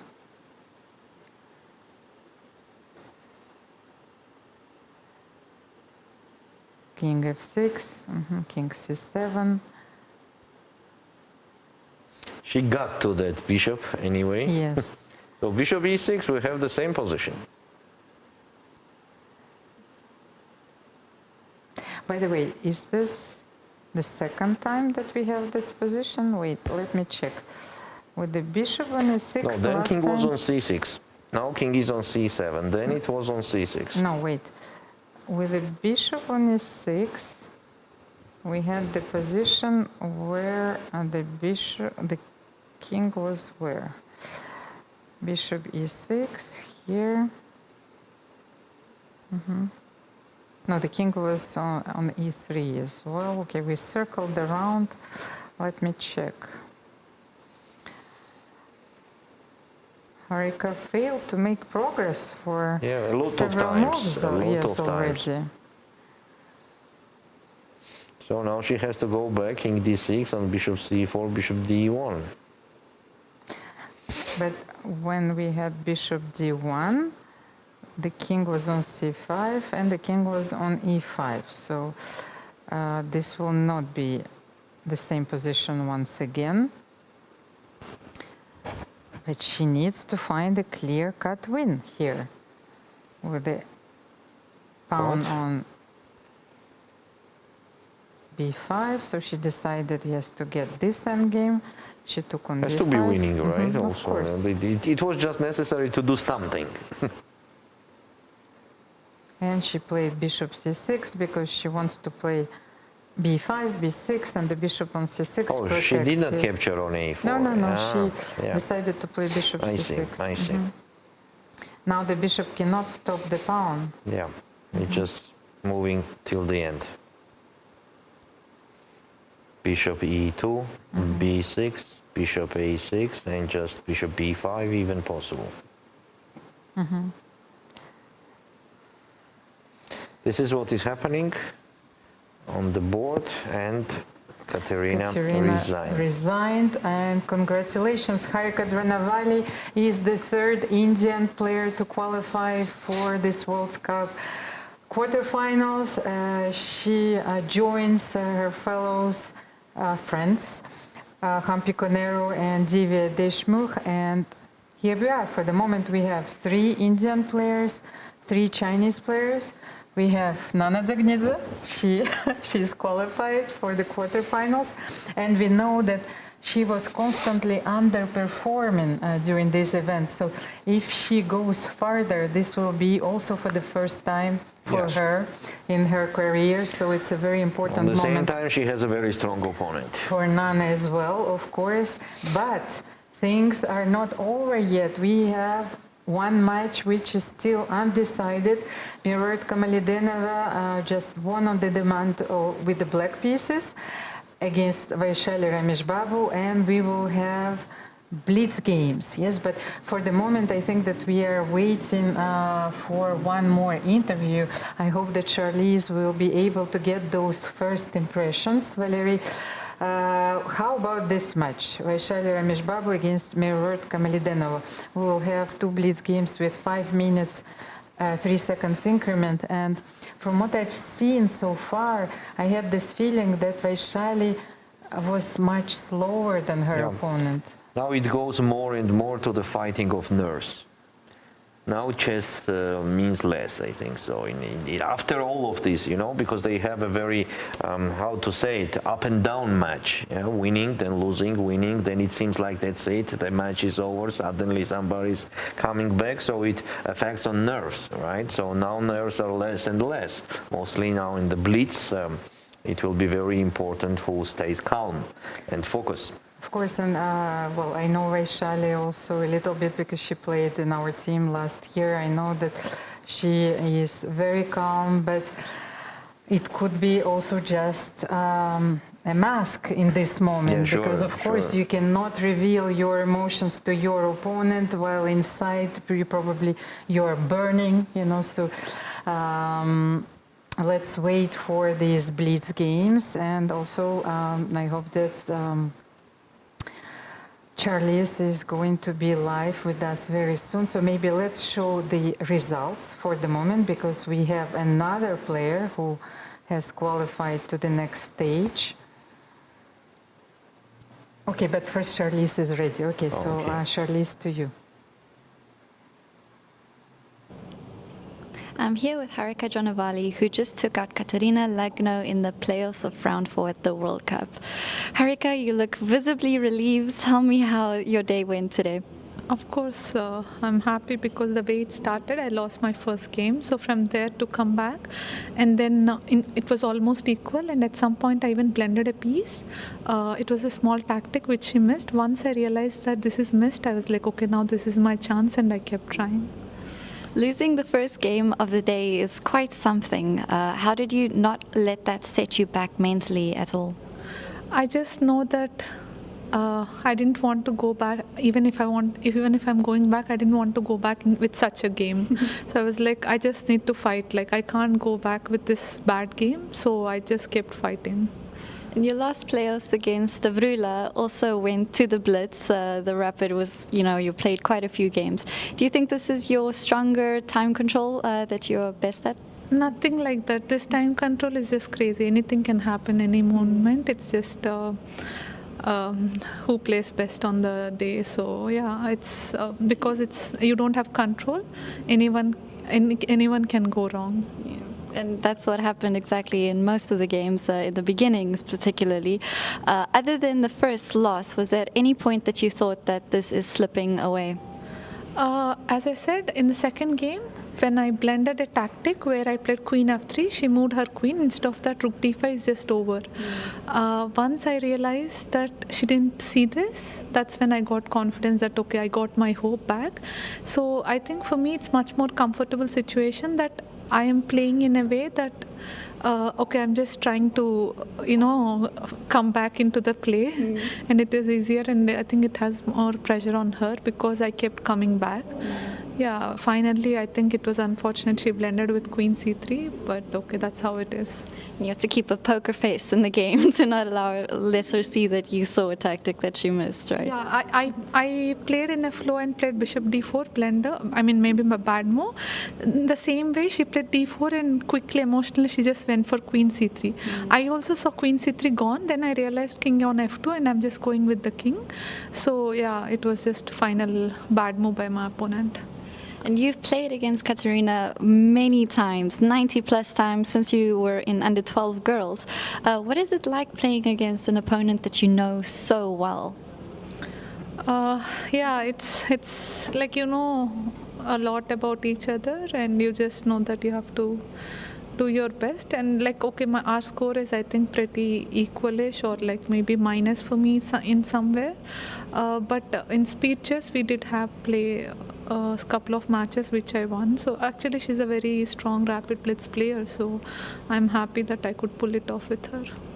And your preparation was quite interesting today as well, particularly in the earlier games. How do you prepare differently for the playoff matches compared to classical? I didn't prepare. I mean, like once I realized that I didn't want to get her into opening, I just tried to play something on my own. So yeah, of course I prepared, but nothing came on the board. And what are you looking forward to for the rest of the event? You've made it through now. What is your mindset like? I need to. My only thing that plays on my mind is I need to play a classical game tomorrow. So just to go back and be fresh for the next game. It's like day by day. Well, thank you so much, Harika. Hope you get good rest now, and good luck for tomorrow. Thank you. Valerie, this time control is simply crazy. This phrase pronounced by Harika sums this up. Anything can happen.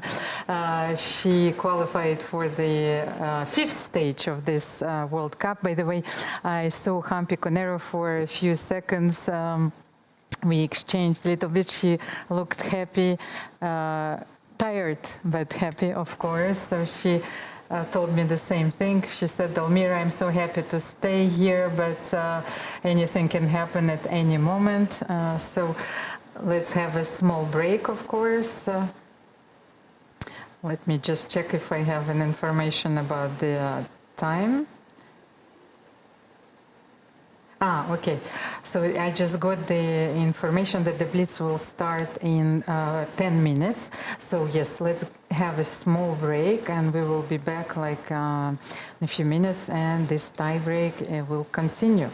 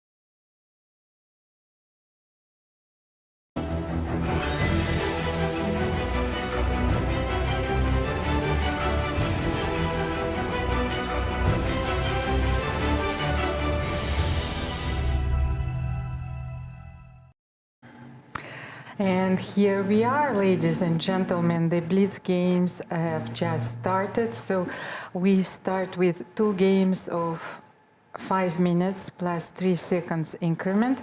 Mirat Kamalidenova is having the white pieces in this game. And what opening did we have here, by the way? Let's just check the games.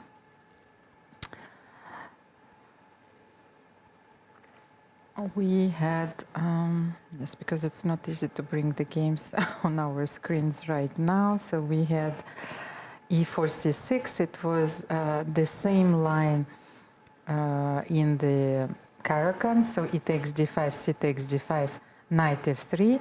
And after knight c6, Kamalidenova decided to play c4. So c4, knight f6. Knight c3, a6, the theoretical line, taking on d5, taking on d5, bishop c4, and here bishop e6 was played. I had a game of my own like this with the white pieces. Bishop b3 is a very good move for white, but then black defines the structure, takes on c3, b takes c3, bishop b3, b3, and e6. Yes, here we are. So we already have it on my screen also that we can put on the camera. So the last move was rook d1 to improving the rook and supporting the d4 pawn. Maybe later we need to push c4 and then play bishop e3 or bishop b2. Maybe bishop on e3 is a better option. Here, rook e8. Rook e8. What's the point of rook e8? No, bishop a3 was played. No. Bishop f6, yes, it's just a second. Rook d1, bishop f6, okay. yes, rook a, bishop a3, rook e8, so attacking the rook. And she just played, Mirat just played knight e5, but I know that here if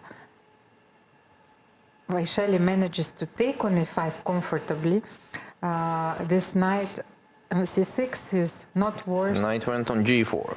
Yes, but I think that it was important maybe to take it because the bishop on a3 is not doing much actually, so they decided to trade the dark square bishops here. Rook e7, and maybe Mirat will play rook d3 with the idea of playing rook h3. No, she went for h4.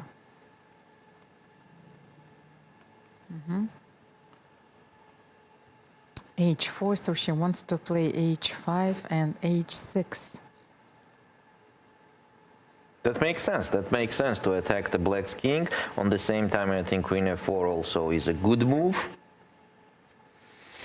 In these kind of structures, queen f4 always makes a defensive sense. But if I play rook d3 here, she goes h5 anyway, but I think that she wanted to bring her rook into play. h6, and maybe now. Rook d3 with the idea rook g3. And here we are. It comes. Rook d3. Could we do e5? For example, e5. There will be d5. And I have... maybe e4. Maybe I have e4, yes, still, because if take on c6, take on d3, take on e7, the knight is hanging here. But we have rook d8 on the board, so... Oh, it's different position. If the rook comes to g3, this queen on f4 is still protecting the pawn. Very yes, well. Very well. And after rook g3, it will be e5. Knight h6, yes. So I think that Vaishali is preparing e5 or maybe even rook d5, by the way. What if rook d5, bringing this rook to g5? Rook g3 is on the board. So how about rook d5, rook g5? No, that's a very nice idea. You love everything connected to g5 square. And she just played this move. I thought that this rook is more active on the fifth rank. Now the pawn is not hanging. We have to say that because of knight f6, queen takes f6, and queen takes h5. Now that you've said it, I have to see a therapist, yes, probably, and tell him that I have this problem issues with the g5 square. And rook g5. So knight e3 was in the game, rook g5, neutralizing the rook on g3. And queen takes g5. And queen f3 is on the board. This position is very balanced, of course, but the thing is that maybe it's a bit easier for white to play because the knight on c6 is attacking the pawn on d4, so Vaishali needs to play carefully here. And look at their time, 3:20 for Mirrored and 3:20 for Vaishali. And the game is also equal. Yes, they're playing very fast. 5 B4 minutes was the plus last move. 3 second increment, so don't forget about the increment. But these 3 seconds, I have the feeling that it's just barely enough to make a move. Yes. So the knight is on c6. Mirror just played b4, but maybe knight e7, the knight d5 makes sense. Black's position is very solid. Yes. As well as white's. As white's position, of course. So this is a game where anything can happen. How about queen d8? Yeah, queen d8 makes sense because on knight e7 it would be rook e5. Because unpleasant. I was thinking about the move e5, but now that the pawn is on h5, e5 allows you to play d5, but then c4, c5. You know, this so in case of e5, d5, and knight knight e7, c7, c4, so this is that the will be position unpleasant. that you want to avoid, of course. And rook c7. But Vaishali spent 1 minute on this move. You cannot afford to make such slow moves, yes, and blitz. Yes, but it was kind of moment to choose that which way to go. So rook c7 is kind of looking at the c3 pawn. So she wants to play knight e7 next, yes? Knight e7, knight d5, maybe changing, trading the last minor What about piece. knight b8 to play b5? Knight b8, b5, Too but, much. But then, yes, it's too much. Then your knight is stuck on b8. No, I want to play knight e7 and knight d5. On knight e7, I don't like rook a5. So knight e7, rook a5. This is what I don't like a little bit. Yeah, I missed this move, by the way. Maybe Because nothing special, but still. This is a move that is very easy to miss. So knight e7, and as you can see, Mirrored is also burning a lot of time in this position because we know that it's not easy to come up with an active plan here. Yes. This pawn on c3 is cementing the position, protecting the d4 and b4, but you cannot play c4 here, of course. So queen e2. And the queen on g5 is very active, by the way. It's attacking the pawn on h5. You see, knight e7 is on the board. So if black plays rook a5, still. Rook a5, white plays, black can play maybe knight d5 still. Or what about b5? What do you think about b5? Makes b5? sense. No, you want to trade a6 against c3, but then I can take maybe on b5. Queen f4. Rook b6 and rook b5. Queen f4 is a the very original precise place move, for this queen. But maybe Mirrored wants to play rook c5 here. So she was allowed to play rook a5, how to protect the pawn on c3. Maybe she can play And b6. rook c5. A6 pawn is hanging, but is it? Because c3 is also hanging in some checks or not? But b6 is hanging. Yes. No, you cannot play Check this. on e1, there will be knight f1. Maybe she starts with g3 and then she will play rook c5, but the position remains balanced, of course. After queen e4, what to do? You need to protect the pawn on c3. And now that you've played g3, if you play queen d2, I might as well play queen f3. Yes. On the same time, knight d5 also makes sense after queen d2, knight d5. Queen d2 was played. Yes, knight d5 if you take, so we are fixing these pawns on the queen side and in the center, and h5 will not be protected anymore. I like this move, but I think that maybe queen f3, you know, that was my original idea. How about queen f3? Taking away a few squares. What about c4? And rook d7 I wanted to play. Okay, in the game was knight d5.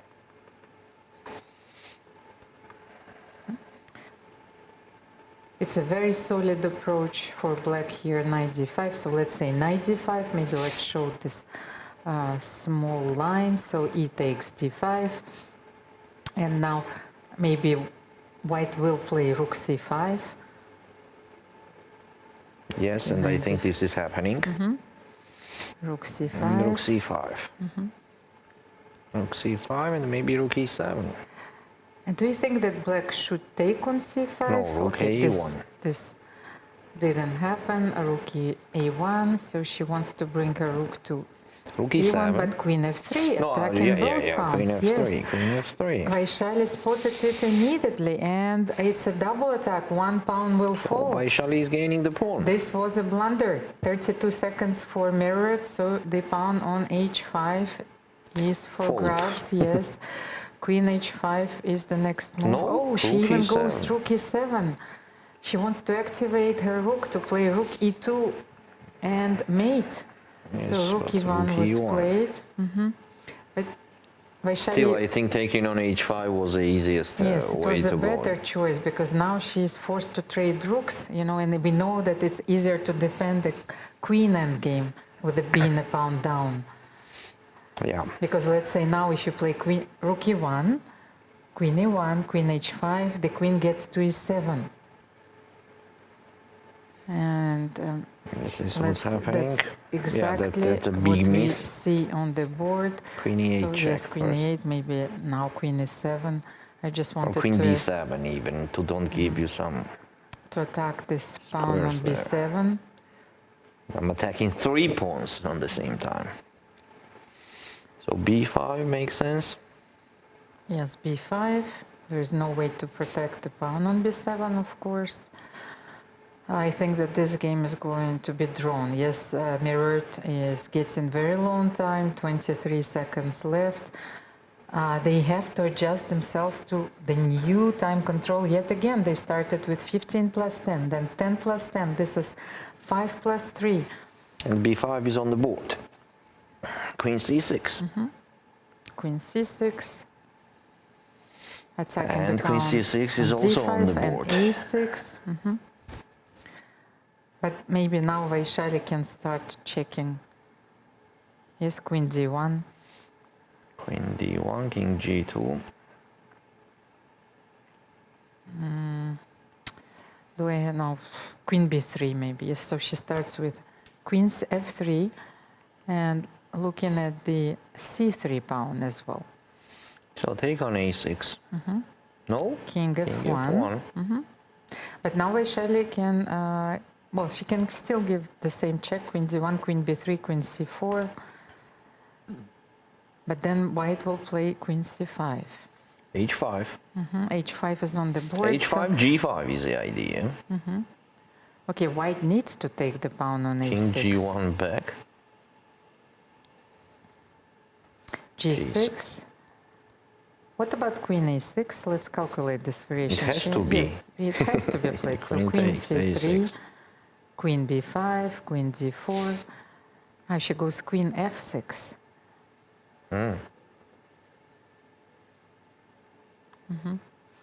Queen c7 and king g2. So Mirror thinks that this is the better way to defend this queen endgame. There are a lot of geometrical motifs, but Vaishali still has a chance. Queen a4 check, then she can play h4. Okay, I'm too behind now on my screen. Let's maybe focus on this game. Let's have a full screen because 3 it's not seconds. easy just to follow the moves. The players are getting down to her last seconds. Trading pawns b5 versus d4, but b5 is on the board and the white pawn is one square closer to the promotion. Wow. b6, queen e4, she needs to find the perpetual here. So h4 maybe, just to force. Anyone check still. Works. King h2 has to be done and then queen f4. Come on, white can play to win the game. Oh. Now Vaishali refused to do the draw. b7, b7, definitely. queen c7 is on the board. It's also possible because after Wait a sec. d3, okay, we might 2 queens on the see board. 4 queens on the board, you know, but it's important, of course, to stop this deep pawn, queen c3. Queen and c7 was just unnecessary, you know. Now it will be a long game, still with chances for Vaishali to win.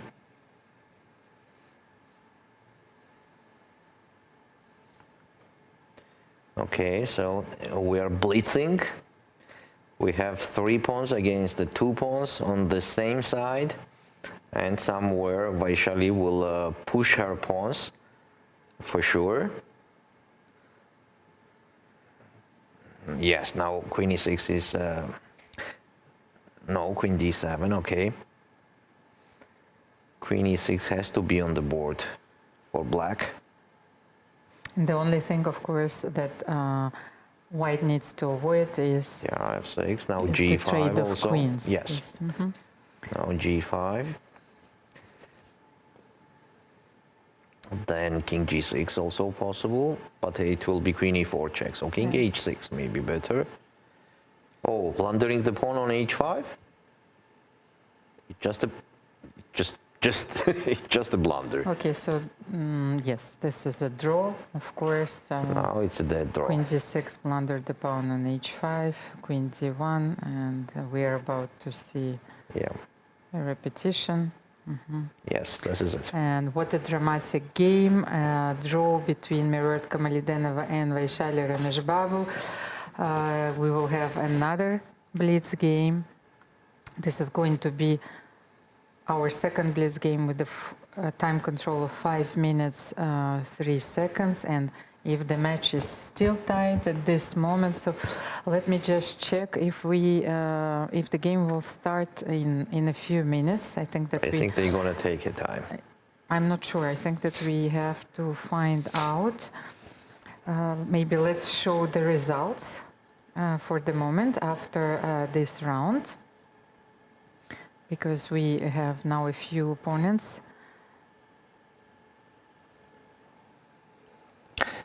Okay, so it's getting warmer and warmer. So can we show the results? In the playing venue. Yes, because there will be no break for the moment, but I really want to see our pairings and the results.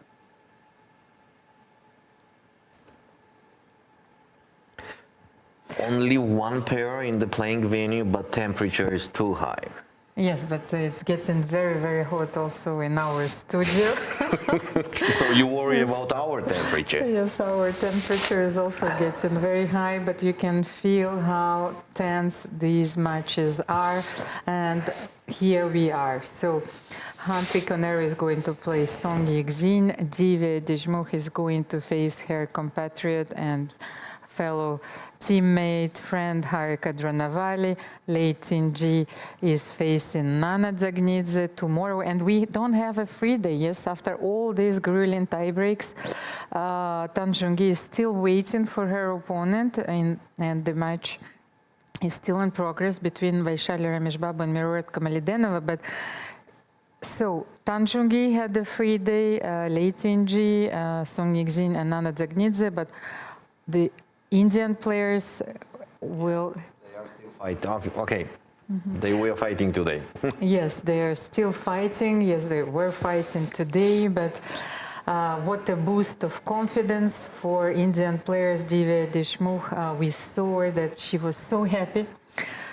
She couldn't believe that this happened, but the tournament continues. Yes, you have to prepare against another opponent. You have to forget everything what happened, of course, and to fight for the spot in the candidates tournament. Decisive result. By the way, I just got the information that the game is going to start in 5 minutes. So we are staying in the studio. And maybe if we can show, I'm not sure, do we have the games, by the way, where we should not mess up with our technology, because it was not easy already to fix a lot of things today. But maybe let me ask you about your impression, Valery. So we have Hampi Conero, who beat Alexandra Kostyanyuk. What do you think about this clash of heavyweights? Yeah, that was quite a difficult match, very tough match with up and down also during the game, not about the result, but during the game, when the game was in progress, there was sometimes happening things that the players are losing their advantage, even the big advantage with doing the mistakes in a row. So it talks about that both of them are actually very strong players. Both deserved, of course, to be in the quarterfinals. And we talk about that a lot of times, that it's such a pity thing that only one player has to continue the tournament. So in that case, it was Hampi. But you know, if it was Alexandra, nobody will be surprised, of course. Yeah. Of course. Then we had Divya Deshmukh with a powerful performance against the Grand Prix Series winner Jiner. I feel that she was simply stronger in this match and stronger mentally. Yes, and very well prepared actually for she this played tournament. well, you know, and even though that she lost her classical game yesterday, she showed confidence today. She played very well. She seized her chances, and she deserved her spot in the quarterfinals. And another Indian player is Harika Dranavali, who had a very tough match also against Katerina Lagno. But what match is easy here? No. There is not an easy game.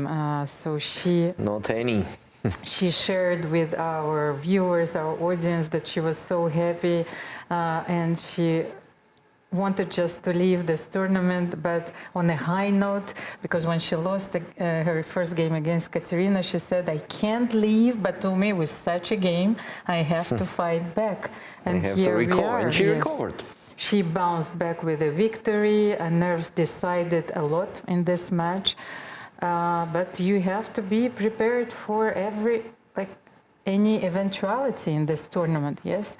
You have to prepare yourself to a new reality, to a new time control. So in this tiebreak, our fourth match is played now with a forced time control, by the way. So after grueling classical games, then we had rapid 15, rapid 15 plus 10, 10 plus 10, then 5 plus 3. And could have 3.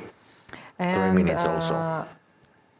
What are your expectations for this last game? Are we going to see for the first time the sudden death? Sudden death. At least we have good chances. Well, at least I will kill someone today. With sudden death. With sudden death. I think that, you know, this is going to be a long day. Somebody will die suddenly. And if we'll still be in the studio somewhere in the middle of the night and 3 in the morning, then Valery, get ready. I will leave Batumi we today. Will fight, you know, you will have to fight for your survival. You know, it's like it's going to be a fight, you know, it's like MMA combat, you know, no rules, everything is possible. But we see a handshake.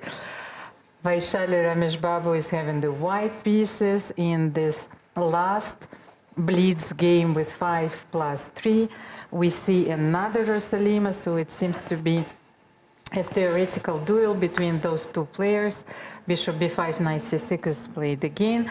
Meruet has changed from her g6 preparation, and we see once again the same opening as in their second rapid game, but Meruet didn't take on f3. Yes, she played a different line, and well, this is also a very well-known line, but as far as I remember, it was always considered to be better for white, so let's see.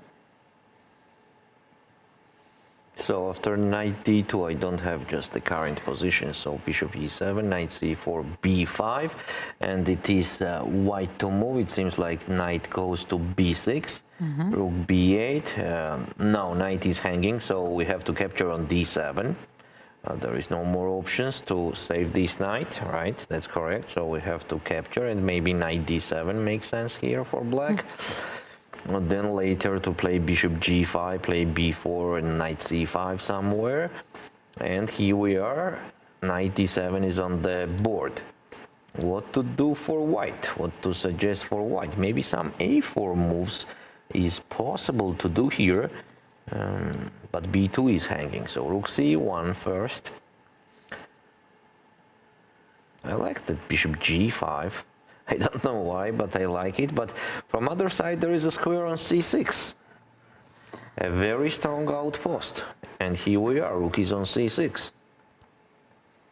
The thing is that, well, you can see, of course, that the pawn structure on the king side was altered, and you might feel that white king is vulnerable, but this was always considered to be a better position for white, because this bishop on f1, it plays a defensive role. You can always play bishop g2, but it also attacking those white pawns. Yes, yeah, b5 now I think and a4. a6. a4 will be the strong move after rook a8, just to push a4.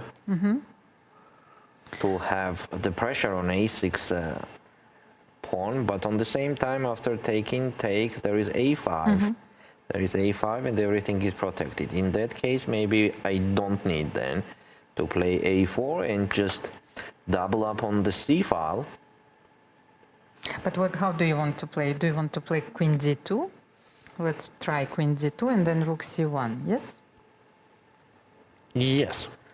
But f5 is a counterplay, f5, yeah? of course, is a standard plan. Yeah. Queen c2 was played by Vaishali. Yeah, by the way, maybe bishop h3 was a strong move to stop f5, on the same time activate the bishop from h3. Anyway, Vaishali played queen c2.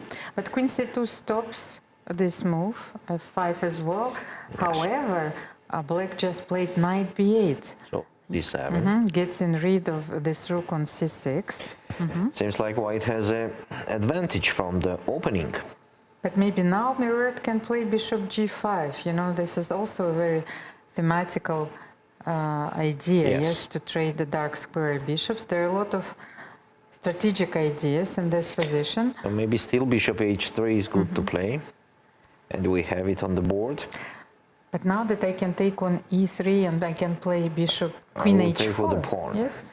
Ah, you want to take with the pawn. But okay. queen h4 still. Attack? No, you That's cannot it. take with the pawn. Yes, that's it. It's just game over. Bishop e3, rook e3. No. I thought that rook e3 and then I will play queen h4.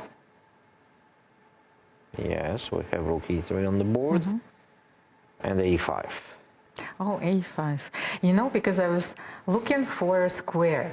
Because after rook e3, maybe let's just show queen h4. And as surprising as it seems, after queen h4, you could have played bishop c8. Yes.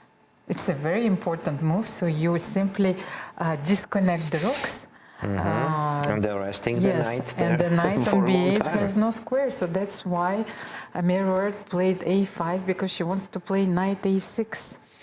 Bishop f1, so what's going on knight a6?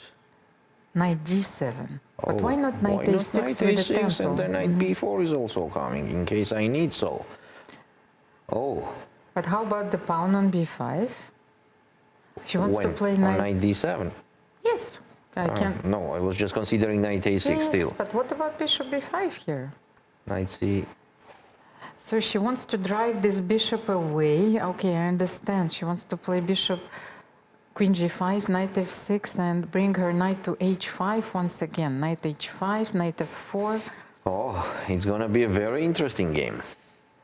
White is pawn up, but the black has sufficient compensation connected to the weakness of the white king. So it was a sacrifice, and Mirror thinks that she will have very active play here. Knight h5 has to be, right? Knight h5, but then queen g1.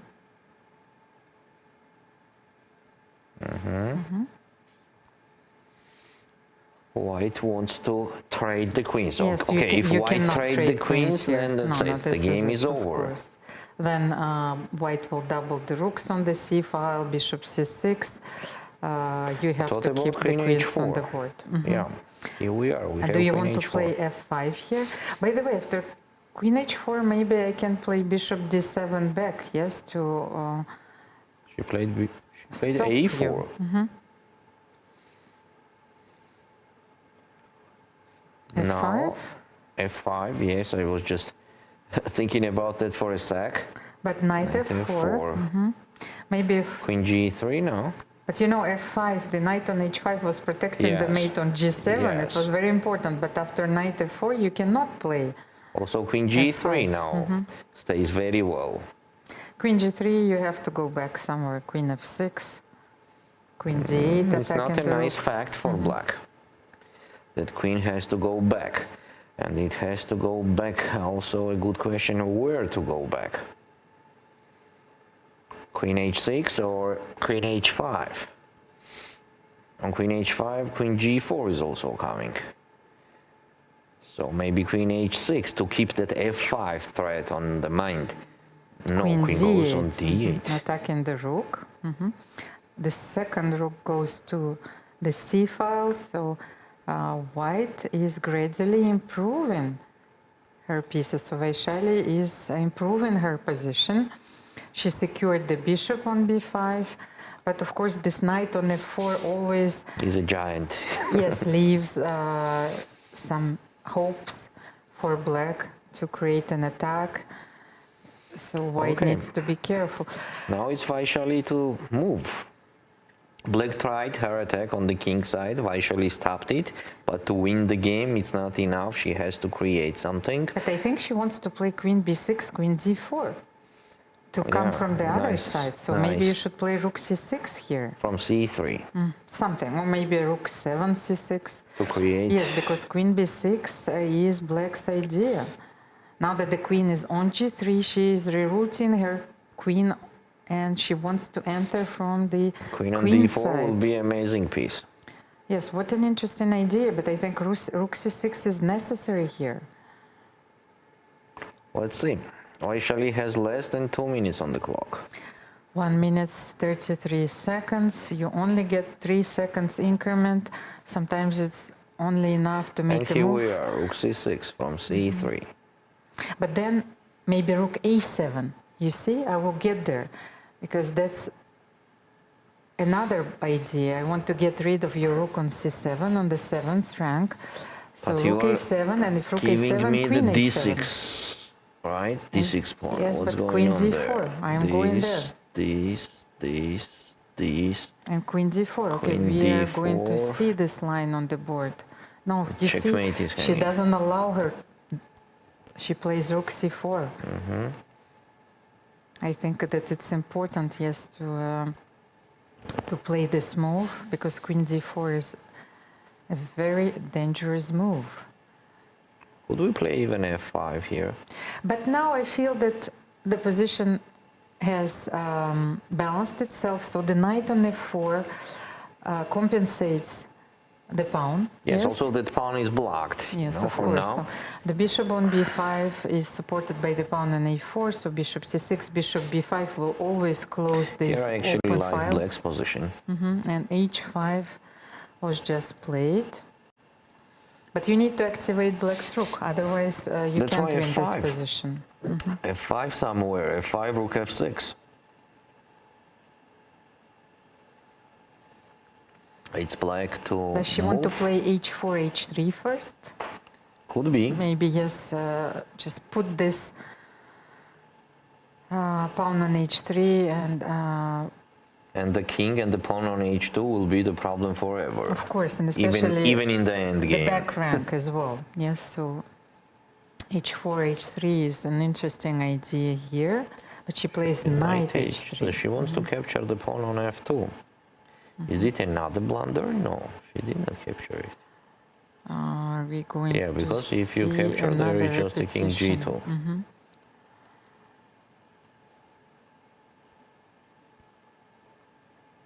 How many seconds do we have? 54 seconds for Vaishali and 1 minute 42 seconds. So how about Queen g1? Are we going to see a repetition here? I don't think so.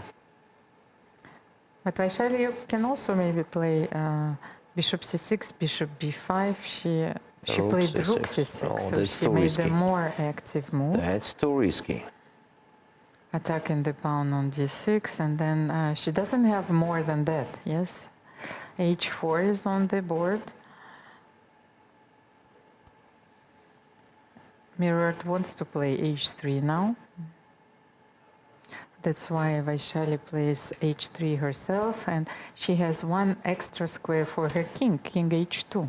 I like this move. h3 is a very important inclusion in this position, so I still feel that this position is within drawing margins for both players, but it remains very complex. Yes. And once again, nerves and time will decide this game. 1:26 for Mirrored and less than 20 seconds for Vaishali. She played king h2. And this is it, she needs to wait here. Is rook c8 makes sense? On rook c8 there will be rook c6 any time, right? So queen b6 was in the game. Queen b6, eyeing the pawn on f2, yes, but b3 is a very good move. Supporting the rook, just in case. So b3 and the h3 was quite nice. Yes, it was very well played, but Mirrored is also doing very well in this game. She sacrificed the pawn, she tried to activate her pieces, but I think that this is it. How can you improve this position more? Yeah, a bit earlier it was a time to push f5 for black. I think f5 was creating the extra problems to white. Now there is no chance. Well, you can still play g6, king g7, but to no avail. Yeah, it's not the moment. Queen that was before. e7, rook c6, maybe queen a7 back.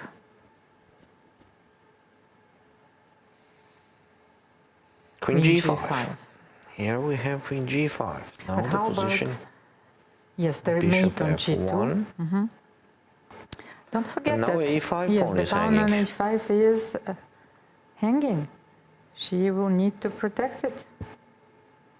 Rook b8 is played. You know, she's trying to activate her pieces. Queen e3, protecting the pawn on b3. And the players are down to their last seconds. Queen c3, improving the queen, you know, and taking the control of a c file.